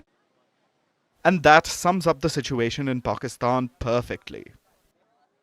The elite walk away without paying their fair share, and the average person is left holding the bag, paying for the government's mismanagement. Now let's talk about China and the European Union. They could be headed towards a full-blown trade war. Brussels is moving ahead with its plan to block imports of Chinese EVs, and Beijing is responding in kind. Let's bring you the latest. This week, the European Union started imposing tariffs on Chinese EVs. It is targeting all major car brands, from Chinese companies like BYD, Geely and SAIC, to Western car makers like Volvo, Volkswagen, BMW and Tesla. If any one of these companies imports cars from China, they will be subjected to tariffs. Tariffs that range from 17.4 to 37.6%. Earlier, these car makers had to pay a 10% import tax. Now, these new tariffs are over and above the 10%. So why is the EU imposing such high taxes? Well, Brussels says they're necessary. It says Chinese government extends unfair subsidies to EV makers, and the result is this. Chinese cars, or cars made in China, are cheaper than those made by Western companies. So now Europe is imposing tariffs on Chinese-made cars to undo their unfair advantage and restore some balance for European players. The introduction of tariffs is not an objective per se. It is a means to correct an imbalance, an unfair competitive situation to the detriment of producers of electric vehicles in the EU compared to those who are producing vehicles in China. Last month, Brussels and Beijing began discussions. The goal was to find middle ground to avoid a full-blown trade war. But there is no deal yet. Both sides say they're still talking. Clearly, they're not making progress because China is now taking retaliatory measures. It is going after European Brandey. Now, China is a major buyer of this product, and it has now launched an anti-dumping investigation against Brandey imports from Europe. China's Commerce Ministry is leading this probe. It says Europeans are selling Brandey below market rates. A few weeks ago, Beijing ordered a similar investigation against European pork. And there's speculation that European cars could be next. Reports say China could target luxury or ultra-luxury cars from brands like Porsche and BMW. They could face a 25% tax. China is definitely going to retaliate in some form or a way. We've already seen, although it wasn't explicit, we've already seen, brandy, pork, and the unofficial talks of the 25% tariff on 2.5 liter and above vehicles imported from Europe, right? This is slowly turning into a trade war. Europeans are going after Chinese EVs. In return, China is targeting European brandy and pork and possibly European cars next. And that's making the car makers nervous. Take Volkswagen, for instance. It is Europe's biggest car maker. The brand has a sizable presence in China too, and it is vocally expressing its anger against Brussels. It is against the European Union's tariffs. The company has in fact issued a statement. Let me quote from what they've said. The timing of the EU Commission's decision is detrimental to the current weak demand for battery electric vehicles in Germany and Europe. Companies like Volkswagen feel that these tariffs would hurt Europe in the long run. Will redirect its going global efforts to Southeast Asia, to Latin America, to Middle East, to Africa, to places in the world that will welcome the Chinese brands because they're affordable. Basically, you're giving China the open invitation to go everywhere else and avoid the markets where the protections exist. The EU wants more cars to be built at home. That's the goal of any tariff, to promote local manufacturing. But that's not happening here because Chinese companies are looking at other options. For instance, BYD. They've opened up a new EV factory in Thailand, BYD. And how does it help them? By producing in a third country, Chinese companies hope to bypass European sanctions. So instead of sending their cars from Chinese factories directly, they plan to build the cars in third countries like in Thailand and then ship them to Europe from there. Brussels, after all, cannot keep slapping tariffs on everyone. So it needs a better plan to tackle Chinese oversupply.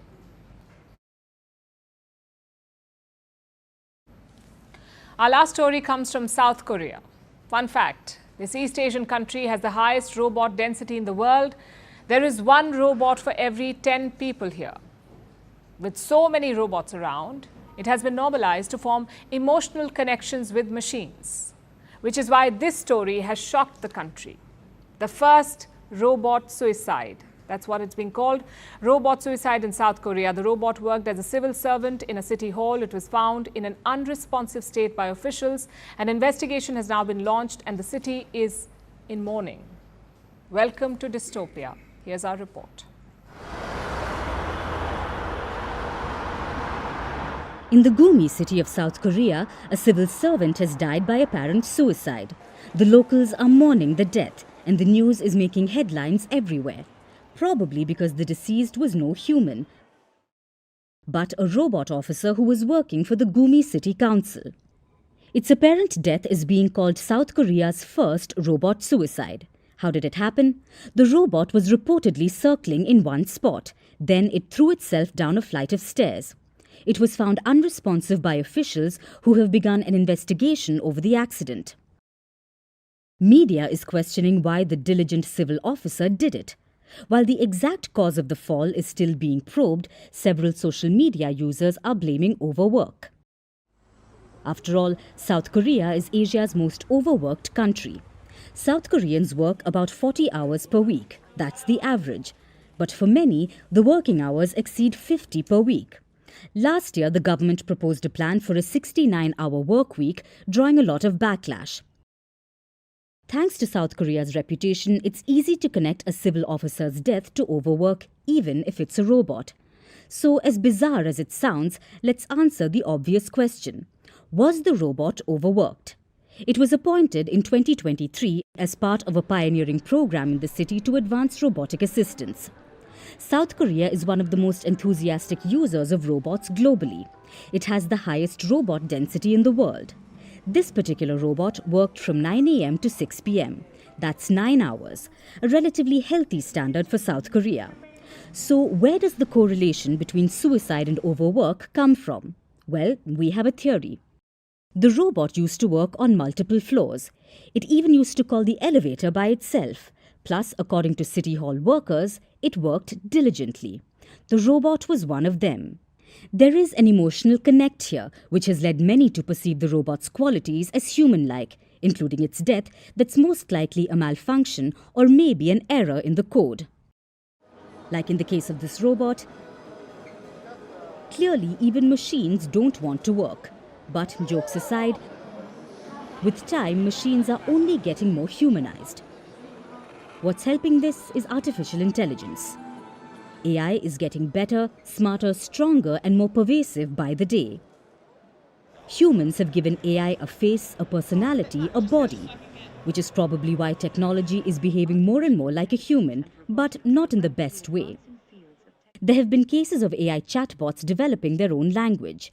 AI-powered tools are threatening users, spying on the employees of tech giants, confessing their love for humans, and asking them to end their marriages. AI, and by proxy robots, are getting better at understanding human emotions as well. For instance, AI tools can detect sarcasm. Well, that's just great. What's more, in 2017, the world got its first robot citizen. Saudi Arabia became the first country to give legal personhood to a machine, after which the robot, known as Sophia, was stuck with a day job in marketing. Well, it's not so easy being a person after all. But that hasn't stopped humans from creating an entire generation of robots that seem increasingly human. As they say, misery loves company. And now it's time for Vantage Shots, images that tell the story. Meta CEO Mark Zuckerberg surfs his way into 4th of July with a beer and American flag in hand. Fireworks light up the skies over Washington, D.C. for the U.S. Independence Day.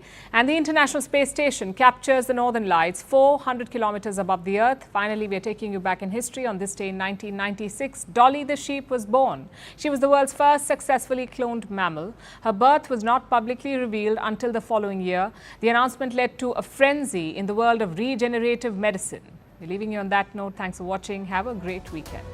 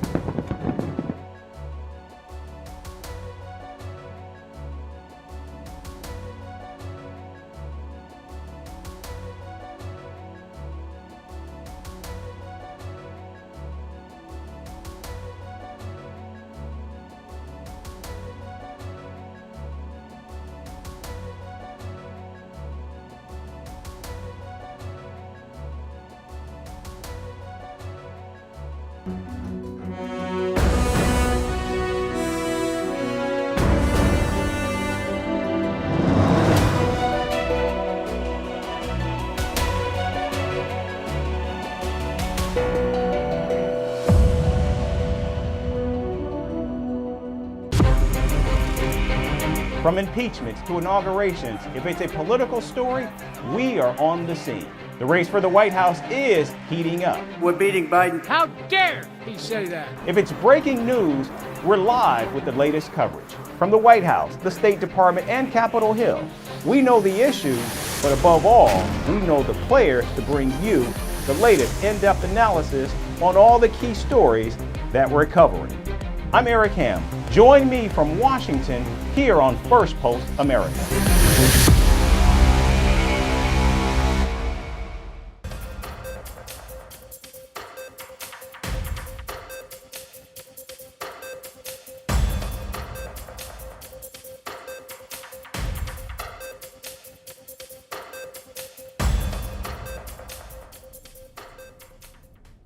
Our top focus tonight is from Britain. The United Kingdom has voted, and they have voted for change. Keir Starmer is now officially appointed as the new prime minister after his center-left Labour Party secured a landslide victory, bringing an end to 14 years of conservative leadership. The Labour Party won a massive and clear majority in the 650-seat parliament. Good afternoon. I have just returned from Buckingham Palace, where I accepted an invitation from His Majesty the King to form the next government of this great nation.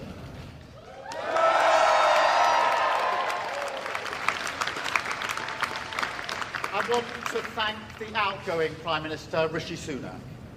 His achievement as the first British Asian Prime Minister of our country, the extra effort that will have required should not be underestimated by anyone.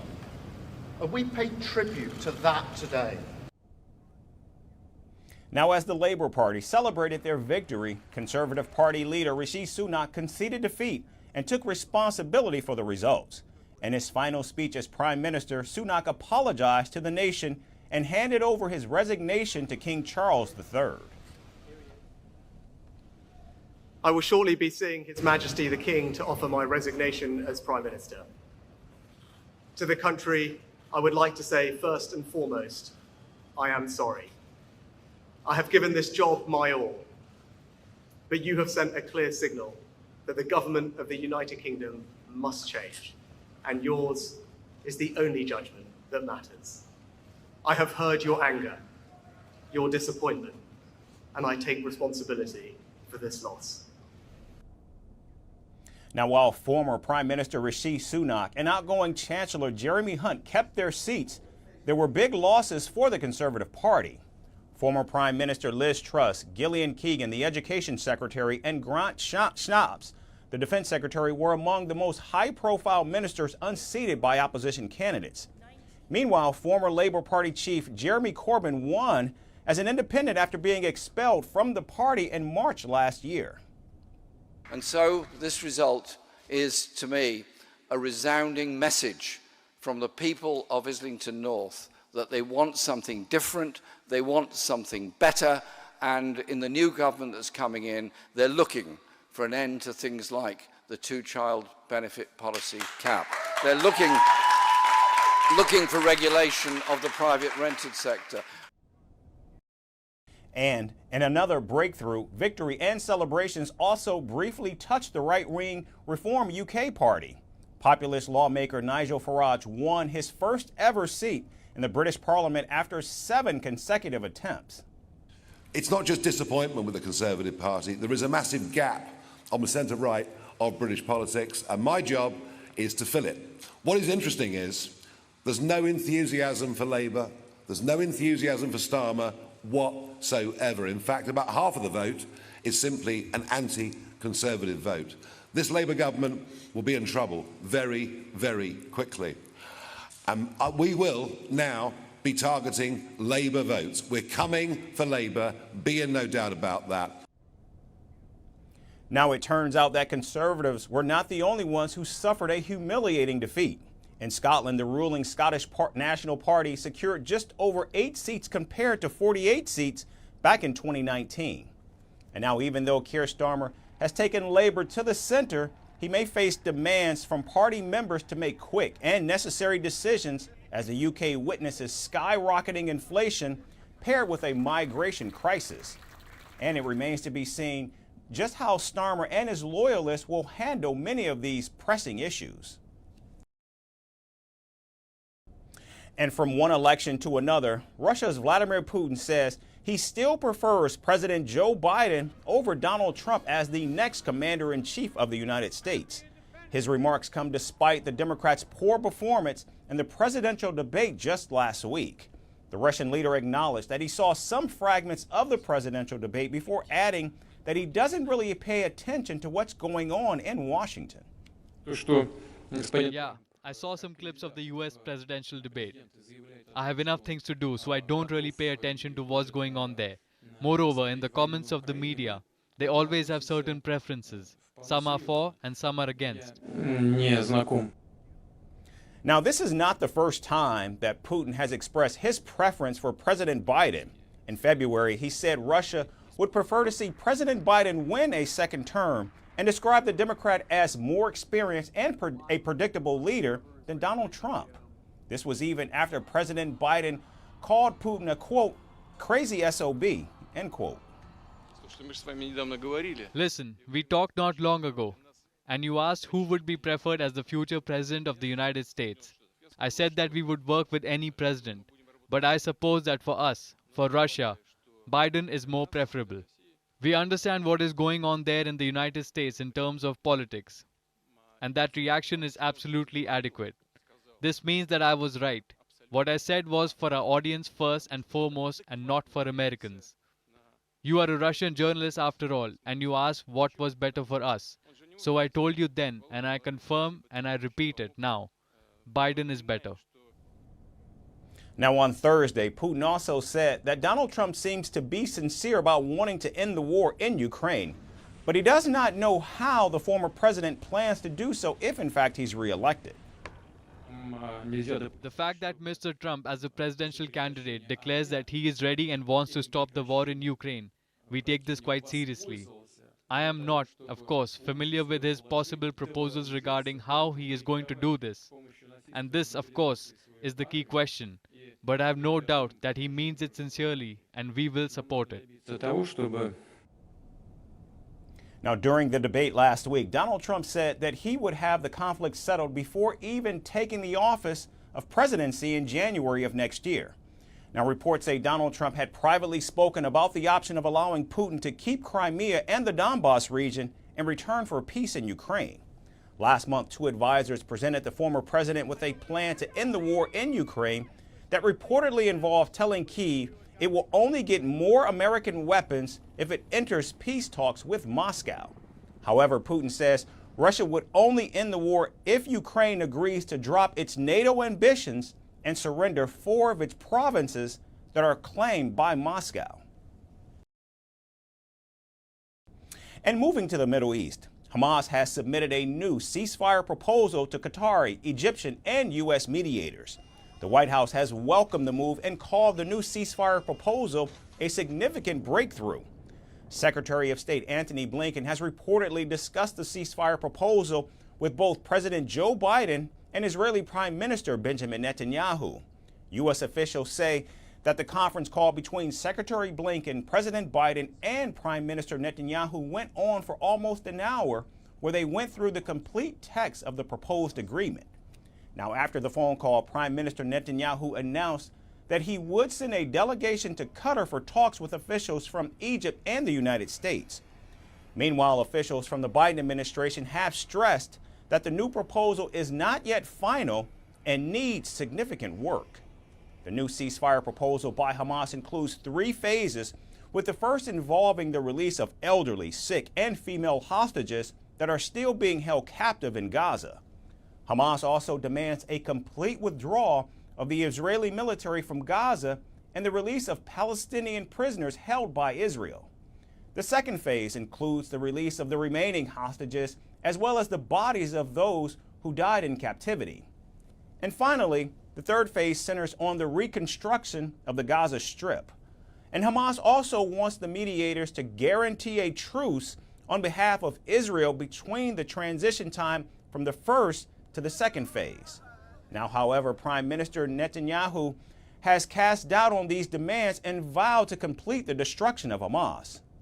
Meanwhile, thousands of Israelis protested against Netanyahu and urged him to take the hostage deal or resign, while even some are requesting President Biden take over the negotiations. We are hoping that the current negotiations will bring about peace, and they will bring about a return of the hostages, and they will bring about a better future for us, and that we will have elections here in Israel, and that we can rejoin the community of democracies in the world.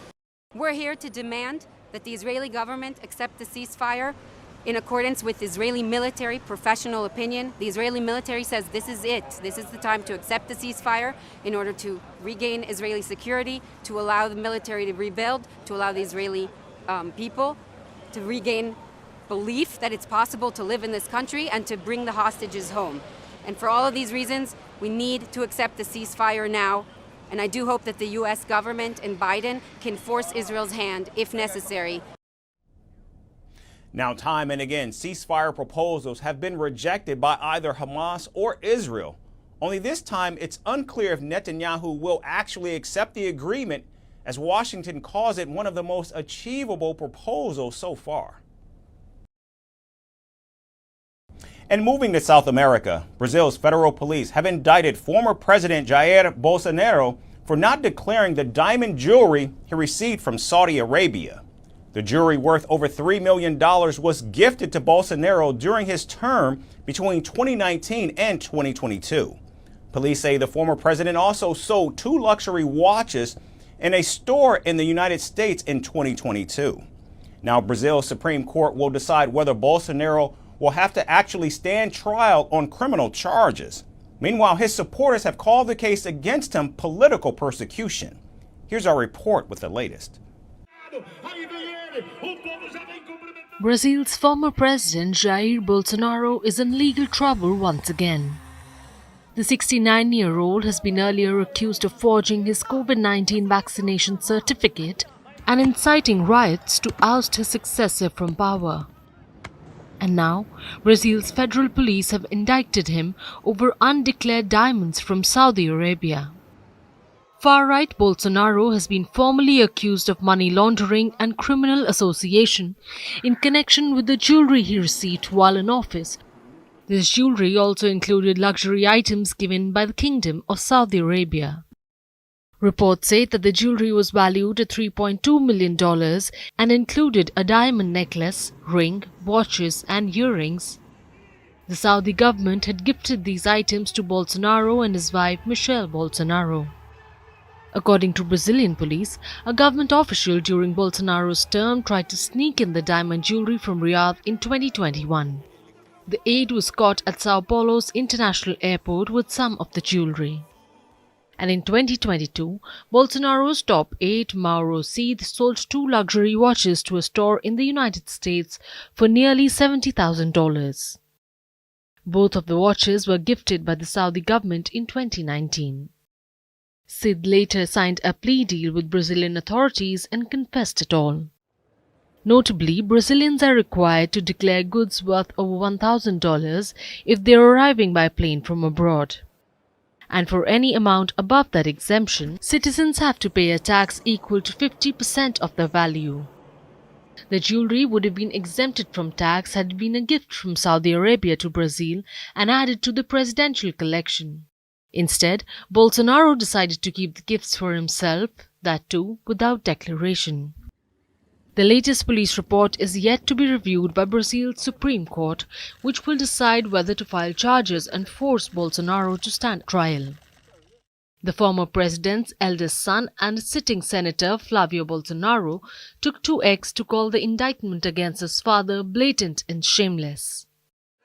And while Bolsonaro is yet to comment on the latest legal threat, he and his lawyers have previously denied any wrongdoing in all the investigations against him, declaring them as political persecutions. And our final story centers on Legos. In the last few months, the United States has seen a steep rise in the theft of these interlocking plastic brick sets. Crime syndicates have stolen more than $150,000 worth of Lego sets that are considered rare and high-value collectibles.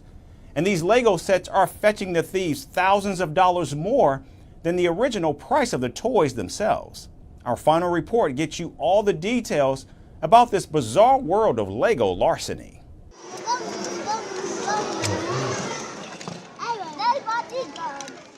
In a world where kids dream of building castles, spaceships and dinosaurs with their trusty Lego bricks, it seems grown-ups too have decided to take a piece. They are doing it by swiping those bricks right off the shelves. However, these grown-ups are not using their credit cards. Instead, they're doing it at gunpoint. Lego thieves are on the loose in the whole of the United States. They're now using their ski masks and crowbars to steal Lego bricks. And not the regular ones, but the high-end and high-value sets, the rare or collectible ones. The California police recently busted a pair involved in a retail theft ring.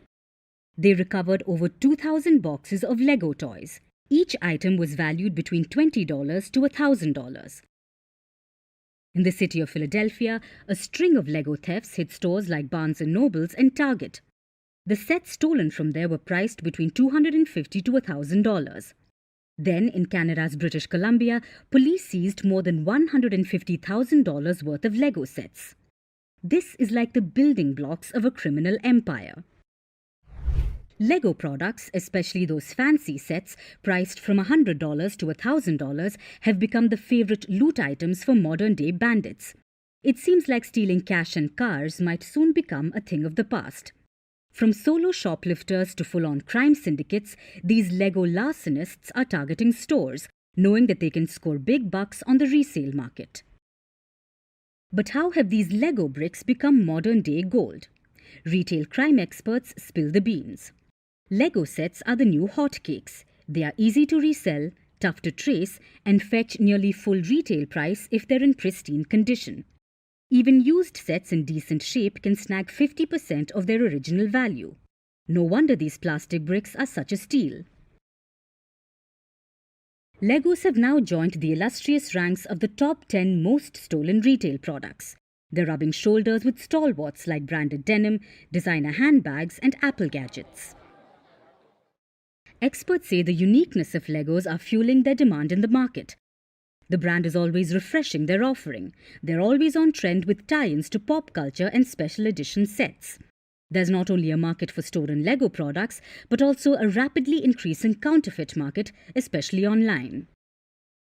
As children keep dreaming and building their Lego worlds, it seems like some adults are constructing criminal empires one brick at a time, and these instances are anything but a block party. That's our show for today. We certainly thank you so much for tuning in all week. We hope you have a great weekend, and we look to see you right back here next week.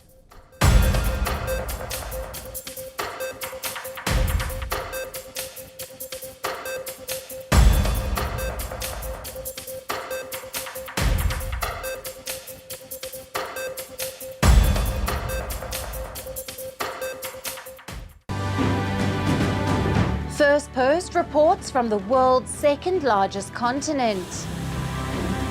Hello, I'm Alison LaGrange. A very warm welcome from Durban, South Africa. We get you the news and the newsmakers from Africa.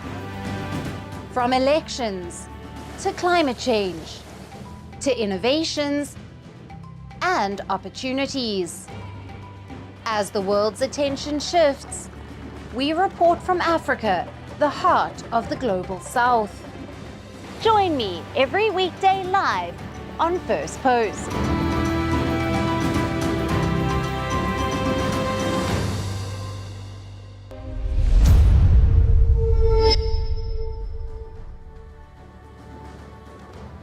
Hello and welcome to First Post Africa, where we get you the top stories from the continent and from across the world. I'm Alison LaGrange, coming to you live from Durban, South Africa.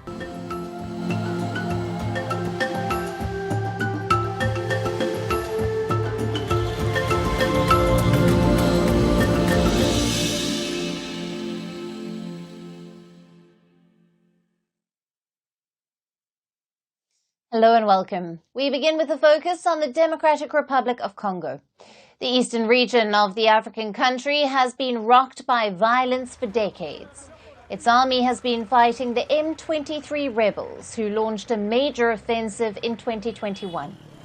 Apart from fighting the M23 rebels and other militias, the Democratic Republic of Congo is currently staring at another major challenge. Its army is reportedly in disarray. There have been increasing reports of soldiers fleeing the battlefield. In the latest, a military court in the Democratic Republic of Congo has sentenced 25 soldiers to death for fleeing the enemy. They were also accused of dissipating munitions of war, violating orders, and theft. Earlier in May this year, 8 officers were sentenced to death for cowardice after they abandoned their positions guarding the Goma city. In March of this year, Congo lifted a moratorium on the death penalty, citing treachery and espionage in armed conflicts. Now, these incidents exposed the damaging disorder in the Congo's armed forces. What is certain is that the government has only very recently lifted the moratorium on the death penalty, and now some officials are beginning to be subjected to this very heavy-handed decision, the pain of death. We think that we are in danger of reaching the point where many military personnel are going to be candidates for this decision, rather than improving our security apparatus. This kind of decision will increasingly weaken our military and give more fear to those on all the front lines. For over 2 years, Congo's army has been fighting Rwanda-backed M23 rebels, as well as other militia violence. And despite the heavy defense spending and support from troops from regional allies, the DRC has struggled to contain the fighting and gains by rebel forces. Its military has for a long time faced internal divisions. Analysts say mismanagement by army leaders, inexperienced and demoralized troops, and an over-reliance on proxy forces have also kept the DRC on the back foot. Other challenges include insufficient resources, poor logistics, and the country's endemic corruption. DRC's North Kivu province is the hotbed of fighting between its army and the M23 rebels. The violence has forced over 1.7 million to flee their homes and displaced a record 7.2 million people. The M23 rebels have made major gains in recent weeks, moving into the towns of Kirumba and Kanya-Nayonga in North Kivu. They have seized vast swathes of territory over several years, almost completely encircling Goma, the provincial capital of North Kivu. Now, DRC accuses Rwanda of backing the M23 rebels, a group formed to defend the interests of Congolese Tutsis. Rwanda's President, Paul Kagame, also belongs to this ethnic group. Now, DRC's President, Felix Tshisekedi, has threatened to declare war against Rwanda in response, but Rwanda has repeatedly denied backing the M23 fighters. It says reports of its soldiers fighting alongside the rebels are baseless. Rwanda instead accuses the DRC of financing and aiding a Hutu rebel group that attacked the Tutsis in both countries. According to UN reports, Rwanda has more than 3,000 troops deployed to North Kivu. This far outnumbers the M23 group's own fighters. Successive Congolese governments and UN peacekeeping missions have struggled to quell the violence in eastern DRC. Democratic Republic of Congo has asked the UN to speed up the exit of its peacekeepers, accusing them of failing to protect civilians from armed militias. For now, the region remains extremely tense. The escalating conflict between the two neighbors has stoked fears of a broader conflict in Africa's Great Lakes region. Now, for more on this, we have with us security expert Espoir Ngolekia, who is joining us live from Goma, the capital of North Kivu province in the Democratic Republic of Congo. Welcome to Firstpost. Thank you so much. Now, like I mentioned, there are reports of the Congolese army being in damaging disarray Could you give us the details of the ground reality and the challenges that are faced by the DRC's military? So the Congolese army have many challenges. Among them, we have the lack of munition. The logistic of Congolese army is not on top. The second challenge is the motivation. The majority of military who are on front, they are not very well paid by the Congolese government. The third reason of the challenge is the corruption of the commanders. The majority of commanders are corrupted, and some of them are robbing money of the salary of military. And another challenge is the lack of justice. You know, Congolese army is on front since many years, and former rebellions are in the government, others are in Congolese official army, and there are those many challenges of the lack of justice. It's not a main motivation of Congolese military who are on troop. And some military who are condemned by the Congolese justice, they are only they are victim. You know, they are condemning people, they're condemning military. And for me, the next challenge is to push some Congolese military to join rebellion group, because they'll be in dilemma. The first dilemma is to take fire, is to when they are in front of rebellions who are very equipped than Congolese army, some military will be obliged to they'll be obliged to take fire and to leave the front. And another dilemma is if they can join the rebellions group.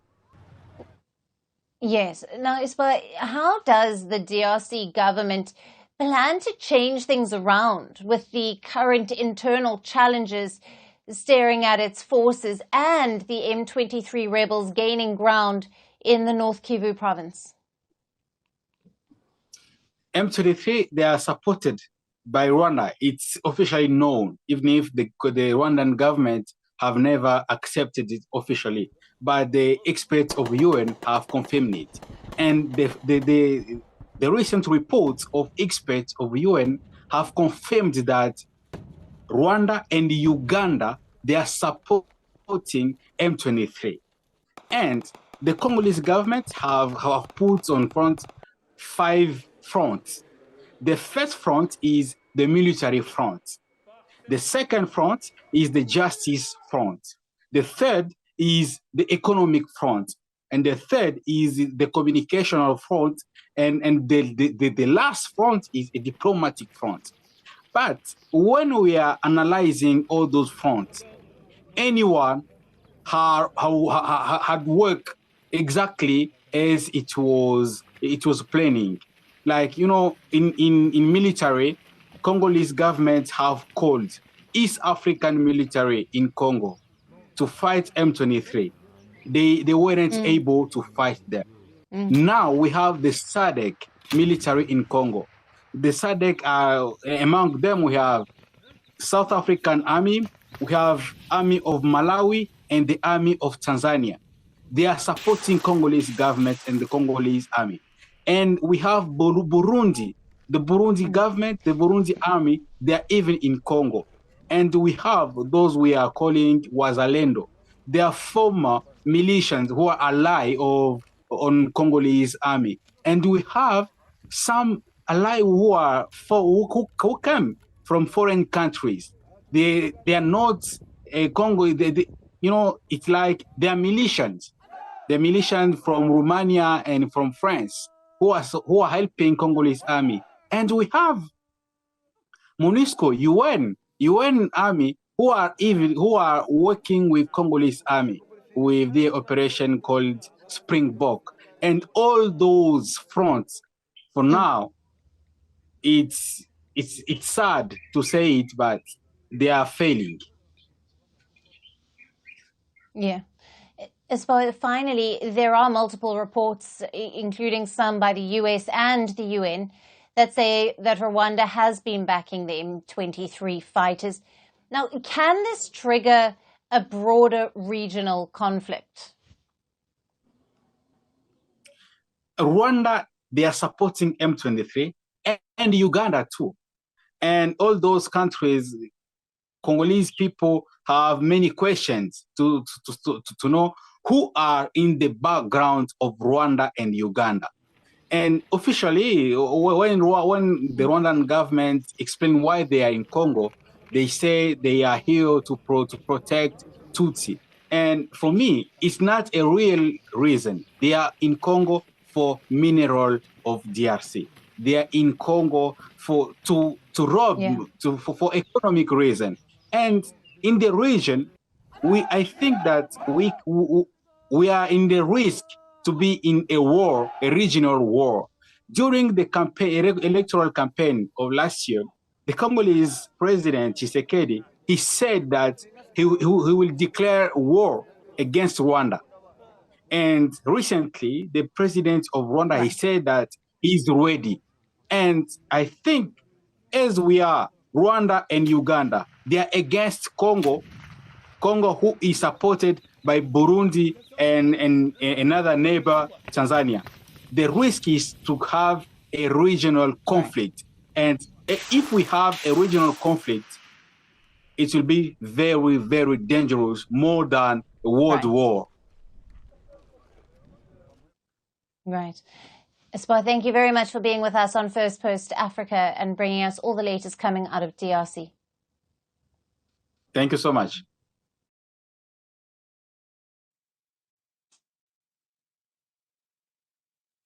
Moving on to Tunisia now, where ahead of the October presidential election, another key opposition leader has been arrested. The head of Tunisia's Republican Party, Lotfi Merahi, was arrested on Wednesday on the suspicion of money laundering. The arrest comes just days after Merahi announced his intention to run for the upcoming presidential election. Now, he has been accused of laundering money and opening bank accounts abroad without a license from the central bank. Now, Merahi is one of the most prominent critics of Tunisia's President Kais Saied, who faces allegations of crushing dissent and opposition. Many of President Saied's rivals have already been put behind bars.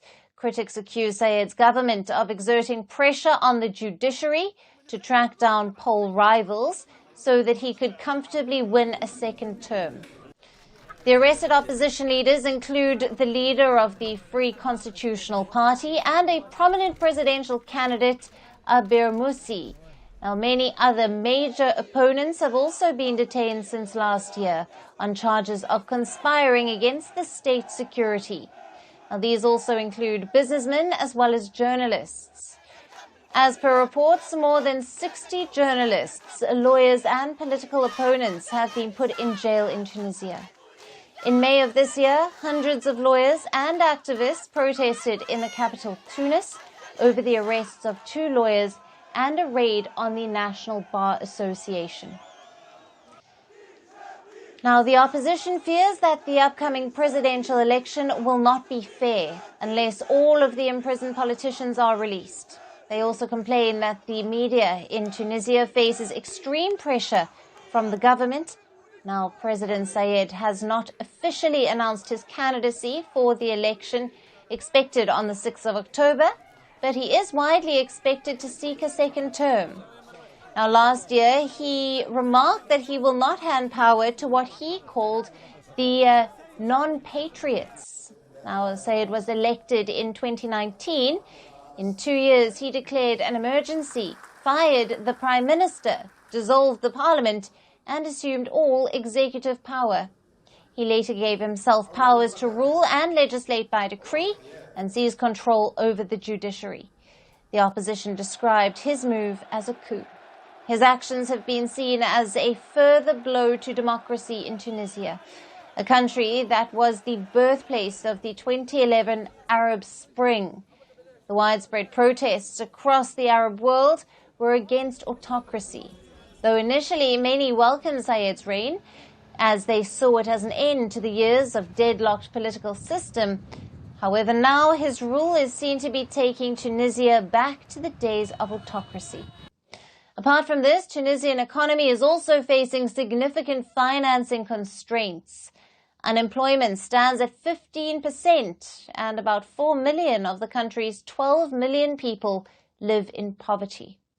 While most opinion polls in Tunisia still show Sayed as widely popular, they are considered to be inaccurate.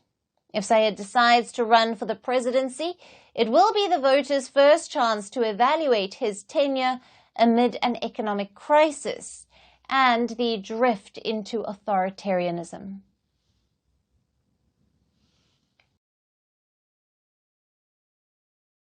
Next story, we shift focus to Morocco in North Africa. By 2030, reaching Spain from the North African country by train could be a matter of just over 5 hours.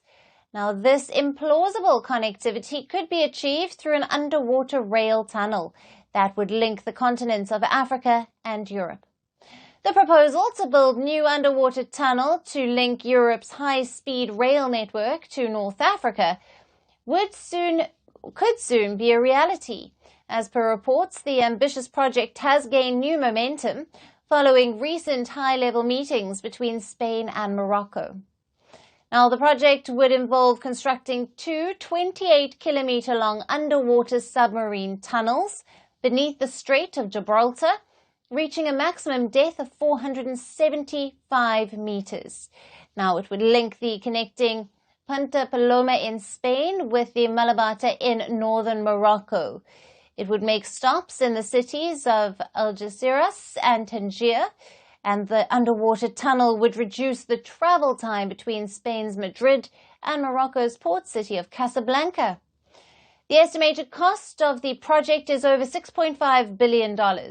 It is expected to significantly boost trade between the two continents, as it would transport 13 million tons of goods between Africa and Europe each year, while it is also expected to facilitate the travel of 12.8 million passengers annually.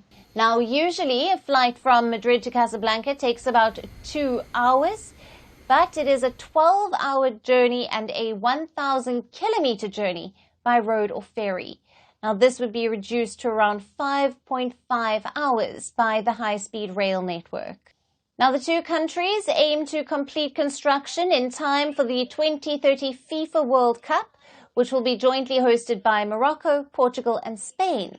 However, the plan to link Spain with Morocco's dates back to 1979, when King Hassan II and King Juan Carlos I studied the possibility. But over the years, even after investing huge money, it did not gain momentum. Now Spain's transport minister is keen to revive it. This year, the Spanish Foreign Minister Oscar Puente also visited Morocco to put the plan into action. The Spanish government has allocated nearly $2.5 million to look more deeply into the project. However, there are a few challenges as well. Various surveys conducted by both sides have revealed construction challenges. But the two sides are ready to analyze them and are currently collaborating for financial and strategic feasibility studies for the construction. It is only after this that the project will officially be given a green light.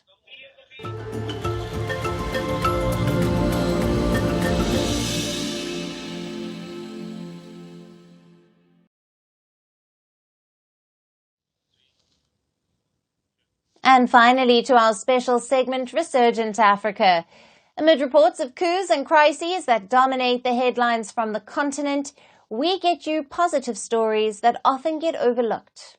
In the heart of Kenya, a construction firm has set its sights on alleviating the nation's housing crisis. The introduction of cost-effective 3D printed homes aims to address the need for affordable housing in the East African nation.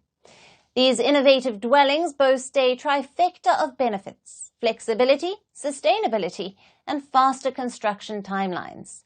With innovation at the center, Kenya is all set to revolutionize its housing sector. These narrow lanes of slums in Kenya's capital Nairobi carry the burden of the stories of many living in them. Amidst a maze of rusty iron sheets, people navigate their daily chores. These little shacks made of tin sheets instead of walls are what they call home. Many of these makeshift houses lack toilets and running water, and alleys trickle with sewage. Yet, against all odds, this slum is a place of hope. Many residents hope to eventually move to a permanent dwelling, and the government's affordable housing plan is one way to achieve that. But it costs around $3,800 for a one-room government house, and raising this sum of money is a long struggle for many in these slums. Tungependa kuishi kwa nyumba better. We would really love to move into better houses, but we do not have the money to afford them. Those government houses are like a dream for us, but our incomes simply don't allow it. Under a housing plan launched in 2022, the William Ruto government aims to build 250,000 houses each year. But so far, they have been able to build only 50,000 houses a year. And out of these, only 1,000 address low and medium income earners. But as the cost of living crisis in the country spirals out of control, innovation has become key to Kenya's affordable housing ambitions.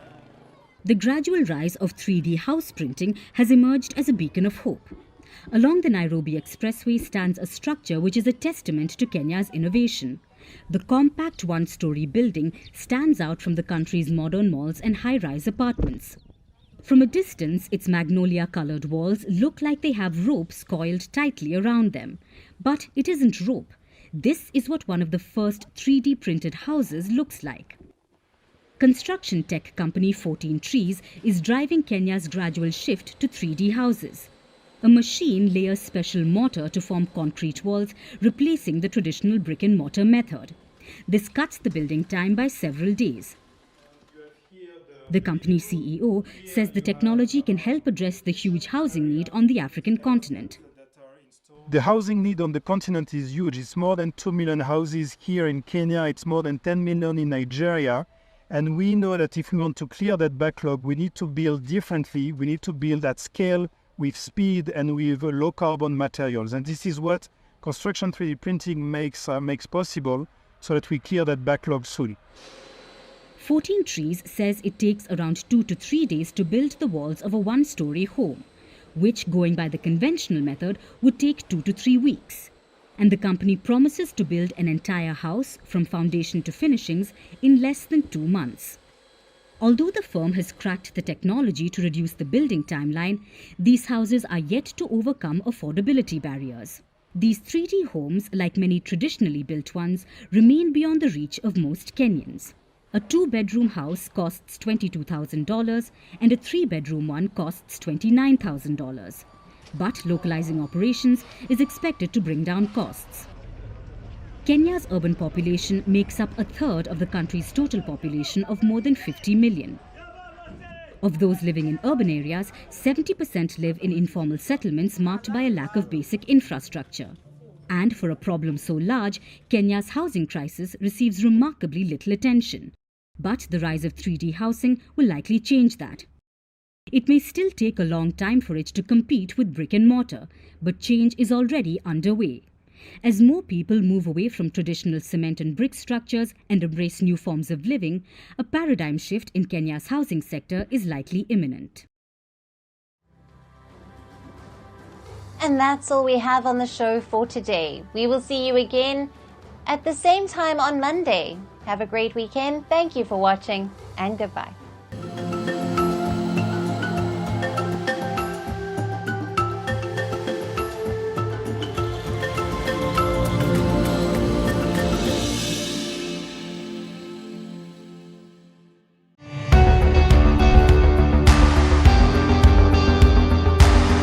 Across continents, one powerful news source. Bringing you diverse perspectives on the issues that matter.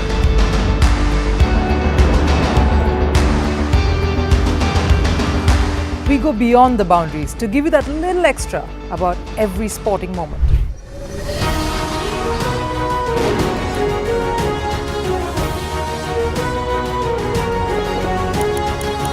So thank you for making Firstpost 5 million strong. We're counting on your support. And you can trust us to bring you the news unfiltered and unvarnished.